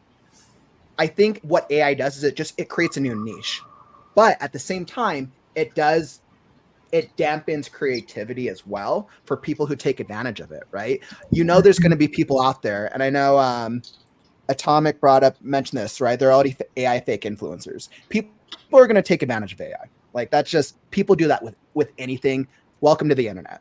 But I think it's how we have to leverage the positives of it. So it's this weird like balancing thing, and it'll just be interesting to see how AI evolves with the internet in the years to come. Well, I think it goes back to also what Heather was saying earlier, is just AI is a tool, and whether or not you decide to use it for good or evil, that's how it's going to be. Like that's how it is, and that's the same thing about food. Like you can eat food, but if you overeat, you're probably going to get sick, and if you undereat, you're probably going to it's the same thing. Food is just a tool. And tarot is a tool. You can use it to divinate and call on demons if you want to. I have no idea how to do that. Or you can use it to write stories. Wait, you don't have demons at your command, Chris?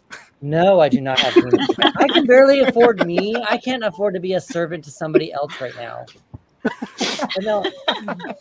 But no, so it's just like, it depends on what you decide to do with that tool. And that's so AI, it just kind of depends on what the human race decides to do with it.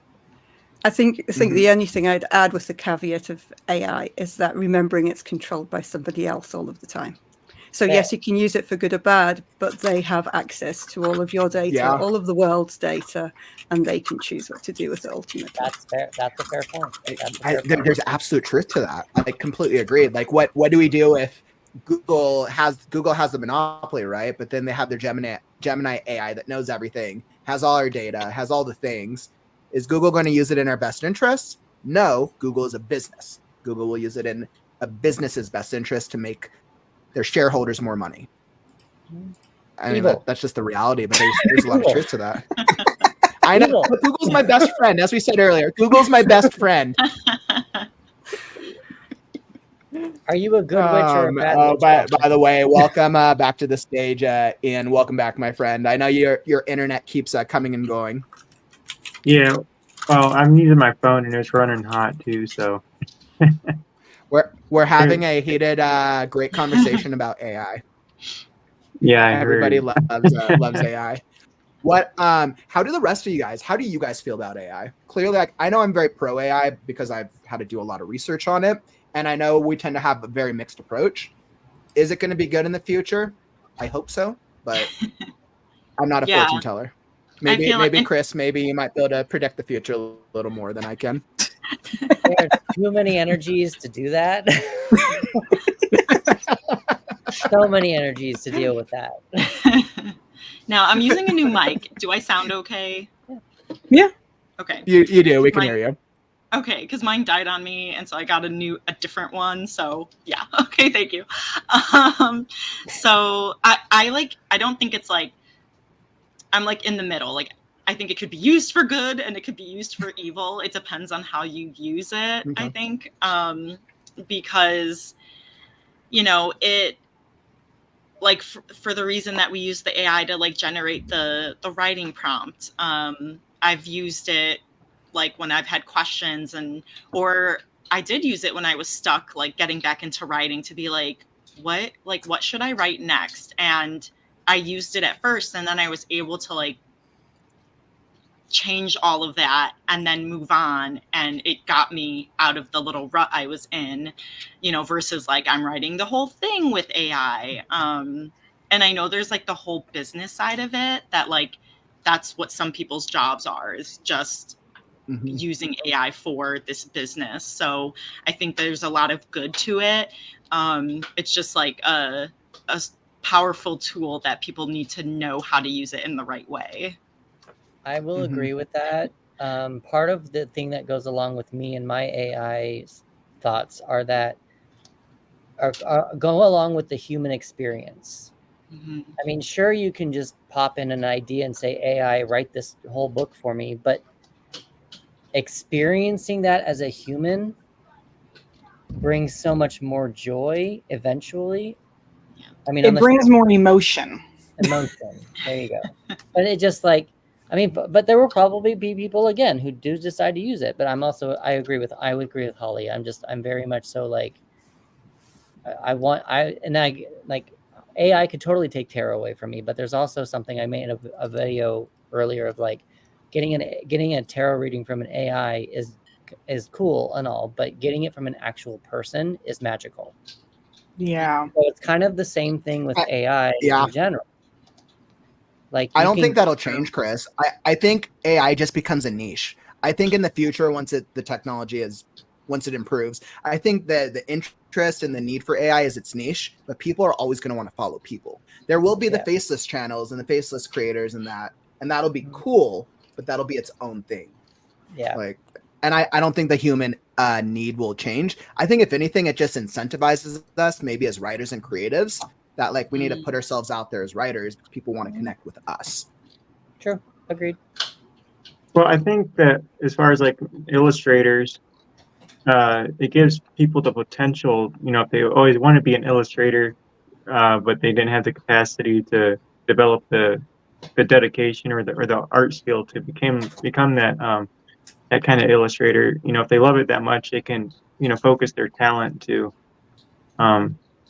you know, to create those pictures for other people, which I can't say that just because you use an app that, you know, you're someone I'm going to hire, but there are the people like, you know, Melissa introduced me to Laura, who, you know, has some incredible pictures that she's developed for the magazine, right? So I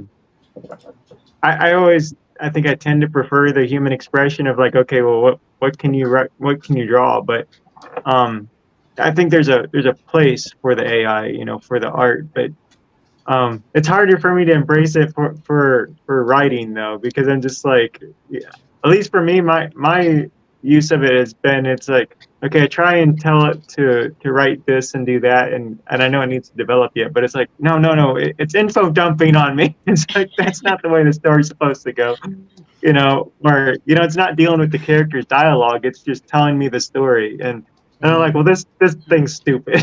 It's like, I can write better than that. But it's really good for like, you know, generating the idea. But like, you know, as far as maybe academic writing, I think it's more prone to write really well in an academic style versus, you know, doing creative writing.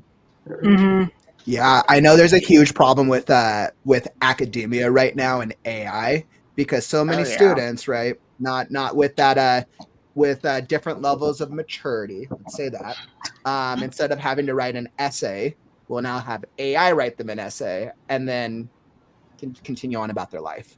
I know the education market has a huge uphill battle with AI. So that's why there's coming out with all these tools to catch AI. And I think there's a lot of tools out there, but like with what the companies are dealing with AI, like fakes, it's another problem, right? Always there's problems that arise, and it's like, how do we deal with it?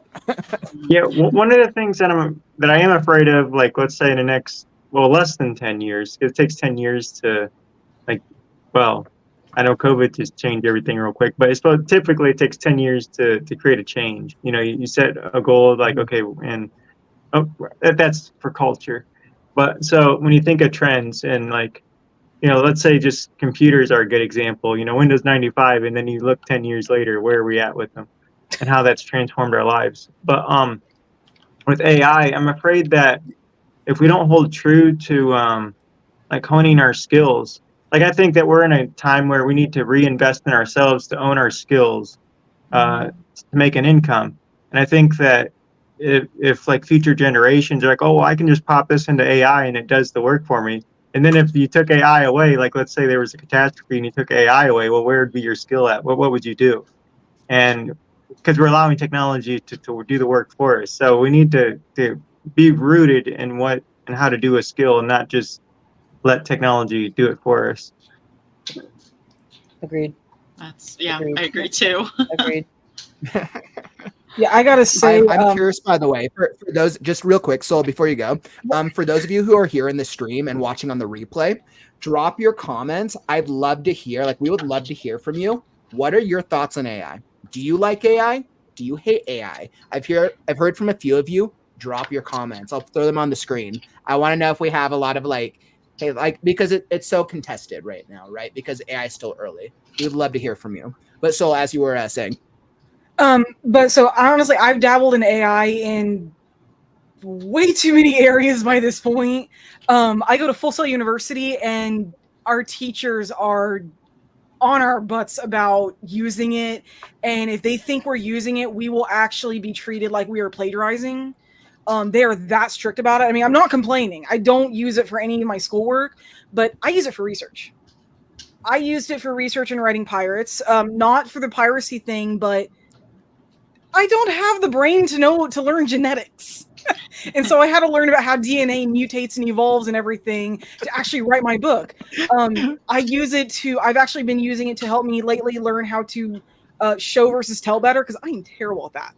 I know a lot of writers are, but I've actually been using it for the past month now to actually help me. Hey, I have this section that I need to rewrite because it sounds very tell. Can you show me how I could show this and then I'll rewrite it? Yeah. So that it matches my own style better, but I won't actually use what it says, but I use it kind of like as a guideline. I've also used it to help me learn how to code a little bit. I have been learning how to actually draw better by using AI generated images and kind of not tracing, but I'll have it on my computer and then I'll be drawing like right here.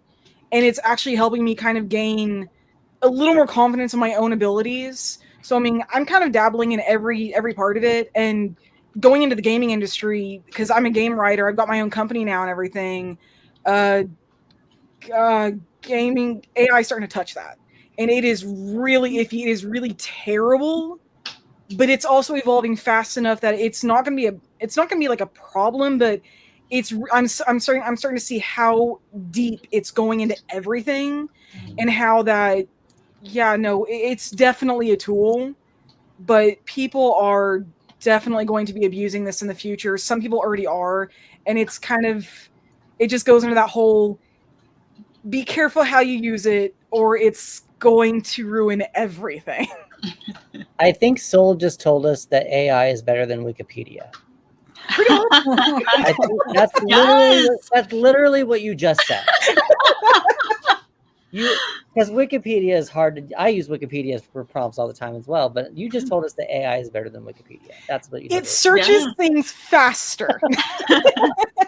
And personally, I've used when I use my research. If I even think something is wrong, or more often in my case, it's really interesting, so I want to delve deeper.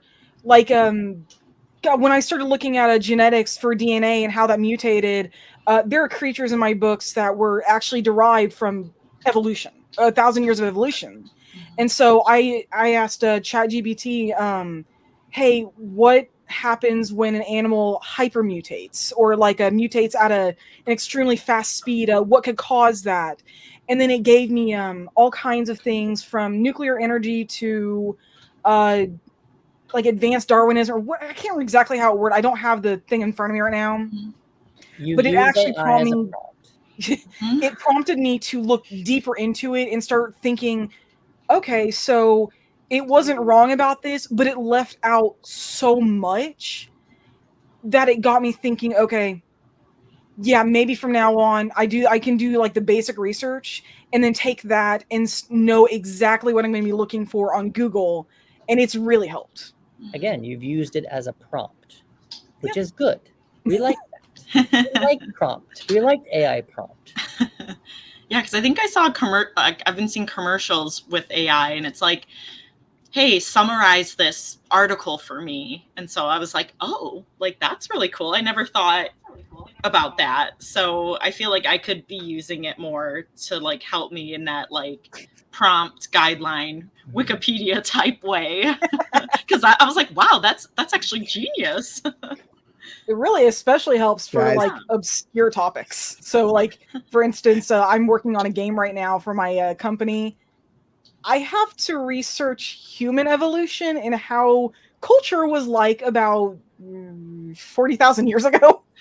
And so there is so much out there that is buried in all kinds of topics about, well, humans in general, but it is so difficult to find that specific time that ChatGPT's actually led me to some really great articles that it would have taken me like a month to find.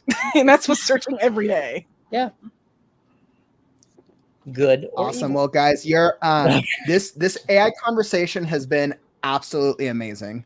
I like that the moment I hop out of the stream, I get Kauffman left, no rules. I'll have to watch the replay. See what This happened earlier too. I was like, oh well, okay, goodbye, Kauffman. Oh, we lost Ian. He'll probably be back. But I just want to say, like, I can tell the chat is absolutely loving this. I know a lot of them have weighed in. I know Atomic was saying Claude AI is pretty good. Marcella said, I've dabbled with ChatGPT writing scenes and have never been satisfied with the results. It always feels hollow and lacks nuance, but it's great at generating lists of ideas and I can delve in further. Absolutely agreed. RA was saying, I think AI can be a good tool to help writers learn how to improve. Similar to what you were saying, Sol, with showing, not telling. However, I also understand that it's prone to abuse by people who want to use it as a shortcut. Absolutely agreed. Atomic was saying, I find that AI is good for bouncing off ideas and story development as long as you're giving specific input and not just asking it to be creative of its own accord. And that is absolutely the truth. The more specific you are with AI, the more specific you are with the prompts, the more likely you are to get the type of data and feedback that you need. Mary was saying an AI-generated image can be good. It can, but they look awful for a cover. It lacks the nuance of the entire writing process. Absolutely, right? If you just get a story out of AI, it's going to sound like a 2-year-old wrote it. But what I tend to do with the AI images is I generate the images, but then I use the images as part of the process. It's kind of like I'm pulling like a tool as a layer, and then I build on top of that to create the final end product. But if I just did that as the end product, like it might be possible for some people, it might not. But though the longer we're around AI, the more we can see the distinctions and what is clearly AI and what isn't by looking at the details that we come to know AI for being. Can I just add something to that? Sorry. Yeah, go for it. Because you're saying that the longer we're around it, the more we can see the nuance. But the longer we're around it, the faster AI learns. So the nuances will change. And I mean, I think that's two sides of the coin, right? AI gets better. We have to get better with AI. And I think it's both of those. But I mean, AI will always fool a lot of people. A lot of people will also learn to see like, oh, okay, these are things that AI always does. And I think at the end of the day, regardless of where you're coming from, for those of you who are here in the live stream or on the replay, just do your research, right? Stay aware of what's going on with AI. And that goes to your point earlier, Heather. Yeah, I think there's something to be aware of is that there are specific AIs being trained. So for instance, I'm in the copywriting space.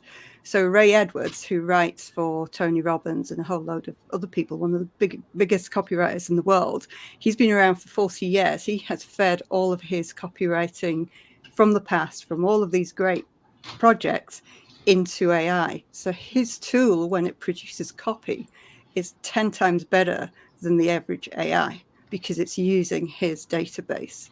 So how the AI has been trained, how fast it's learned and how it's developed makes a big difference to how your results show and how you can tell whether it's AI or not. Just be aware of that. Jared, are you going to be using? I know that you just said that like we're just deciding AI is not good for covers, but are you going to design your own cover with AI as a layer? I am. Okay, cool. I am. So you guys can know, like, for those of you who've been with me for a while, I've made the realization and the determination that my book, Last Scarecrow, is going to be an entirely live stream experience, from the rough draft, the second draft, the design, all of it, because I want to show the community how you can create a story yourself on a low budget using all the tools that are available to us. Not every writer has a high budget to pay for a designer like they should, to pay for an editor like they should, to pay for a marketing team like they should. So we have to be savvy with the tools that we have. So there's a reason. That's the reason I'm going to self-publish and just show everyone my process, and hopefully people buy the book. And if they don't, I'm enjoying the journey. But thanks for asking that, Chris. You're now not a self-publisher though. Now you're your own publishing company because you're doing all of it. True. I like that. He's got a I like point. that. Oh, I like I that. learned That's that. actually really I cool. learned that the other day. You're not just a self-publisher. You are the editor. You are the marketer. You are a publishing company. Ooh, that is super exciting. Well, Chris, snap. thank you for sharing that. What I want to do is I want to move right along, but before we do, like, Heather, thank you for starting this with this topic and this, like, clearly AI was, everyone loves talking about AI. Whether or not it's good or bad is the future will determine. But I just want to say, like, thank you for setting that topic because it's a great one to chat about. And I wanted to real quickly shout out your website, the Creative Writing Tips website, because I know that's something that you're promoting, Heather. Yeah, thank you very much. Can you just share like a little bit, like, what is the website about? I've just actually launched it for this challenge. I actually bought it. It's creativewritingtips.club. And I just bought it for the writing challenge that I've launched. I'm considering a membership later on, but it's early days. So, yeah. Awesome. And is there anything else that you wanted to say? So for those of you who want to know more. Sorry. What was that? I was going to say, I'm going to drop off in a moment because I'm in the UK and it's 11 p.m. So totally understandable. I know it's late for you. I was just going to say, for those of you who want to know more about the website, it's linked down in the YouTube description below. What we're going to do next is we're going to hop into a publishing conversation. Holly. So I want to let any of you guys go who want to take off, and we're going to be welcoming a couple more writers to the stream. Heather, thank you for joining us. Thank you. All right. So, like, I want to hop into publishing, but real fast, let's bring in some of our writers. Ian keeps coming back and forth, so we'll see if Ian stays here. And then one of our other writers from the community, which is going to be joining us. Her name is Penelope. I want to welcome Penelope to the stage. Welcome, Penelope. Hello, everybody. Hello. Hi. We just got out of our riveting conversation out of AI. And all the fun that comes with AI. That. Yeah, it was a good conversation. So with where we're at right now, I'm thinking, because we're only about 30 minutes behind technically. So what we're going to do is, I'm saying let's chat about publishing for a little bit, because I think Holly should share a story, because Holly's book is about to come out. That's actually a really cool accomplishment through a traditional publisher. And then after that, we'll hop into our community writing challenge exercise, which I would absolutely love if all of you want to be involved. It's going to be fun. It's going to be fun. I have a fun challenge for us. And then I will end off the stream with my announcement for for Kauffman's Corner. I'll end it off with that. So that's what we will do. Let me just do a quick shout out for those of you who are enjoying the stream. Follow and subscribe. I appreciate you. This is my goal is always to bring writers together. Clearly, I'm crazy and I do writing sprints every single day. I know I'm crazy like that. So come join the community, because more writing events like this are in our future. And if you want to know more about anybody who's chatted so far or anything we're talking about, it's all in the YouTube description down below. So follow and subscribe. And I might be borrowing some of your crazy, just FYI. Yeah, absolutely. I mean, and I mean, like, I was gonna save this for the announcement, but one of the things I'm gonna start doing is I'm gonna start doing more open invites to select writing streams, because I I enjoy it, but I want it to be more of a collaborative experience on certain streams. So absolutely, Chris, if you want to come join me on some writing sprints, you're more than welcome to. That, or even start my own. I might be just as crazy as you. Yeah, So you should. You should. You Yes, should absolutely do start it. your own thing. Like I'll do it grow at your night. like writing brand. Yeah. I'll do it at 9 a.m. You can do it at whenever you're like, what, 4 p.m., whatever, and we'll just get all the whole day. You know, some writing communities, there's one I joined on Facebook where there's like 10 different writing author tubes in there, or author writing tubes, whatever. And they have their sprints scheduled throughout the day. So like you look at their schedule and there's like 4 to 5 different writers each day, and you can choose which sprint. I was like, wow, it's interesting. I didn't know that was a thing. Nice. Maybe but with starting to be born here. With that being said, I want to pass it over to Holly. So for Holly, for those of you who don't really know too much about your background, why don't you just share a little bit about yourself, and then let's talk about publishing, because that is the one thing that we all as writers want. We all want to get our books published. Yes. And hopefully I can have many more for the years to come. But hi, everyone. I'm Holly Davis. You can find me as WriteHollyDavis. I'm mostly on YouTube and Instagram. But yeah, as Kauffman said, I have my debut novel coming out November 2024. It's called A Diamond Bright and Broken. And it's the first in a duology. It's like a tangled retelling with a female Flynn writer. There's disability rep, sapphic romance. So if that sounds up your alley, you should check it out. But yeah, so I started the novel that I wrote in I was starting it in high school, and then physical therapy school and work, I put that novel to the wayside, and then I found NaNoWriMo in 2015.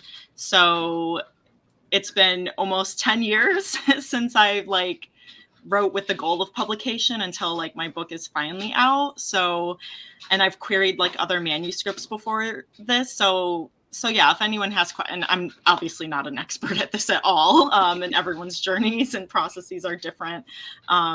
Because for me, I have a small trad pub, so I don't have a literary agent. So I was querying literary agents, but then I also was querying small presses, which you get your book published directly with that traditional publisher, and you cut out that middleman. And so that's the route that I was successful in. But maybe I'll get a literary agent in the future. Maybe I'll stick with this small press. So kind of the world is everyone's oyster when it comes to options. It's not just literary agent or bust. Because I know that that is what everyone wants to get. But I just watched a video from an editor on my way home, and she was like, what does dying on submission mean? And there are so many novels we don't know how many novels die on submission because no one wants to broadcast that, because it's not good for the agents to be oh yeah, 50% of the novels I represent die on submission, which means that they don't get picked up by an editor and a publishing house. So that's why it's okay, you can get a literary agent, but that's only half the battle. You still have to get your book sold to a publisher. Holly, I'm not too familiar on the publishing process yet. I'm still in the research and understanding. As I said earlier, I'm going to go the self-publishing route, but I know there's a lot of I think there's value in both traditional and self-publishing, 2 different avenues. For those writers who want to pursue more of the traditional publishing route, what's the strategy? Because I know you mentioned a couple things with literary agents and publishing houses, but I don't really know what that process looks like. Yeah, that's a really good question. And I think for people who want to go the trad pub route, you definitely shouldn't be a type A person, at least a type A person when it comes to your book, wanting all the control, because then it's you should do the self pub route where you have your hands in everything. And like Chris said, you're your own publishing company, because you do have to make one, and then LLC and all of that. But typically, to get your book published with a traditional publisher. Like I said, the main way is to get a literary agent, and how you do that is you have to query them. So it's called querying. And so typically ideally you would want your manuscript to be as polished as possible before you query the literary agent, because many of them will only ask for the first 5 to 10 pages of your manuscript and a query letter, which is like a couple paragraphs, like so less than a page of what your book is about. So kind of like what would be on like the back cover blurb of a book, and a little bit about you, and then like a little bit about the book, like the genre, the word count, things like that, why you're querying that literary agent.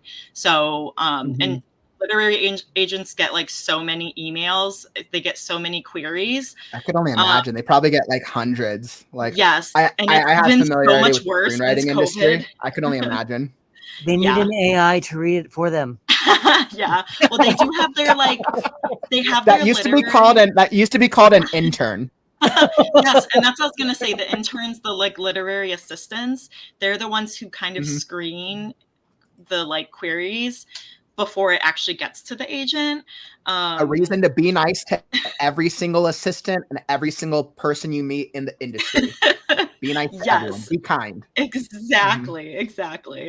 So you have like a very small window to impress like the agent and grab their attention. The like good agents will ask for like a chapter, but if they don't even like the first couple paragraphs, they'll stop because they can't read the whole thing. They have too many to read, and they have to like work on the clients they do have, the authors that they are trying to get published, and working through their marketing and XYZ. So that's like my number one piece of advice, is make sure that it's polished. So what I like to do is send out, like, once I have gotten beta reader feedback and critique feedback and gone through my developmental and line edits, and got it to the best where I think it can be, I still give like my query letter, the first, I think I usually do the first like 3 chapters, because some agents do want like the first 3 chapters. Very rare, but I do up to that amount and get that edited. Along with a lot of agents also want like a 1 to 2 page synopsis of your novel, where you actually I'm not surprised, because they want to know what the novel is, and they probably want to know what if your writing's actually good or not. Yeah, they want to see like. Do you usually suggest sending like the first like chapter, or it's up to them? Like they have what they call like submission guidelines. So I usually make like a spreadsheet and say like, because there's some agencies that say you can only query one literary agent at this agency. If they say no, it's considered a no from the whole agency, because we all know each other and we pass manuscripts around. So don't query anyone else. But there's other agencies that say, if you query this literary agent at our agency and they give you a rejection, feel free to query someone else at our agency. They might be interested. So it's called like following the submission guidelines is super important. And so some agents, they say only the first chapter, they say the first 10 pages, they want the synopsis or they don't. They also go through, oh my goodness, I'm blanking on the name. Query Manager is a website that a lot of agents request that you upload the submissions to. So instead of emailing the agent, you will upload everything that they're asking for on this Query Manager website. And so sometimes they're like, do you have a playlist or like a Pinterest board, or like what sort of people do you think would read this book?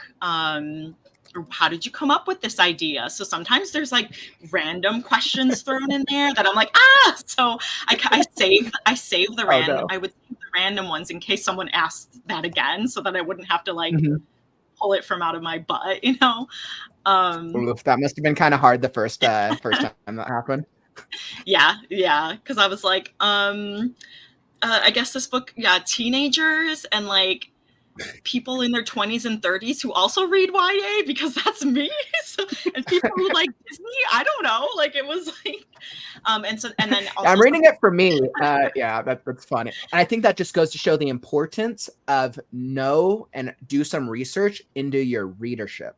Who is the type of person that you think should read your book? And I think that's helpful regardless of what publishing route you go through. Yeah. Because even if you do self-publishing, you're going to have to do more marketing yourself to target that type of reader. That's powerful. I'm actually kind of curious for everyone here in the stream. Are you guys all, with whatever your first books or your books that you're working on, are you guys going towards self-publishing, or have any of you considered traditional? Because I considered both. I only went self-publishing because of the live format strategy I'm doing, but I did heavily consider traditional for a while. Yeah. And like hybrid publishing is becoming a big thing too, where some people are self-publishing and then deciding to trad pub. There's a friend of mine she's the one who I would send my things for her to edit, because she was also an editor. But she had a 2-book deal, trad pub, and hasn't been successful since, even though she got a new literary agent and tried other novels on submission. So she's actually self-publishing. So it's like, it's cool that we have that flexibility. You're not like pigeonholed into one thing, because you could go one way and be like, you know what, I don't really want this, and that's okay. So the other thing I was thinking about with like your readers is another one that they'll ask a lot, or what are other comp titles? So what are other books that are similar to your book? I could totally see that, actually. That's a good way of having the agent quickly know, why. So I think I put this is like A Touch of Gold, which is a YA fantasy book that is like a King Midas retelling. So that's kind of like, my character who cries diamonds and her parents abuse that power. So it's kind of similar in that sense. And then I said the Tangled retelling with a female Flynn Rider, or you could say the Romance and Dragons, a Fourth Wing, or whatever. It's so saying specifically why you're comping it. Because if you say, oh, my book is like Fourth Wing, but it's not spicy, people are going to think that there's spice in your book. So you have to be careful. You have to say why you're comping that book to your book. I'll just think of like some of the greatest bestsellers. I'm like, what's your book like? It's like Lord of the Rings. It's like Star Wars meets Lord of the Rings. Agents hate that. I was like, that won't fly. No. You could say. No, but like, I think that's a Lord really of the smart Rings strategy, right? Lord of the Rings with like mermaids, like a twist on it. Well, I think because at heart you're trying to give the publishing, the agent, the publishing house, you need to give them a clear idea of who they are going to take this book, which is a product, and then sell it to. Yes, exactly. That my guess seems that that's what the strategy is. But I'm just thinking of Chris, Sola, Penelope. I was just going to say, I'm thinking of. Oh, sorry. Was it me or her first? first? Gandalf as a mermaid. That's all I was saying. Gandalf the mermaid. Nowhere. Maybe we have your like next story here. See, that's what if Gandalf were a mermaid? That's what I was gonna say too. I was like, I think I kind of want to write Lord of the Rings with mermaids. Like, I think I want to write that. Lord of the Mermaids. Yeah, I was gonna say like Lord of the Fins. One like fin to rule them all. What? I was just gonna say one fin to bind them. Oh my God, we got a Ganmaid in here. So instead of a Ganmaid, we got Ganmer. Look what you did, Holly. Look what you did. I love it. I think we got Soromer the Wise. We got Oh my goodness, I love it. The little Gandalf. That would be actually a really interesting way to tell that story, though. Underneath it, Mordor is actually somebody could totally write that. If somebody wants to embark on that journey, we got Lord of the Rings and the Lord of the Mermaids over here. I think we got the next bestseller on our hands. All started right here on the epic Write-A-Thon. Bilbo Marlin. But I was curious. So did Crystal, Penelope, all of you guys went with or either went or are going with self-publishing for your first books, right? Mhm. Or Yeah, I went with why did you guys self-publishing. I ended up going with self-publishing because, well, LGBT main characters are not that big yet, and I was so afraid that a traditional publisher would tell me, no, you can't make your character transgender. That is not something we want to see. And no, I couldn't change it. That it actually that identity isn't just part of, the character. It actually goes into some of the there's actually a part of that deals into the second book that deals in actual issues that transgender people deal with. So it's like, if I change this, if you have me change this and you want to publish it, I don't care. I'm not changing it because it's too much a part of the story. And it's like a few things, I don't mind changing. Like if there were like some minor issues, like who his dad was, that couldn't be changed. But like who Brennar was, I could have tweaked that a little bit. But there were just too many things that couldn't be changed that I knew that a traditional publisher would at very least be like, can you change this? And I mean, don't get me wrong. I loved creating my own website. I really did. I created my own cover. I have done all of that and I loved it. But sometimes I do wish I had gone the traditional just because of the support. Because I have no money. I'm a poor college student with a kid. So I wasted too much. I mean, okay, I shouldn't say wasted, but I paid too much to get a few beta readers, and I wasted like I think $60 on a cover that sucked. And I could do something. I did something better with Canva, and actually turned out really well. But it's like, traditional. It's got more support, but self-publishing. You have control over your own thing, and so that was just more feasible for my current series. Now, maybe like when I finish Animal Instincts or I do Transfer, a traditional publisher might be a lot better for those two, but we'll see how those books go. I'm in your same boat. I'm doing a lot of LGBTQ stories. I'm creating my own Archie Comics-esque universe, and each short story or each version is going to have their own, like they're going to own LGBT lead character. And so there are also things that I want to address in the teen space that publishing is like, oh no, you can't do that until they're 18. Oh, you can't do that until this. So I'm actually, and because and I also write short stories. I come from the TV world. So I'm writing like little 10,000 word, like smaller than novella stories. And so each month I want to release one story. And then by the end of the year, you'll have a complete 120 word thing. But it's like, A, I don't want to wait. And B, I don't know who's going to take it. And so, but like for any of you, if anybody cares, it's like Duncan a Gay Teenage Witch, and it's like Witch Games, and it's like there's a show that was on Disney Channel called Liv and Maddie. I want to do my own version with two twin boys, Blake and Landon, where one's gay and one's straight. Like it's a whole, I want to create my own Archie-esque universe. They're all in the same high school-ish. But they all have their own little, like, they can cross paths and guest stars and all sorts of fun stuff.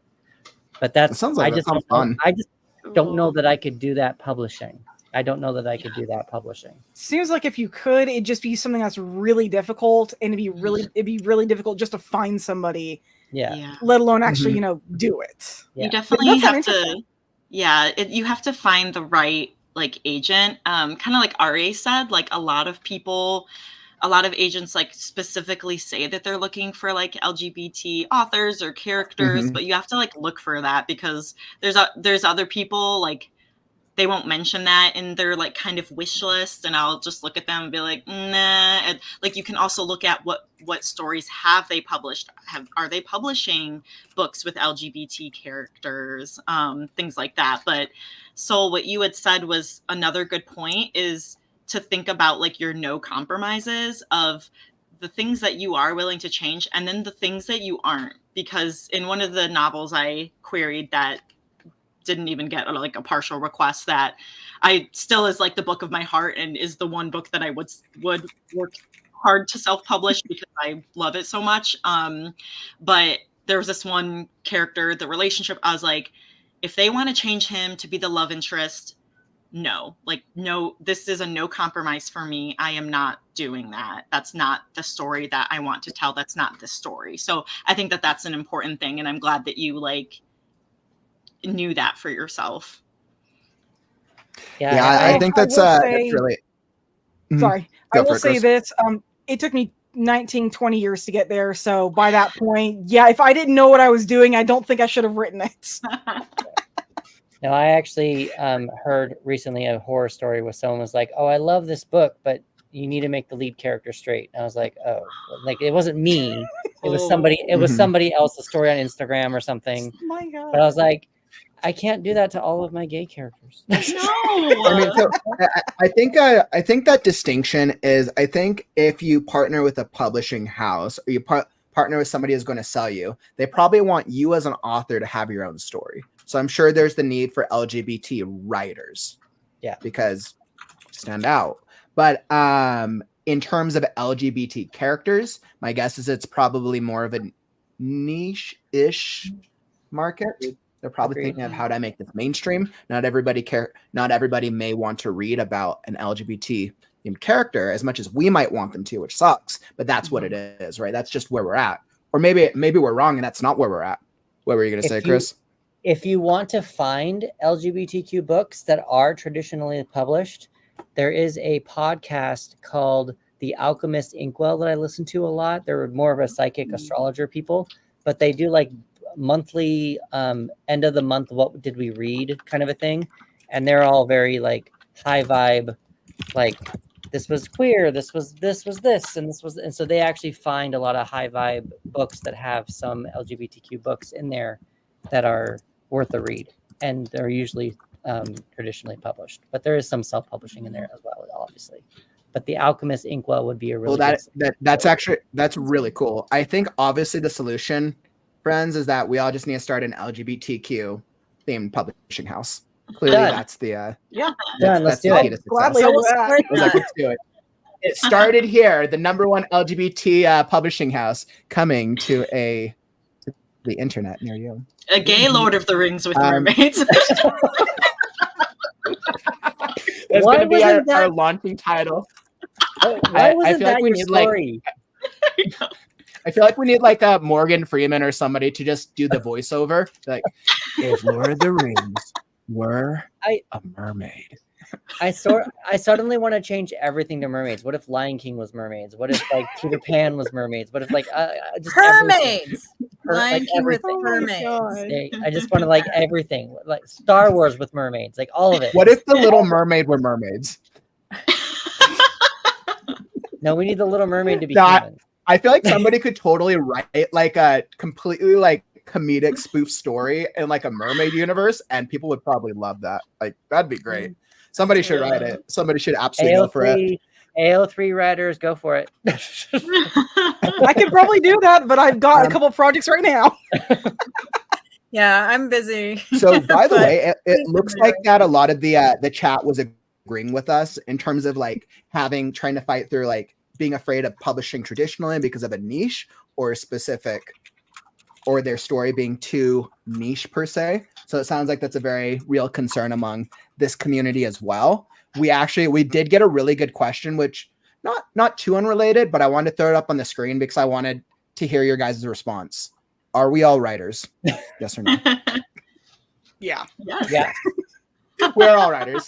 Jarrell, welcome to the stream, by the way. Thanks for asking that. I invited a bunch of different writers from different backgrounds to this stream, and this is an absolutely dynamic conversation. However, I think it's time to get on to our challenge. But before that, Holly, I just want to say like thank you for starting off and leading this little chat about publishing, because it's whether it's traditional or self, hopefully we can all get our books out there at some point. And hopefully the LGBT market for books continues to expand. When I have all 5 of my stories like floating everywhere, it just all 5 of the mermaid The mermaid All of sequels, them. the first. All of it. All the Archie stuff, all the mermaid stuff. Mermaids doing, yeah, all of it. Holly, so I can give you the chance to promo. If people want to pre-order your book, which I forgot what date it's coming out. They want to pre-order it, or should they go? November 5th, a day that shall not be named for other things, but if you want a distraction on that day, no, that's right. you can get my book and read it. If you pre-order it, you get these awesome character art cards.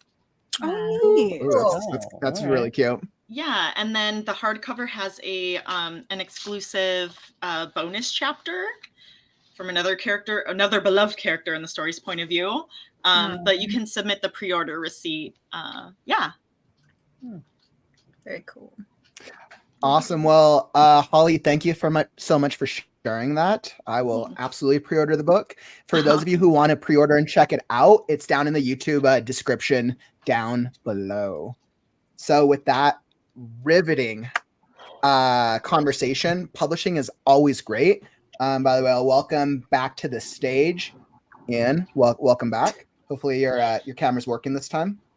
Maybe. Yay! Hey, there he is. We brought him back. Yay. Awesome.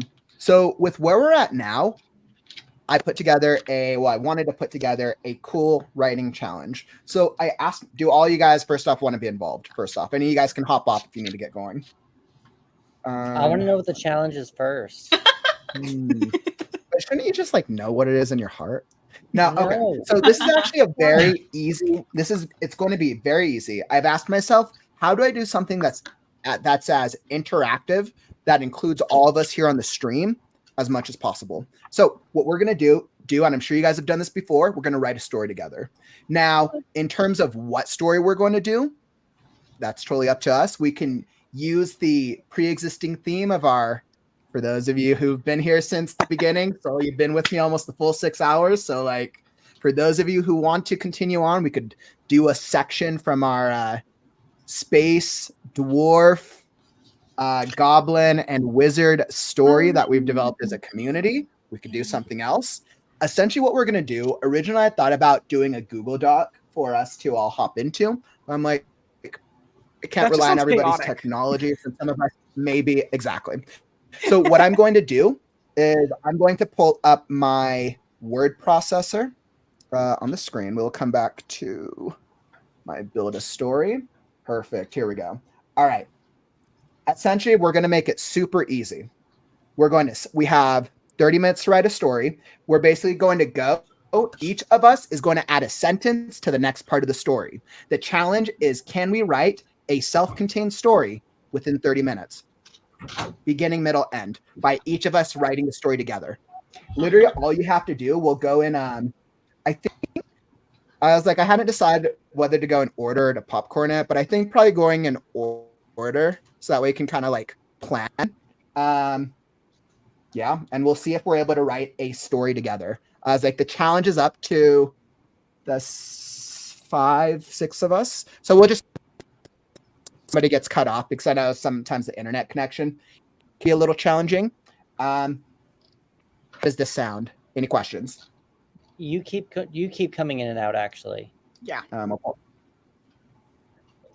I'm cutting in and out. Okay. Yeah, you're cutting in and out. Can you hear me now? I can hear you now. That old commercial. Like can you hear me now? Yes. As you were explaining. The moment I start explaining it, I just freeze. Yep. Okay. So if anything got missed out, essentially, we'll write a story together, 30 minutes. We'll see the challenge. Each of us will add one sentence. I'll write it on the screen. You just have to say the sentence out loud, and I'll add it to the story. And I think that will be the easiest. The challenge is, can we write a story together that has a self-contained beginning, middle, and end? I think we can. Or essentially, it's a scene.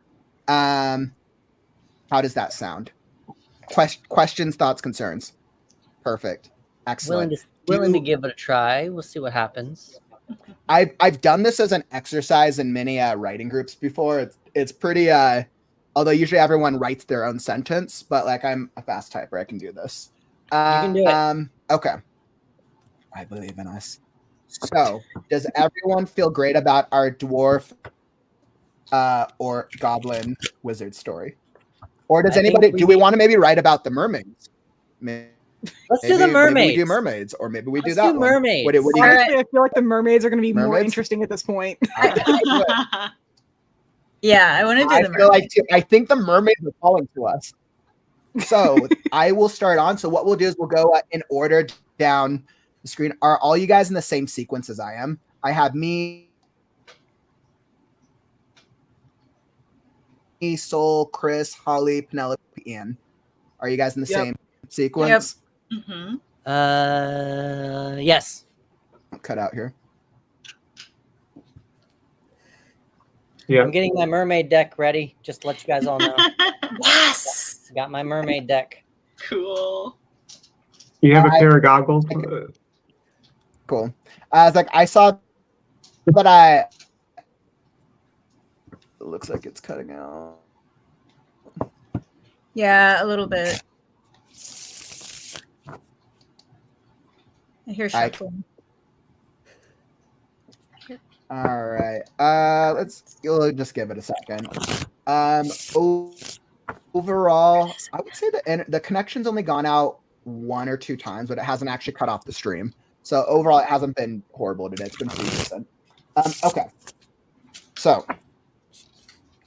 I'm gonna blow this up. All right. So this is going to be the mermaid story of whatever our mermaid decides to do. Okay. So I will start.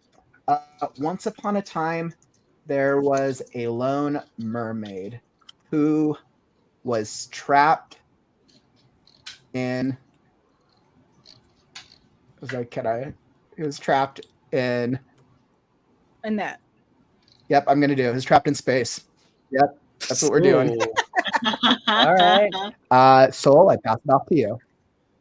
We're like, hey, we're upping the stakes from the beginning. So I'll pass it off to you. 1 sentence and go. The air was cold. All right, perfect. The air was cold. And by the way, guys, there's no bad sentences. The goal of this is it's a free write to just have fun. So whatever comes, comes. And Chris, on to you. Fuck. This is a lot harder than I thought it was going to be. The air was cold and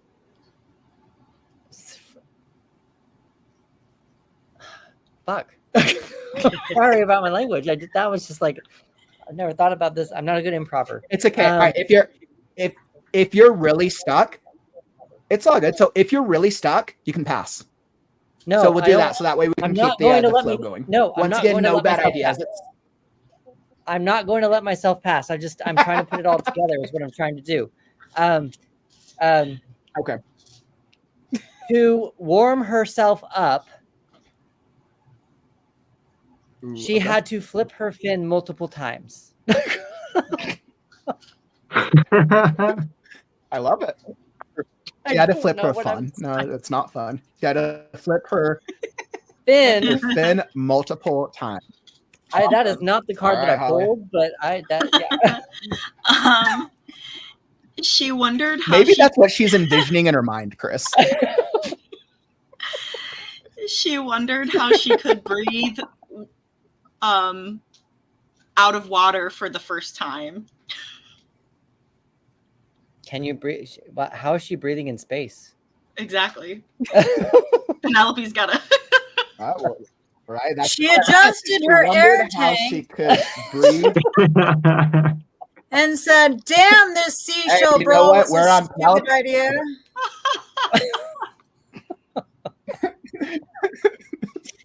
She adjusted this air tank and said, "Damn, this seashell, this bro! Was seashell. a stupid idea." Bro. Ooh, our mermaid's a little spicy. She gets an exclamation mark. All right, Ian, it's up to you, my friend. She didn't. Oh, I see. Breathe. She didn't like the air tank, so she went to Mars to look for water.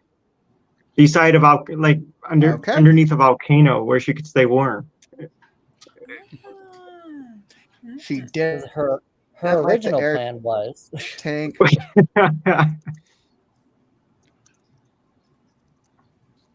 So she went to Mars to search for water, like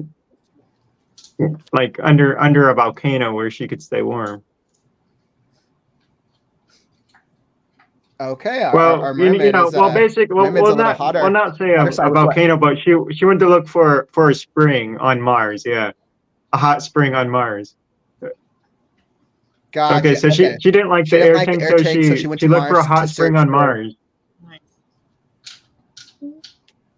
Went to Mars. We'll say Perfect. she didn't like the air tank, so yeah. she looked for a hot spring on Mars. Yeah. Beautiful. All right, who's next? Oh wait, that's me. All right, we're in space right now, and the air was cold.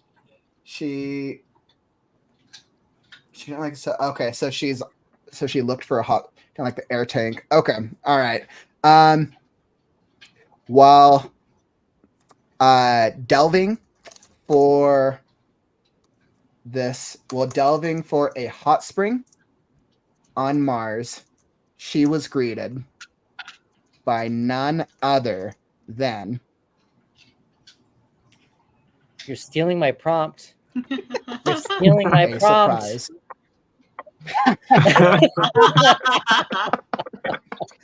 So I passed this on to you. I didn't build up that tension at all. It was a little green man. The Martian. Okay, that's what I'm gonna go with too.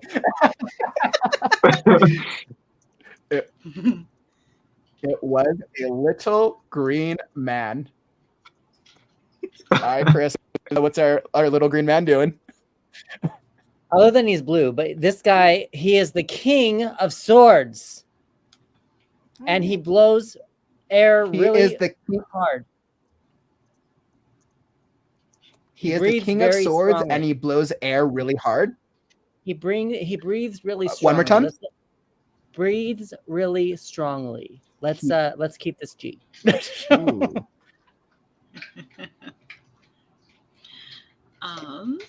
He is the king of swords, and he breathes really strongly.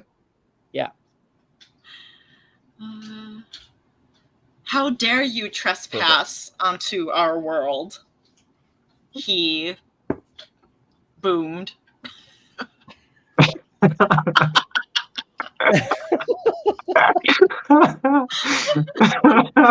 How dare you trespass? This is going to be capitalized. How dare you trespass on our world? He boomed. Ooh, this is a very loud little green man we're dealing with. King. He's a king. Although we know our mermaid's might be a little she might be a strong feminine character, so let's see what she does with this. The ground shook, which didn't bother the mermaid at all because she was floating in the air. It's not really trespassing if you're not touching the ground. The ground shook. The ground shook, which didn't bother the mermaid at all because she was floating. All right, and it's on to you, my friend. Yeah, the little green man swung his mighty sword to try and, well, I shouldn't say try. Let's see, right that much, I guess. The little green man swung his mighty sword to cut off the mermaid's tail. Ooh, man, this is angry. The little green man swung his sword to cut off the mermaid's tail. Ooh, that's sucks for a mermaid. That's. I didn't say whether or not she struck her though or not. You It's up did to not. Jared to tell us if she Let's see agrees. what am I gonna say? She cried out. Oh, okay. Let's see. The little green man swung his sword to cut off the mermaid's tail. She cried out. Let's see what her previous quote was. Down this seashell bra was a stupid idea. She cried out.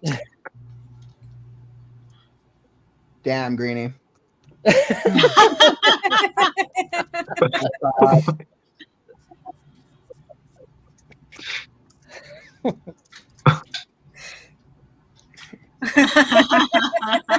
didn't actually further the action. I just added her comment. It leaves to you, Soul, to continue the action.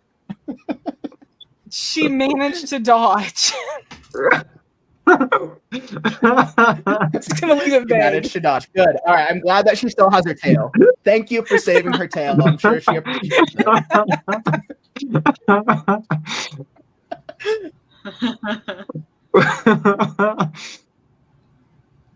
In the middle of her dodge, another floating creature. I was gonna say sea turtle, but sea turtle. She's able to grab the sea turtle shell, and he just goes with. They fly away.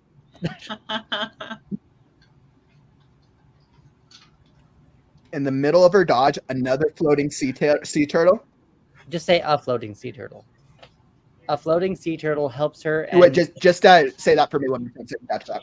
In the middle of her dodge, another floating sea turtle. In the middle of her dodge, a floating sea turtle allows her to grab his shell, and they float away, or they fly away, or whatever.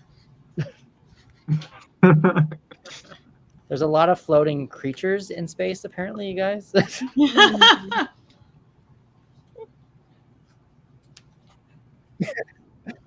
Chris, it cut out. Say that for me one more time. In the middle of her dodge, another floating sea turtle. In the middle of her dodge, a floating sea turtle allows her to grab his shell, and they float off. I'm trying to choose a different word than float, but they go away, fly away. I think it'd be float. And they float. And they float away. Float away.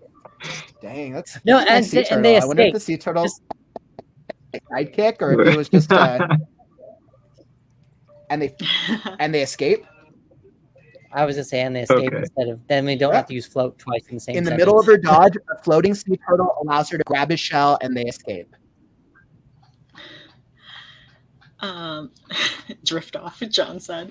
Excellent. So we're on a good roll right now. We are. Let's see. Okay, so we're halfway through. So we're about 15-minute mark. So let's see where we're at. Keep going. Holly, this is to you. How are we going to help our mermaid? Crush, what are you doing up here too? Is that the turtle's name? Yes. Wait, Crush? What? Crush from Finding Nemo. That's the only turtle I know. Guys, I really needed this laugh. This was Crush. good. What are you doing up here too?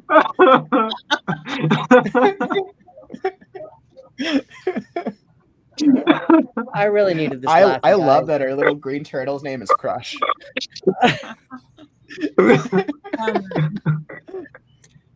I'm sailing. Could you say sailing too, maybe? I'm sailing to Neptune to ask the Dream King to help me with a problem for the sea turtles on Earth.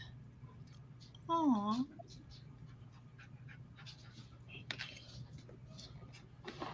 Oh, that's really sweet. Yeah, it's like, help me solve a problem for the turtles on Earth. All right, Ian. Oh man, let's see.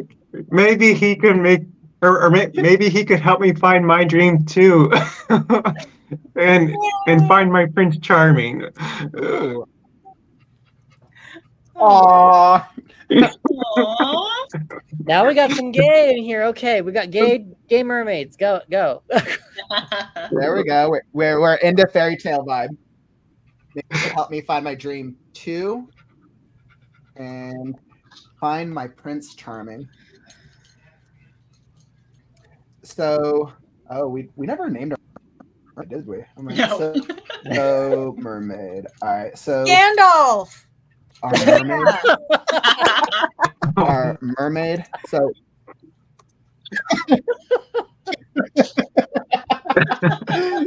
So mermaid and Crush the turtle. So mermaid and Crush cruised on. You could help me. Neptune.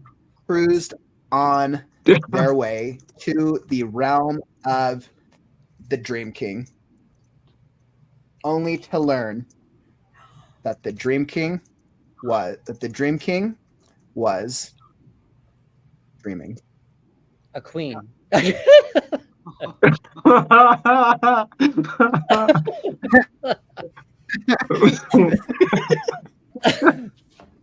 Dreaming.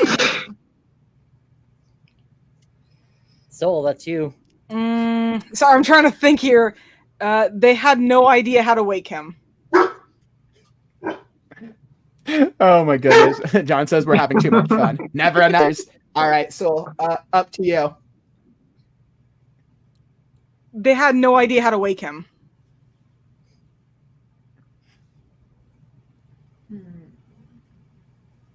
Did you hear? Did you hear? Nope, I missed it. One more time. They had no idea how to wake him.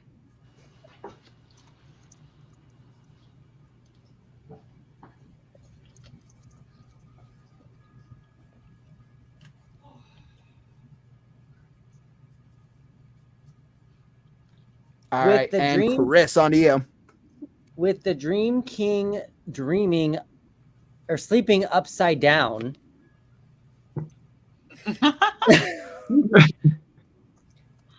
they wondered how. Yeah, that's perfect. Okay. They wondered if the Dream King has blood. Like, where does all of his blood go? Okay, so now we're just gonna get more down. They wondered where they wondered where does all his blood go?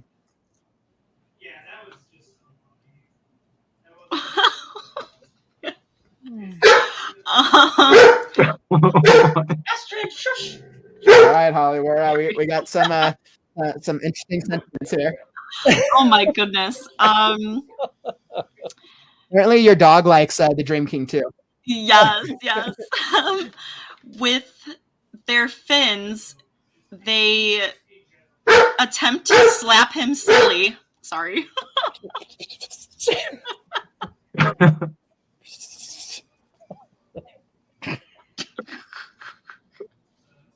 They attempted to slap with their fins. They attempted to slap him silly.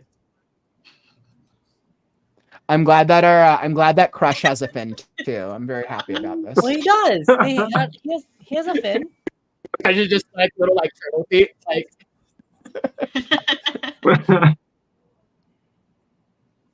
Penelope. All right, guys, 9 minutes. We got 9 minutes to wrap the story up. 9 minutes and onwards and upwards. All right, I'm gonna wake him up. When that do it? didn't work, is it a she mermaid? Because she's got the bra on, but I mean, Yes, it's a she mermaid, I think. Yes. Gandalfina took out her big fangs and bit the Dream King on the neck to drain some of the blood so he would wake up, which he did. Wow, Does that work? All right, I definitely missed. Oh. I need her name. Gandalfina. Gandalfina. Yeah. Oh my god. All right, when that didn't work, Gandalfina. Gandalfina, there it is. All right, when that didn't work, Gandalfina took her 3-inch long fangs and bit him.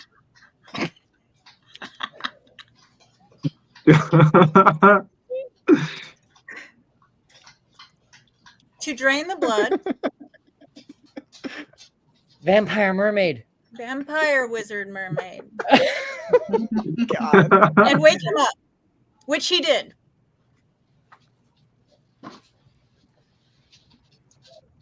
Is this like her like what she's calling herself? Like quoted vampire wizard mermaid. Yes. When that didn't work, good. Gandalfina took her 3-inch long fangs and bit him to drain the blood. Vampire wizard. All right, this is our protagonist. Oh man.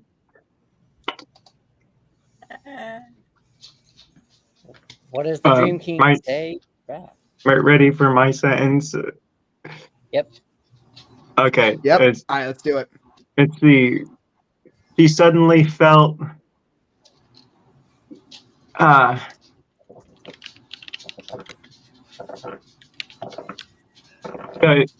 don't want to say infection, but I guess so.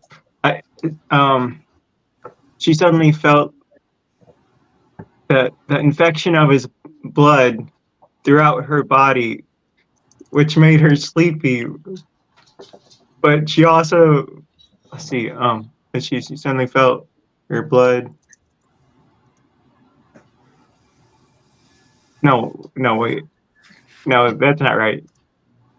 She suddenly felt his blood. Well,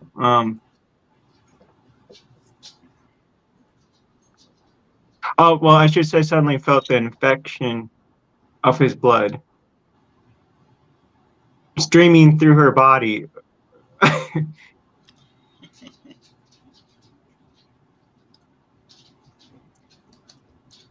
I do not want this Dream King's blood anywhere near me. She suddenly felt the infection of his blood. All right, so she suddenly felt his blood streaming through her body. Well, felt was that? the infection.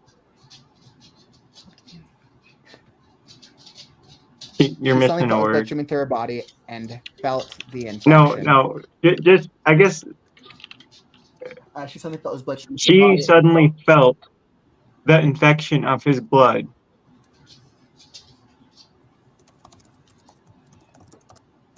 I think you're missing it. Oh, there. Okay. And she felt so she suddenly felt the infection of his blood streaming through her body. Oh, okay. Oh no, I'm not done though. She suddenly felt the infection of his blood streaming through her body, and she sensed her dream in her heart.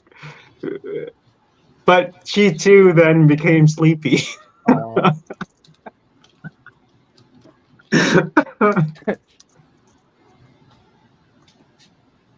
But she then too became. Ooh, all right. You got become there. I have the perfect next step. Crush cried out.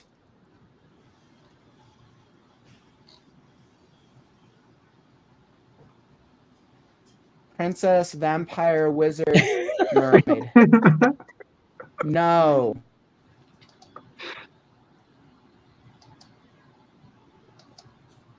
Planted a kiss on her lips to wake her up.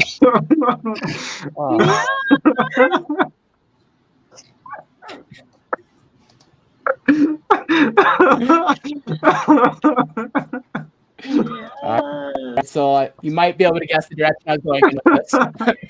Yeah, well, you're not gonna like my sentence. It did not work, and she fell to the floor. We've got 4 more sentences. How are we gonna end this? Aww. And she fell. All right, Chris. We got 4 more. Oh, and I was she gonna fell. say it did not work. I was gonna say, crap. I want to pay attention now to like the dream guy, because like he needs to wake up. Dream guy, the dream he king. did wake up though. Did he? Where? Like He's awake, but then she fell asleep. I missed that part. I know that she bit him suddenly through the body, sensed her dream, but she was too sleepy. The Dream King called upon his fairy godmother to fix this whole situation, as it was a big misunderstanding.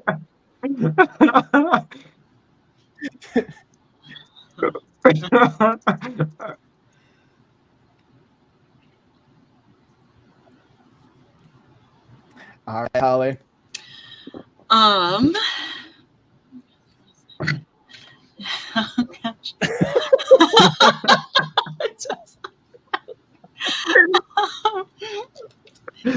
She All right. Gandalfina awoke with a I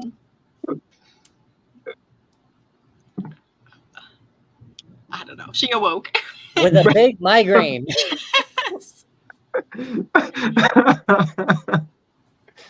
Oh my god. I'm like this is so hard. Awoke and so we have Gandalf and awoke. and hugged the fairy godmother. Thank you for saving me. Yep.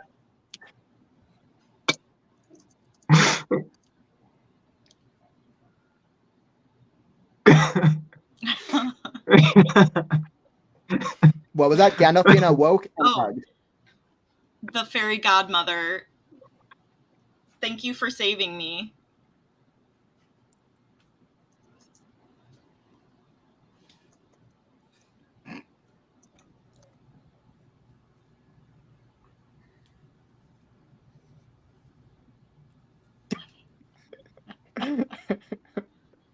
All right, Penelope. And you got 2 more sentences to finish this off. I believe in us. Then she woke up in her real bed, wearing her sparkly vampire pajamas and rubbing her eyes. And she said,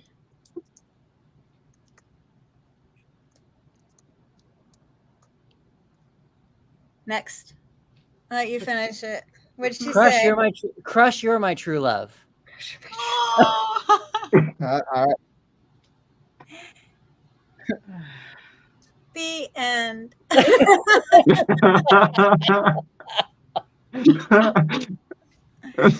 That's so funny. We need to post that somewhere and just be All like, right, you guys, are you Could AI do this? All right, guys, are you ready to you're like, suck on that, AI. All right, guys, are you ready for this story? Are you guys ready for this? Yes. Read it. All right, so a little too far. 1 second. All right, we're gonna call this a mermaid story. A mermaid story by the second. Once upon a time, there was a lone mermaid who was trapped in space. The air was cold. To warm herself up, she had to flip within multiple times. She wondered how she could breathe out of water for the first time. She adjusted this air tank and said, "Damn, this seashell bra was a stupid idea." She didn't like the air tank, so she looked for a hot spring on Mars. While delving for a hot spring on Mars, she was greeted by none other than a surprise. It was a little green man. He is the king of swords, and he breathes really strongly. "How dare you trespass on our world?" he boomed. The ground shook, which didn't bother the mermaid at all because she was floating. The little green man swung his sword to cut off the mermaid's tail. She cried out, "Damn, Greenie! I thought Martians were supposed to be cool!"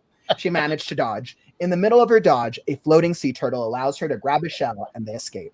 "Crush, what are you doing up here too?"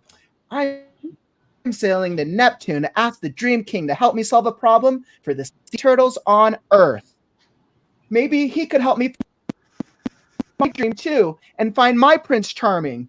So Mermaid and Crush cruised on their way to the realm of the Dream King, only to learn that the Dream King was dreaming. They had no idea how to wake him. With the Dream King sleeping upside down, they wondered where does all his blood go. With their fins, they attempted to slap him silly. When that didn't work, Gandalfina took her 3-inch long fangs and bit him to drain the blood. Vampire, wizard, mermaid. She suddenly felt the infection of his blood streaming through her body, and she sensed the dream in her heart. Wizard, mermaid, no! As he planted a kiss on her lips to wake her up. It did not work, and she fell to the floor. The Dream King called upon his fairy godmother to fix this whole situation, as it was a big misunderstanding. Gandalfina awoke and hugged the fairy godmother. Thank you for saving me. Then she woke up in her real bed, in her sparkly vampire pajamas, rubbing her eyes, and she said, Crush, you're my true love. The end. Yay! We did it. I was like, I'll give it a We're guys, really great job. Were you guys able to hear most of that? I was like, I'm hoping I didn't cut out too much. Yeah. Yay. Guys, really, really great work. I've done these exercises before, and I continue to be impressed at everyone's creativity. Because there's no right or wrong way to do these types of stories. And it just goes to show, at the end of the day, have fun. Because who doesn't want to write a story about a vampire, wizard, mermaid? You guys, rock. This will be our next. I just have to say thank you. What was that, Chris? I said I just have to say thank you because the last couple of days I've been crying off and on, and that just I really needed a laugh. So that was I thank you guys. Aww. Well, our heart goes with and I was like heart too. Aww. Well, I'm happy to have you here, Chris. I'm happy to have each of you here. That was a lot of fun. I love doing that type of thing. We're at 6 hours. I got 7 more minutes to make it exactly 6 hours. So you guys can join me for this last 6 minutes, or you can bounce. Completely up to you. You had an announcement. Exactly. So my big announcement. So the future of Kauffman's Corner. I've been thinking about it for a while, and I've been really challenging. What do I want the writing brand? What do I want it to be? For those of you who don't know, Kauffman's Corner is a brand. I started as a YouTube channel about 12 years ago. I did 20 videos and then got burnt out. I tried it again 5 years later, did about 40 videos and got burnt out. I returned to the Kauffman's Corner brand, which is really the YouTube channel at heart. And have since, clearly, you guys know, I'm clearly a writing brand. So I realized that there are a lot of successful brands out there who go by their name. And I could do that. I could stick with Kauffman's Corner and be successful, but it doesn't align with my ultimate goal. My overall goal is to create a writing lifestyle brand that writers from all around the world can come to every single day for different types of writing content, shows, styles, things, whatever you name it. Ultimately, it isn't my goal to do this by myself. My end goal is to do this with a team and a collaborative, as a collaborative endeavor, but it starts with me because I realize I have to build up the base and the foundation to be successful.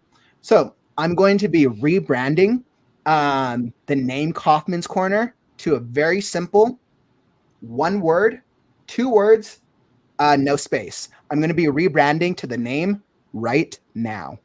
Very straightforward, no space. Capital WRITE, capital NOW. No spaces. I thought that it would be a popular brand already. There's a couple of YouTube channels out there with the Right Now brand, but nobody's doing content like I. And I feel confident in myself that I can create the most awesome creative writing brand that this world has ever seen. So I'm going to be rebranding as Right Now, which I'm basically treating as like the social media writing brand that creates inspirational writing videos, styles, and different types of things. Most of you guys have been on my podcast previously. Right now, I currently have 4 shows. I have the Kauffman Writes, which is my daily writing sprints. I have the Story and Critique Show, which is where I edit and review and do the story critiques every Saturday, which the community loves. Those of you here in the stream, thank you for joining me. It's been a great experience. And then Sunday is obviously the podcast where I have each of you on here. I've had Chris and Holly, I've had you guys on for the podcast, all great episodes. I'm slightly adjusting the name of the podcast. Originally, I wanted to go Creative Right Now. I think it's catchier to rebrand it as Create Right Now. Mm-hmm. I think that's just catchier. So it's going to be the Create Right Now podcast. And then I also have the Storytime segment, which is one that I'm still playing around with, where I read best-selling novels. As I look towards the next 6 months, clearly I've done 180 plus days of consecutive live streams. My goal is another 180 days. I'm going for a full year. I recognize to align with my goal, though, in the long term, I'm not going to be able to stream every day for the rest of my life. That's just not realistic. I can definitely do it for a year. I can probably do it longer, depending on how I'm feeling, but long term, it's not realistic. So my goal for the next 6 months is I'm going to start opening it up to members of the writing community, other writers who want their voice to be heard and want to try doing a collaborative effort with their writing style to put themselves out in front of an audience. The way I'm framing it is I'm going to be offering as a producer to host a new writing segment, which would be a collaboration. It would be hosted through my channel and whatever channels they want to do. The thing is, it can be hosted everywhere. I have the experience of video production, writing, editing, coaching, all the stuff to help bring the things to life.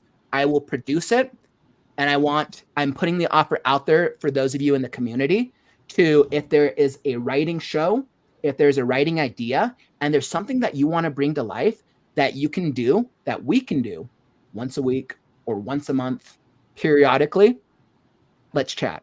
Bring it to me because I'm starting to look for ideas. I would love for there to be a future where there's like a couple times a month, there's different types of one-time events. Like I did an author website review stream last week. It would be cool if there were things like that all the time because every writer has different specialties. It would be cool to have one or two other writers that I can collaborate with, whether that's another podcast or whether that's something else altogether. 1 to 2 times a week. I'm going to start opening up my Wednesday writing streams to the community to come join me on stream, specifically like this format, specifically like where we all just come on. I want it to feel like a writer's group, and I invite each of you who are here and any of you who are watching this on the live stream or on the replay to come join me on Wednesdays. Just message me if you want to come hop on the stream and let's write together because I enjoy the writing process. And I think the more of us that collaborate and band together, the more we spread awareness with the chaotic nature of the world, that we can create more great energy, put out more great storytelling, and more things that create this type of experience with other writers who are struggling with writing. So that's my goal. My goals over the next 6 months. Of course, also going to keep refining and developing the pre-existing shows with the Story and Critique show and the podcast. The podcast, I have even bigger guests coming on. I have about 5 to 6 guests line up over the next 2 months of all more and more authors, writing service brands. So if there's anyone that any of you guys know who you think like, hey, Jared, this would make a great person to chat with, send them my way and I'll chat with them. I feel confident in my ability to hold a conversation and hopefully create an experience. And that's my goal for the next 6 months. That and finish Last Scarecrow. Those are my 2 goals as that pertains to my writing brand. So that's my big announcement. Thank you for listening. You want to make TV shows with wizard, vampire, mermaids. That's what you want. Yes. Got it. Yes. My man. Yes. Yes, please. And I think what it is, and I think how the execution of some of these will change. but I'm starting to put it out there as I want to create more of a collaborative effort and collaborative environment. Yeah, that's my big news. So I will probably start rebranding my social media stuff, probably starting next week. So that's where I'm at. I want to thank each of the 6 of you for joining me today. I had such a fun time, and we actually just crossed the 6-hour mark. Exactly over 6 hours of live streaming. Soul, you've been here with me the entire time, so you deserve as much props to this, to our perseverance. It's been a great experience. For those of you joining in on the live stream and joining in or watching this on the replay, thank you for joining in on the conversation. Thank you for participating and having fun. I want to thank each of our guests, Chris, Holly, Ian. We also had Heather, Natasje, and I think that was everyone. I was like, God, I hope I got everyone. And then I was like, brain fart. And Josh. And then, of course, Sol and Penelope. Thanks for joining us. It's been really great. I've had such a fun time today. I'm surprised I still have a voice. And the only reason that this was possible was because each of you guys, each of you who are here with me right now, made this experience possible. My goal will be to do this again in the future as I come back and as I think about what worked, what didn't, and just continue to create these once in a while experiences, because I believe in creating cool writing stuff and I enjoy the process. And I would like the entire world to know that. And I think each of you guys, as we just saw in this 30-minute challenge, are extremely creative. Everyone here should be proud that we just created a super cool story off the cuff of our pants. Even though it's corny AF and it's a wizard, vampire, mermaid, people would love this story. Vampire, wizard, mermaid. Oh, I keep saying wizard, vampire. Vampire, wizard, mermaid. Vampire, wizard, mermaid. You can't forget those things. You cannot forget those things. For anybody who wants to check out this story, I'm still working through creating a community tool. I'm going to be having it up on my website soon once I finish putting it together. This story will be the first one that I post up there. I might post this on my social media channels in the meantime as kind of like promo to come watch the replay, because this story was super cool. If you guys want it, maybe I'll send it out as the group story when I send out all the thank you emails. But yeah, the story was fun. And then for those of you who joined in on this experience, don't forget, follow and subscribe. More writing stuff to come. 180 days and 180 more days and many more writing streams. So thank you, my friends. Thank you for joining me. And we made it 6 hours of streaming, 6 hours of writing sprints and chats and everything. I hope you learned. Thank you guys for joining us. And that brings us to the end of the first epic 6-hour write-a-thon. Thank you, my friends. And don't forget, words are wind, but stories are forever. I'm Kauffman. These are all my guests. You guys are all awesome, and we will catch you in the next video.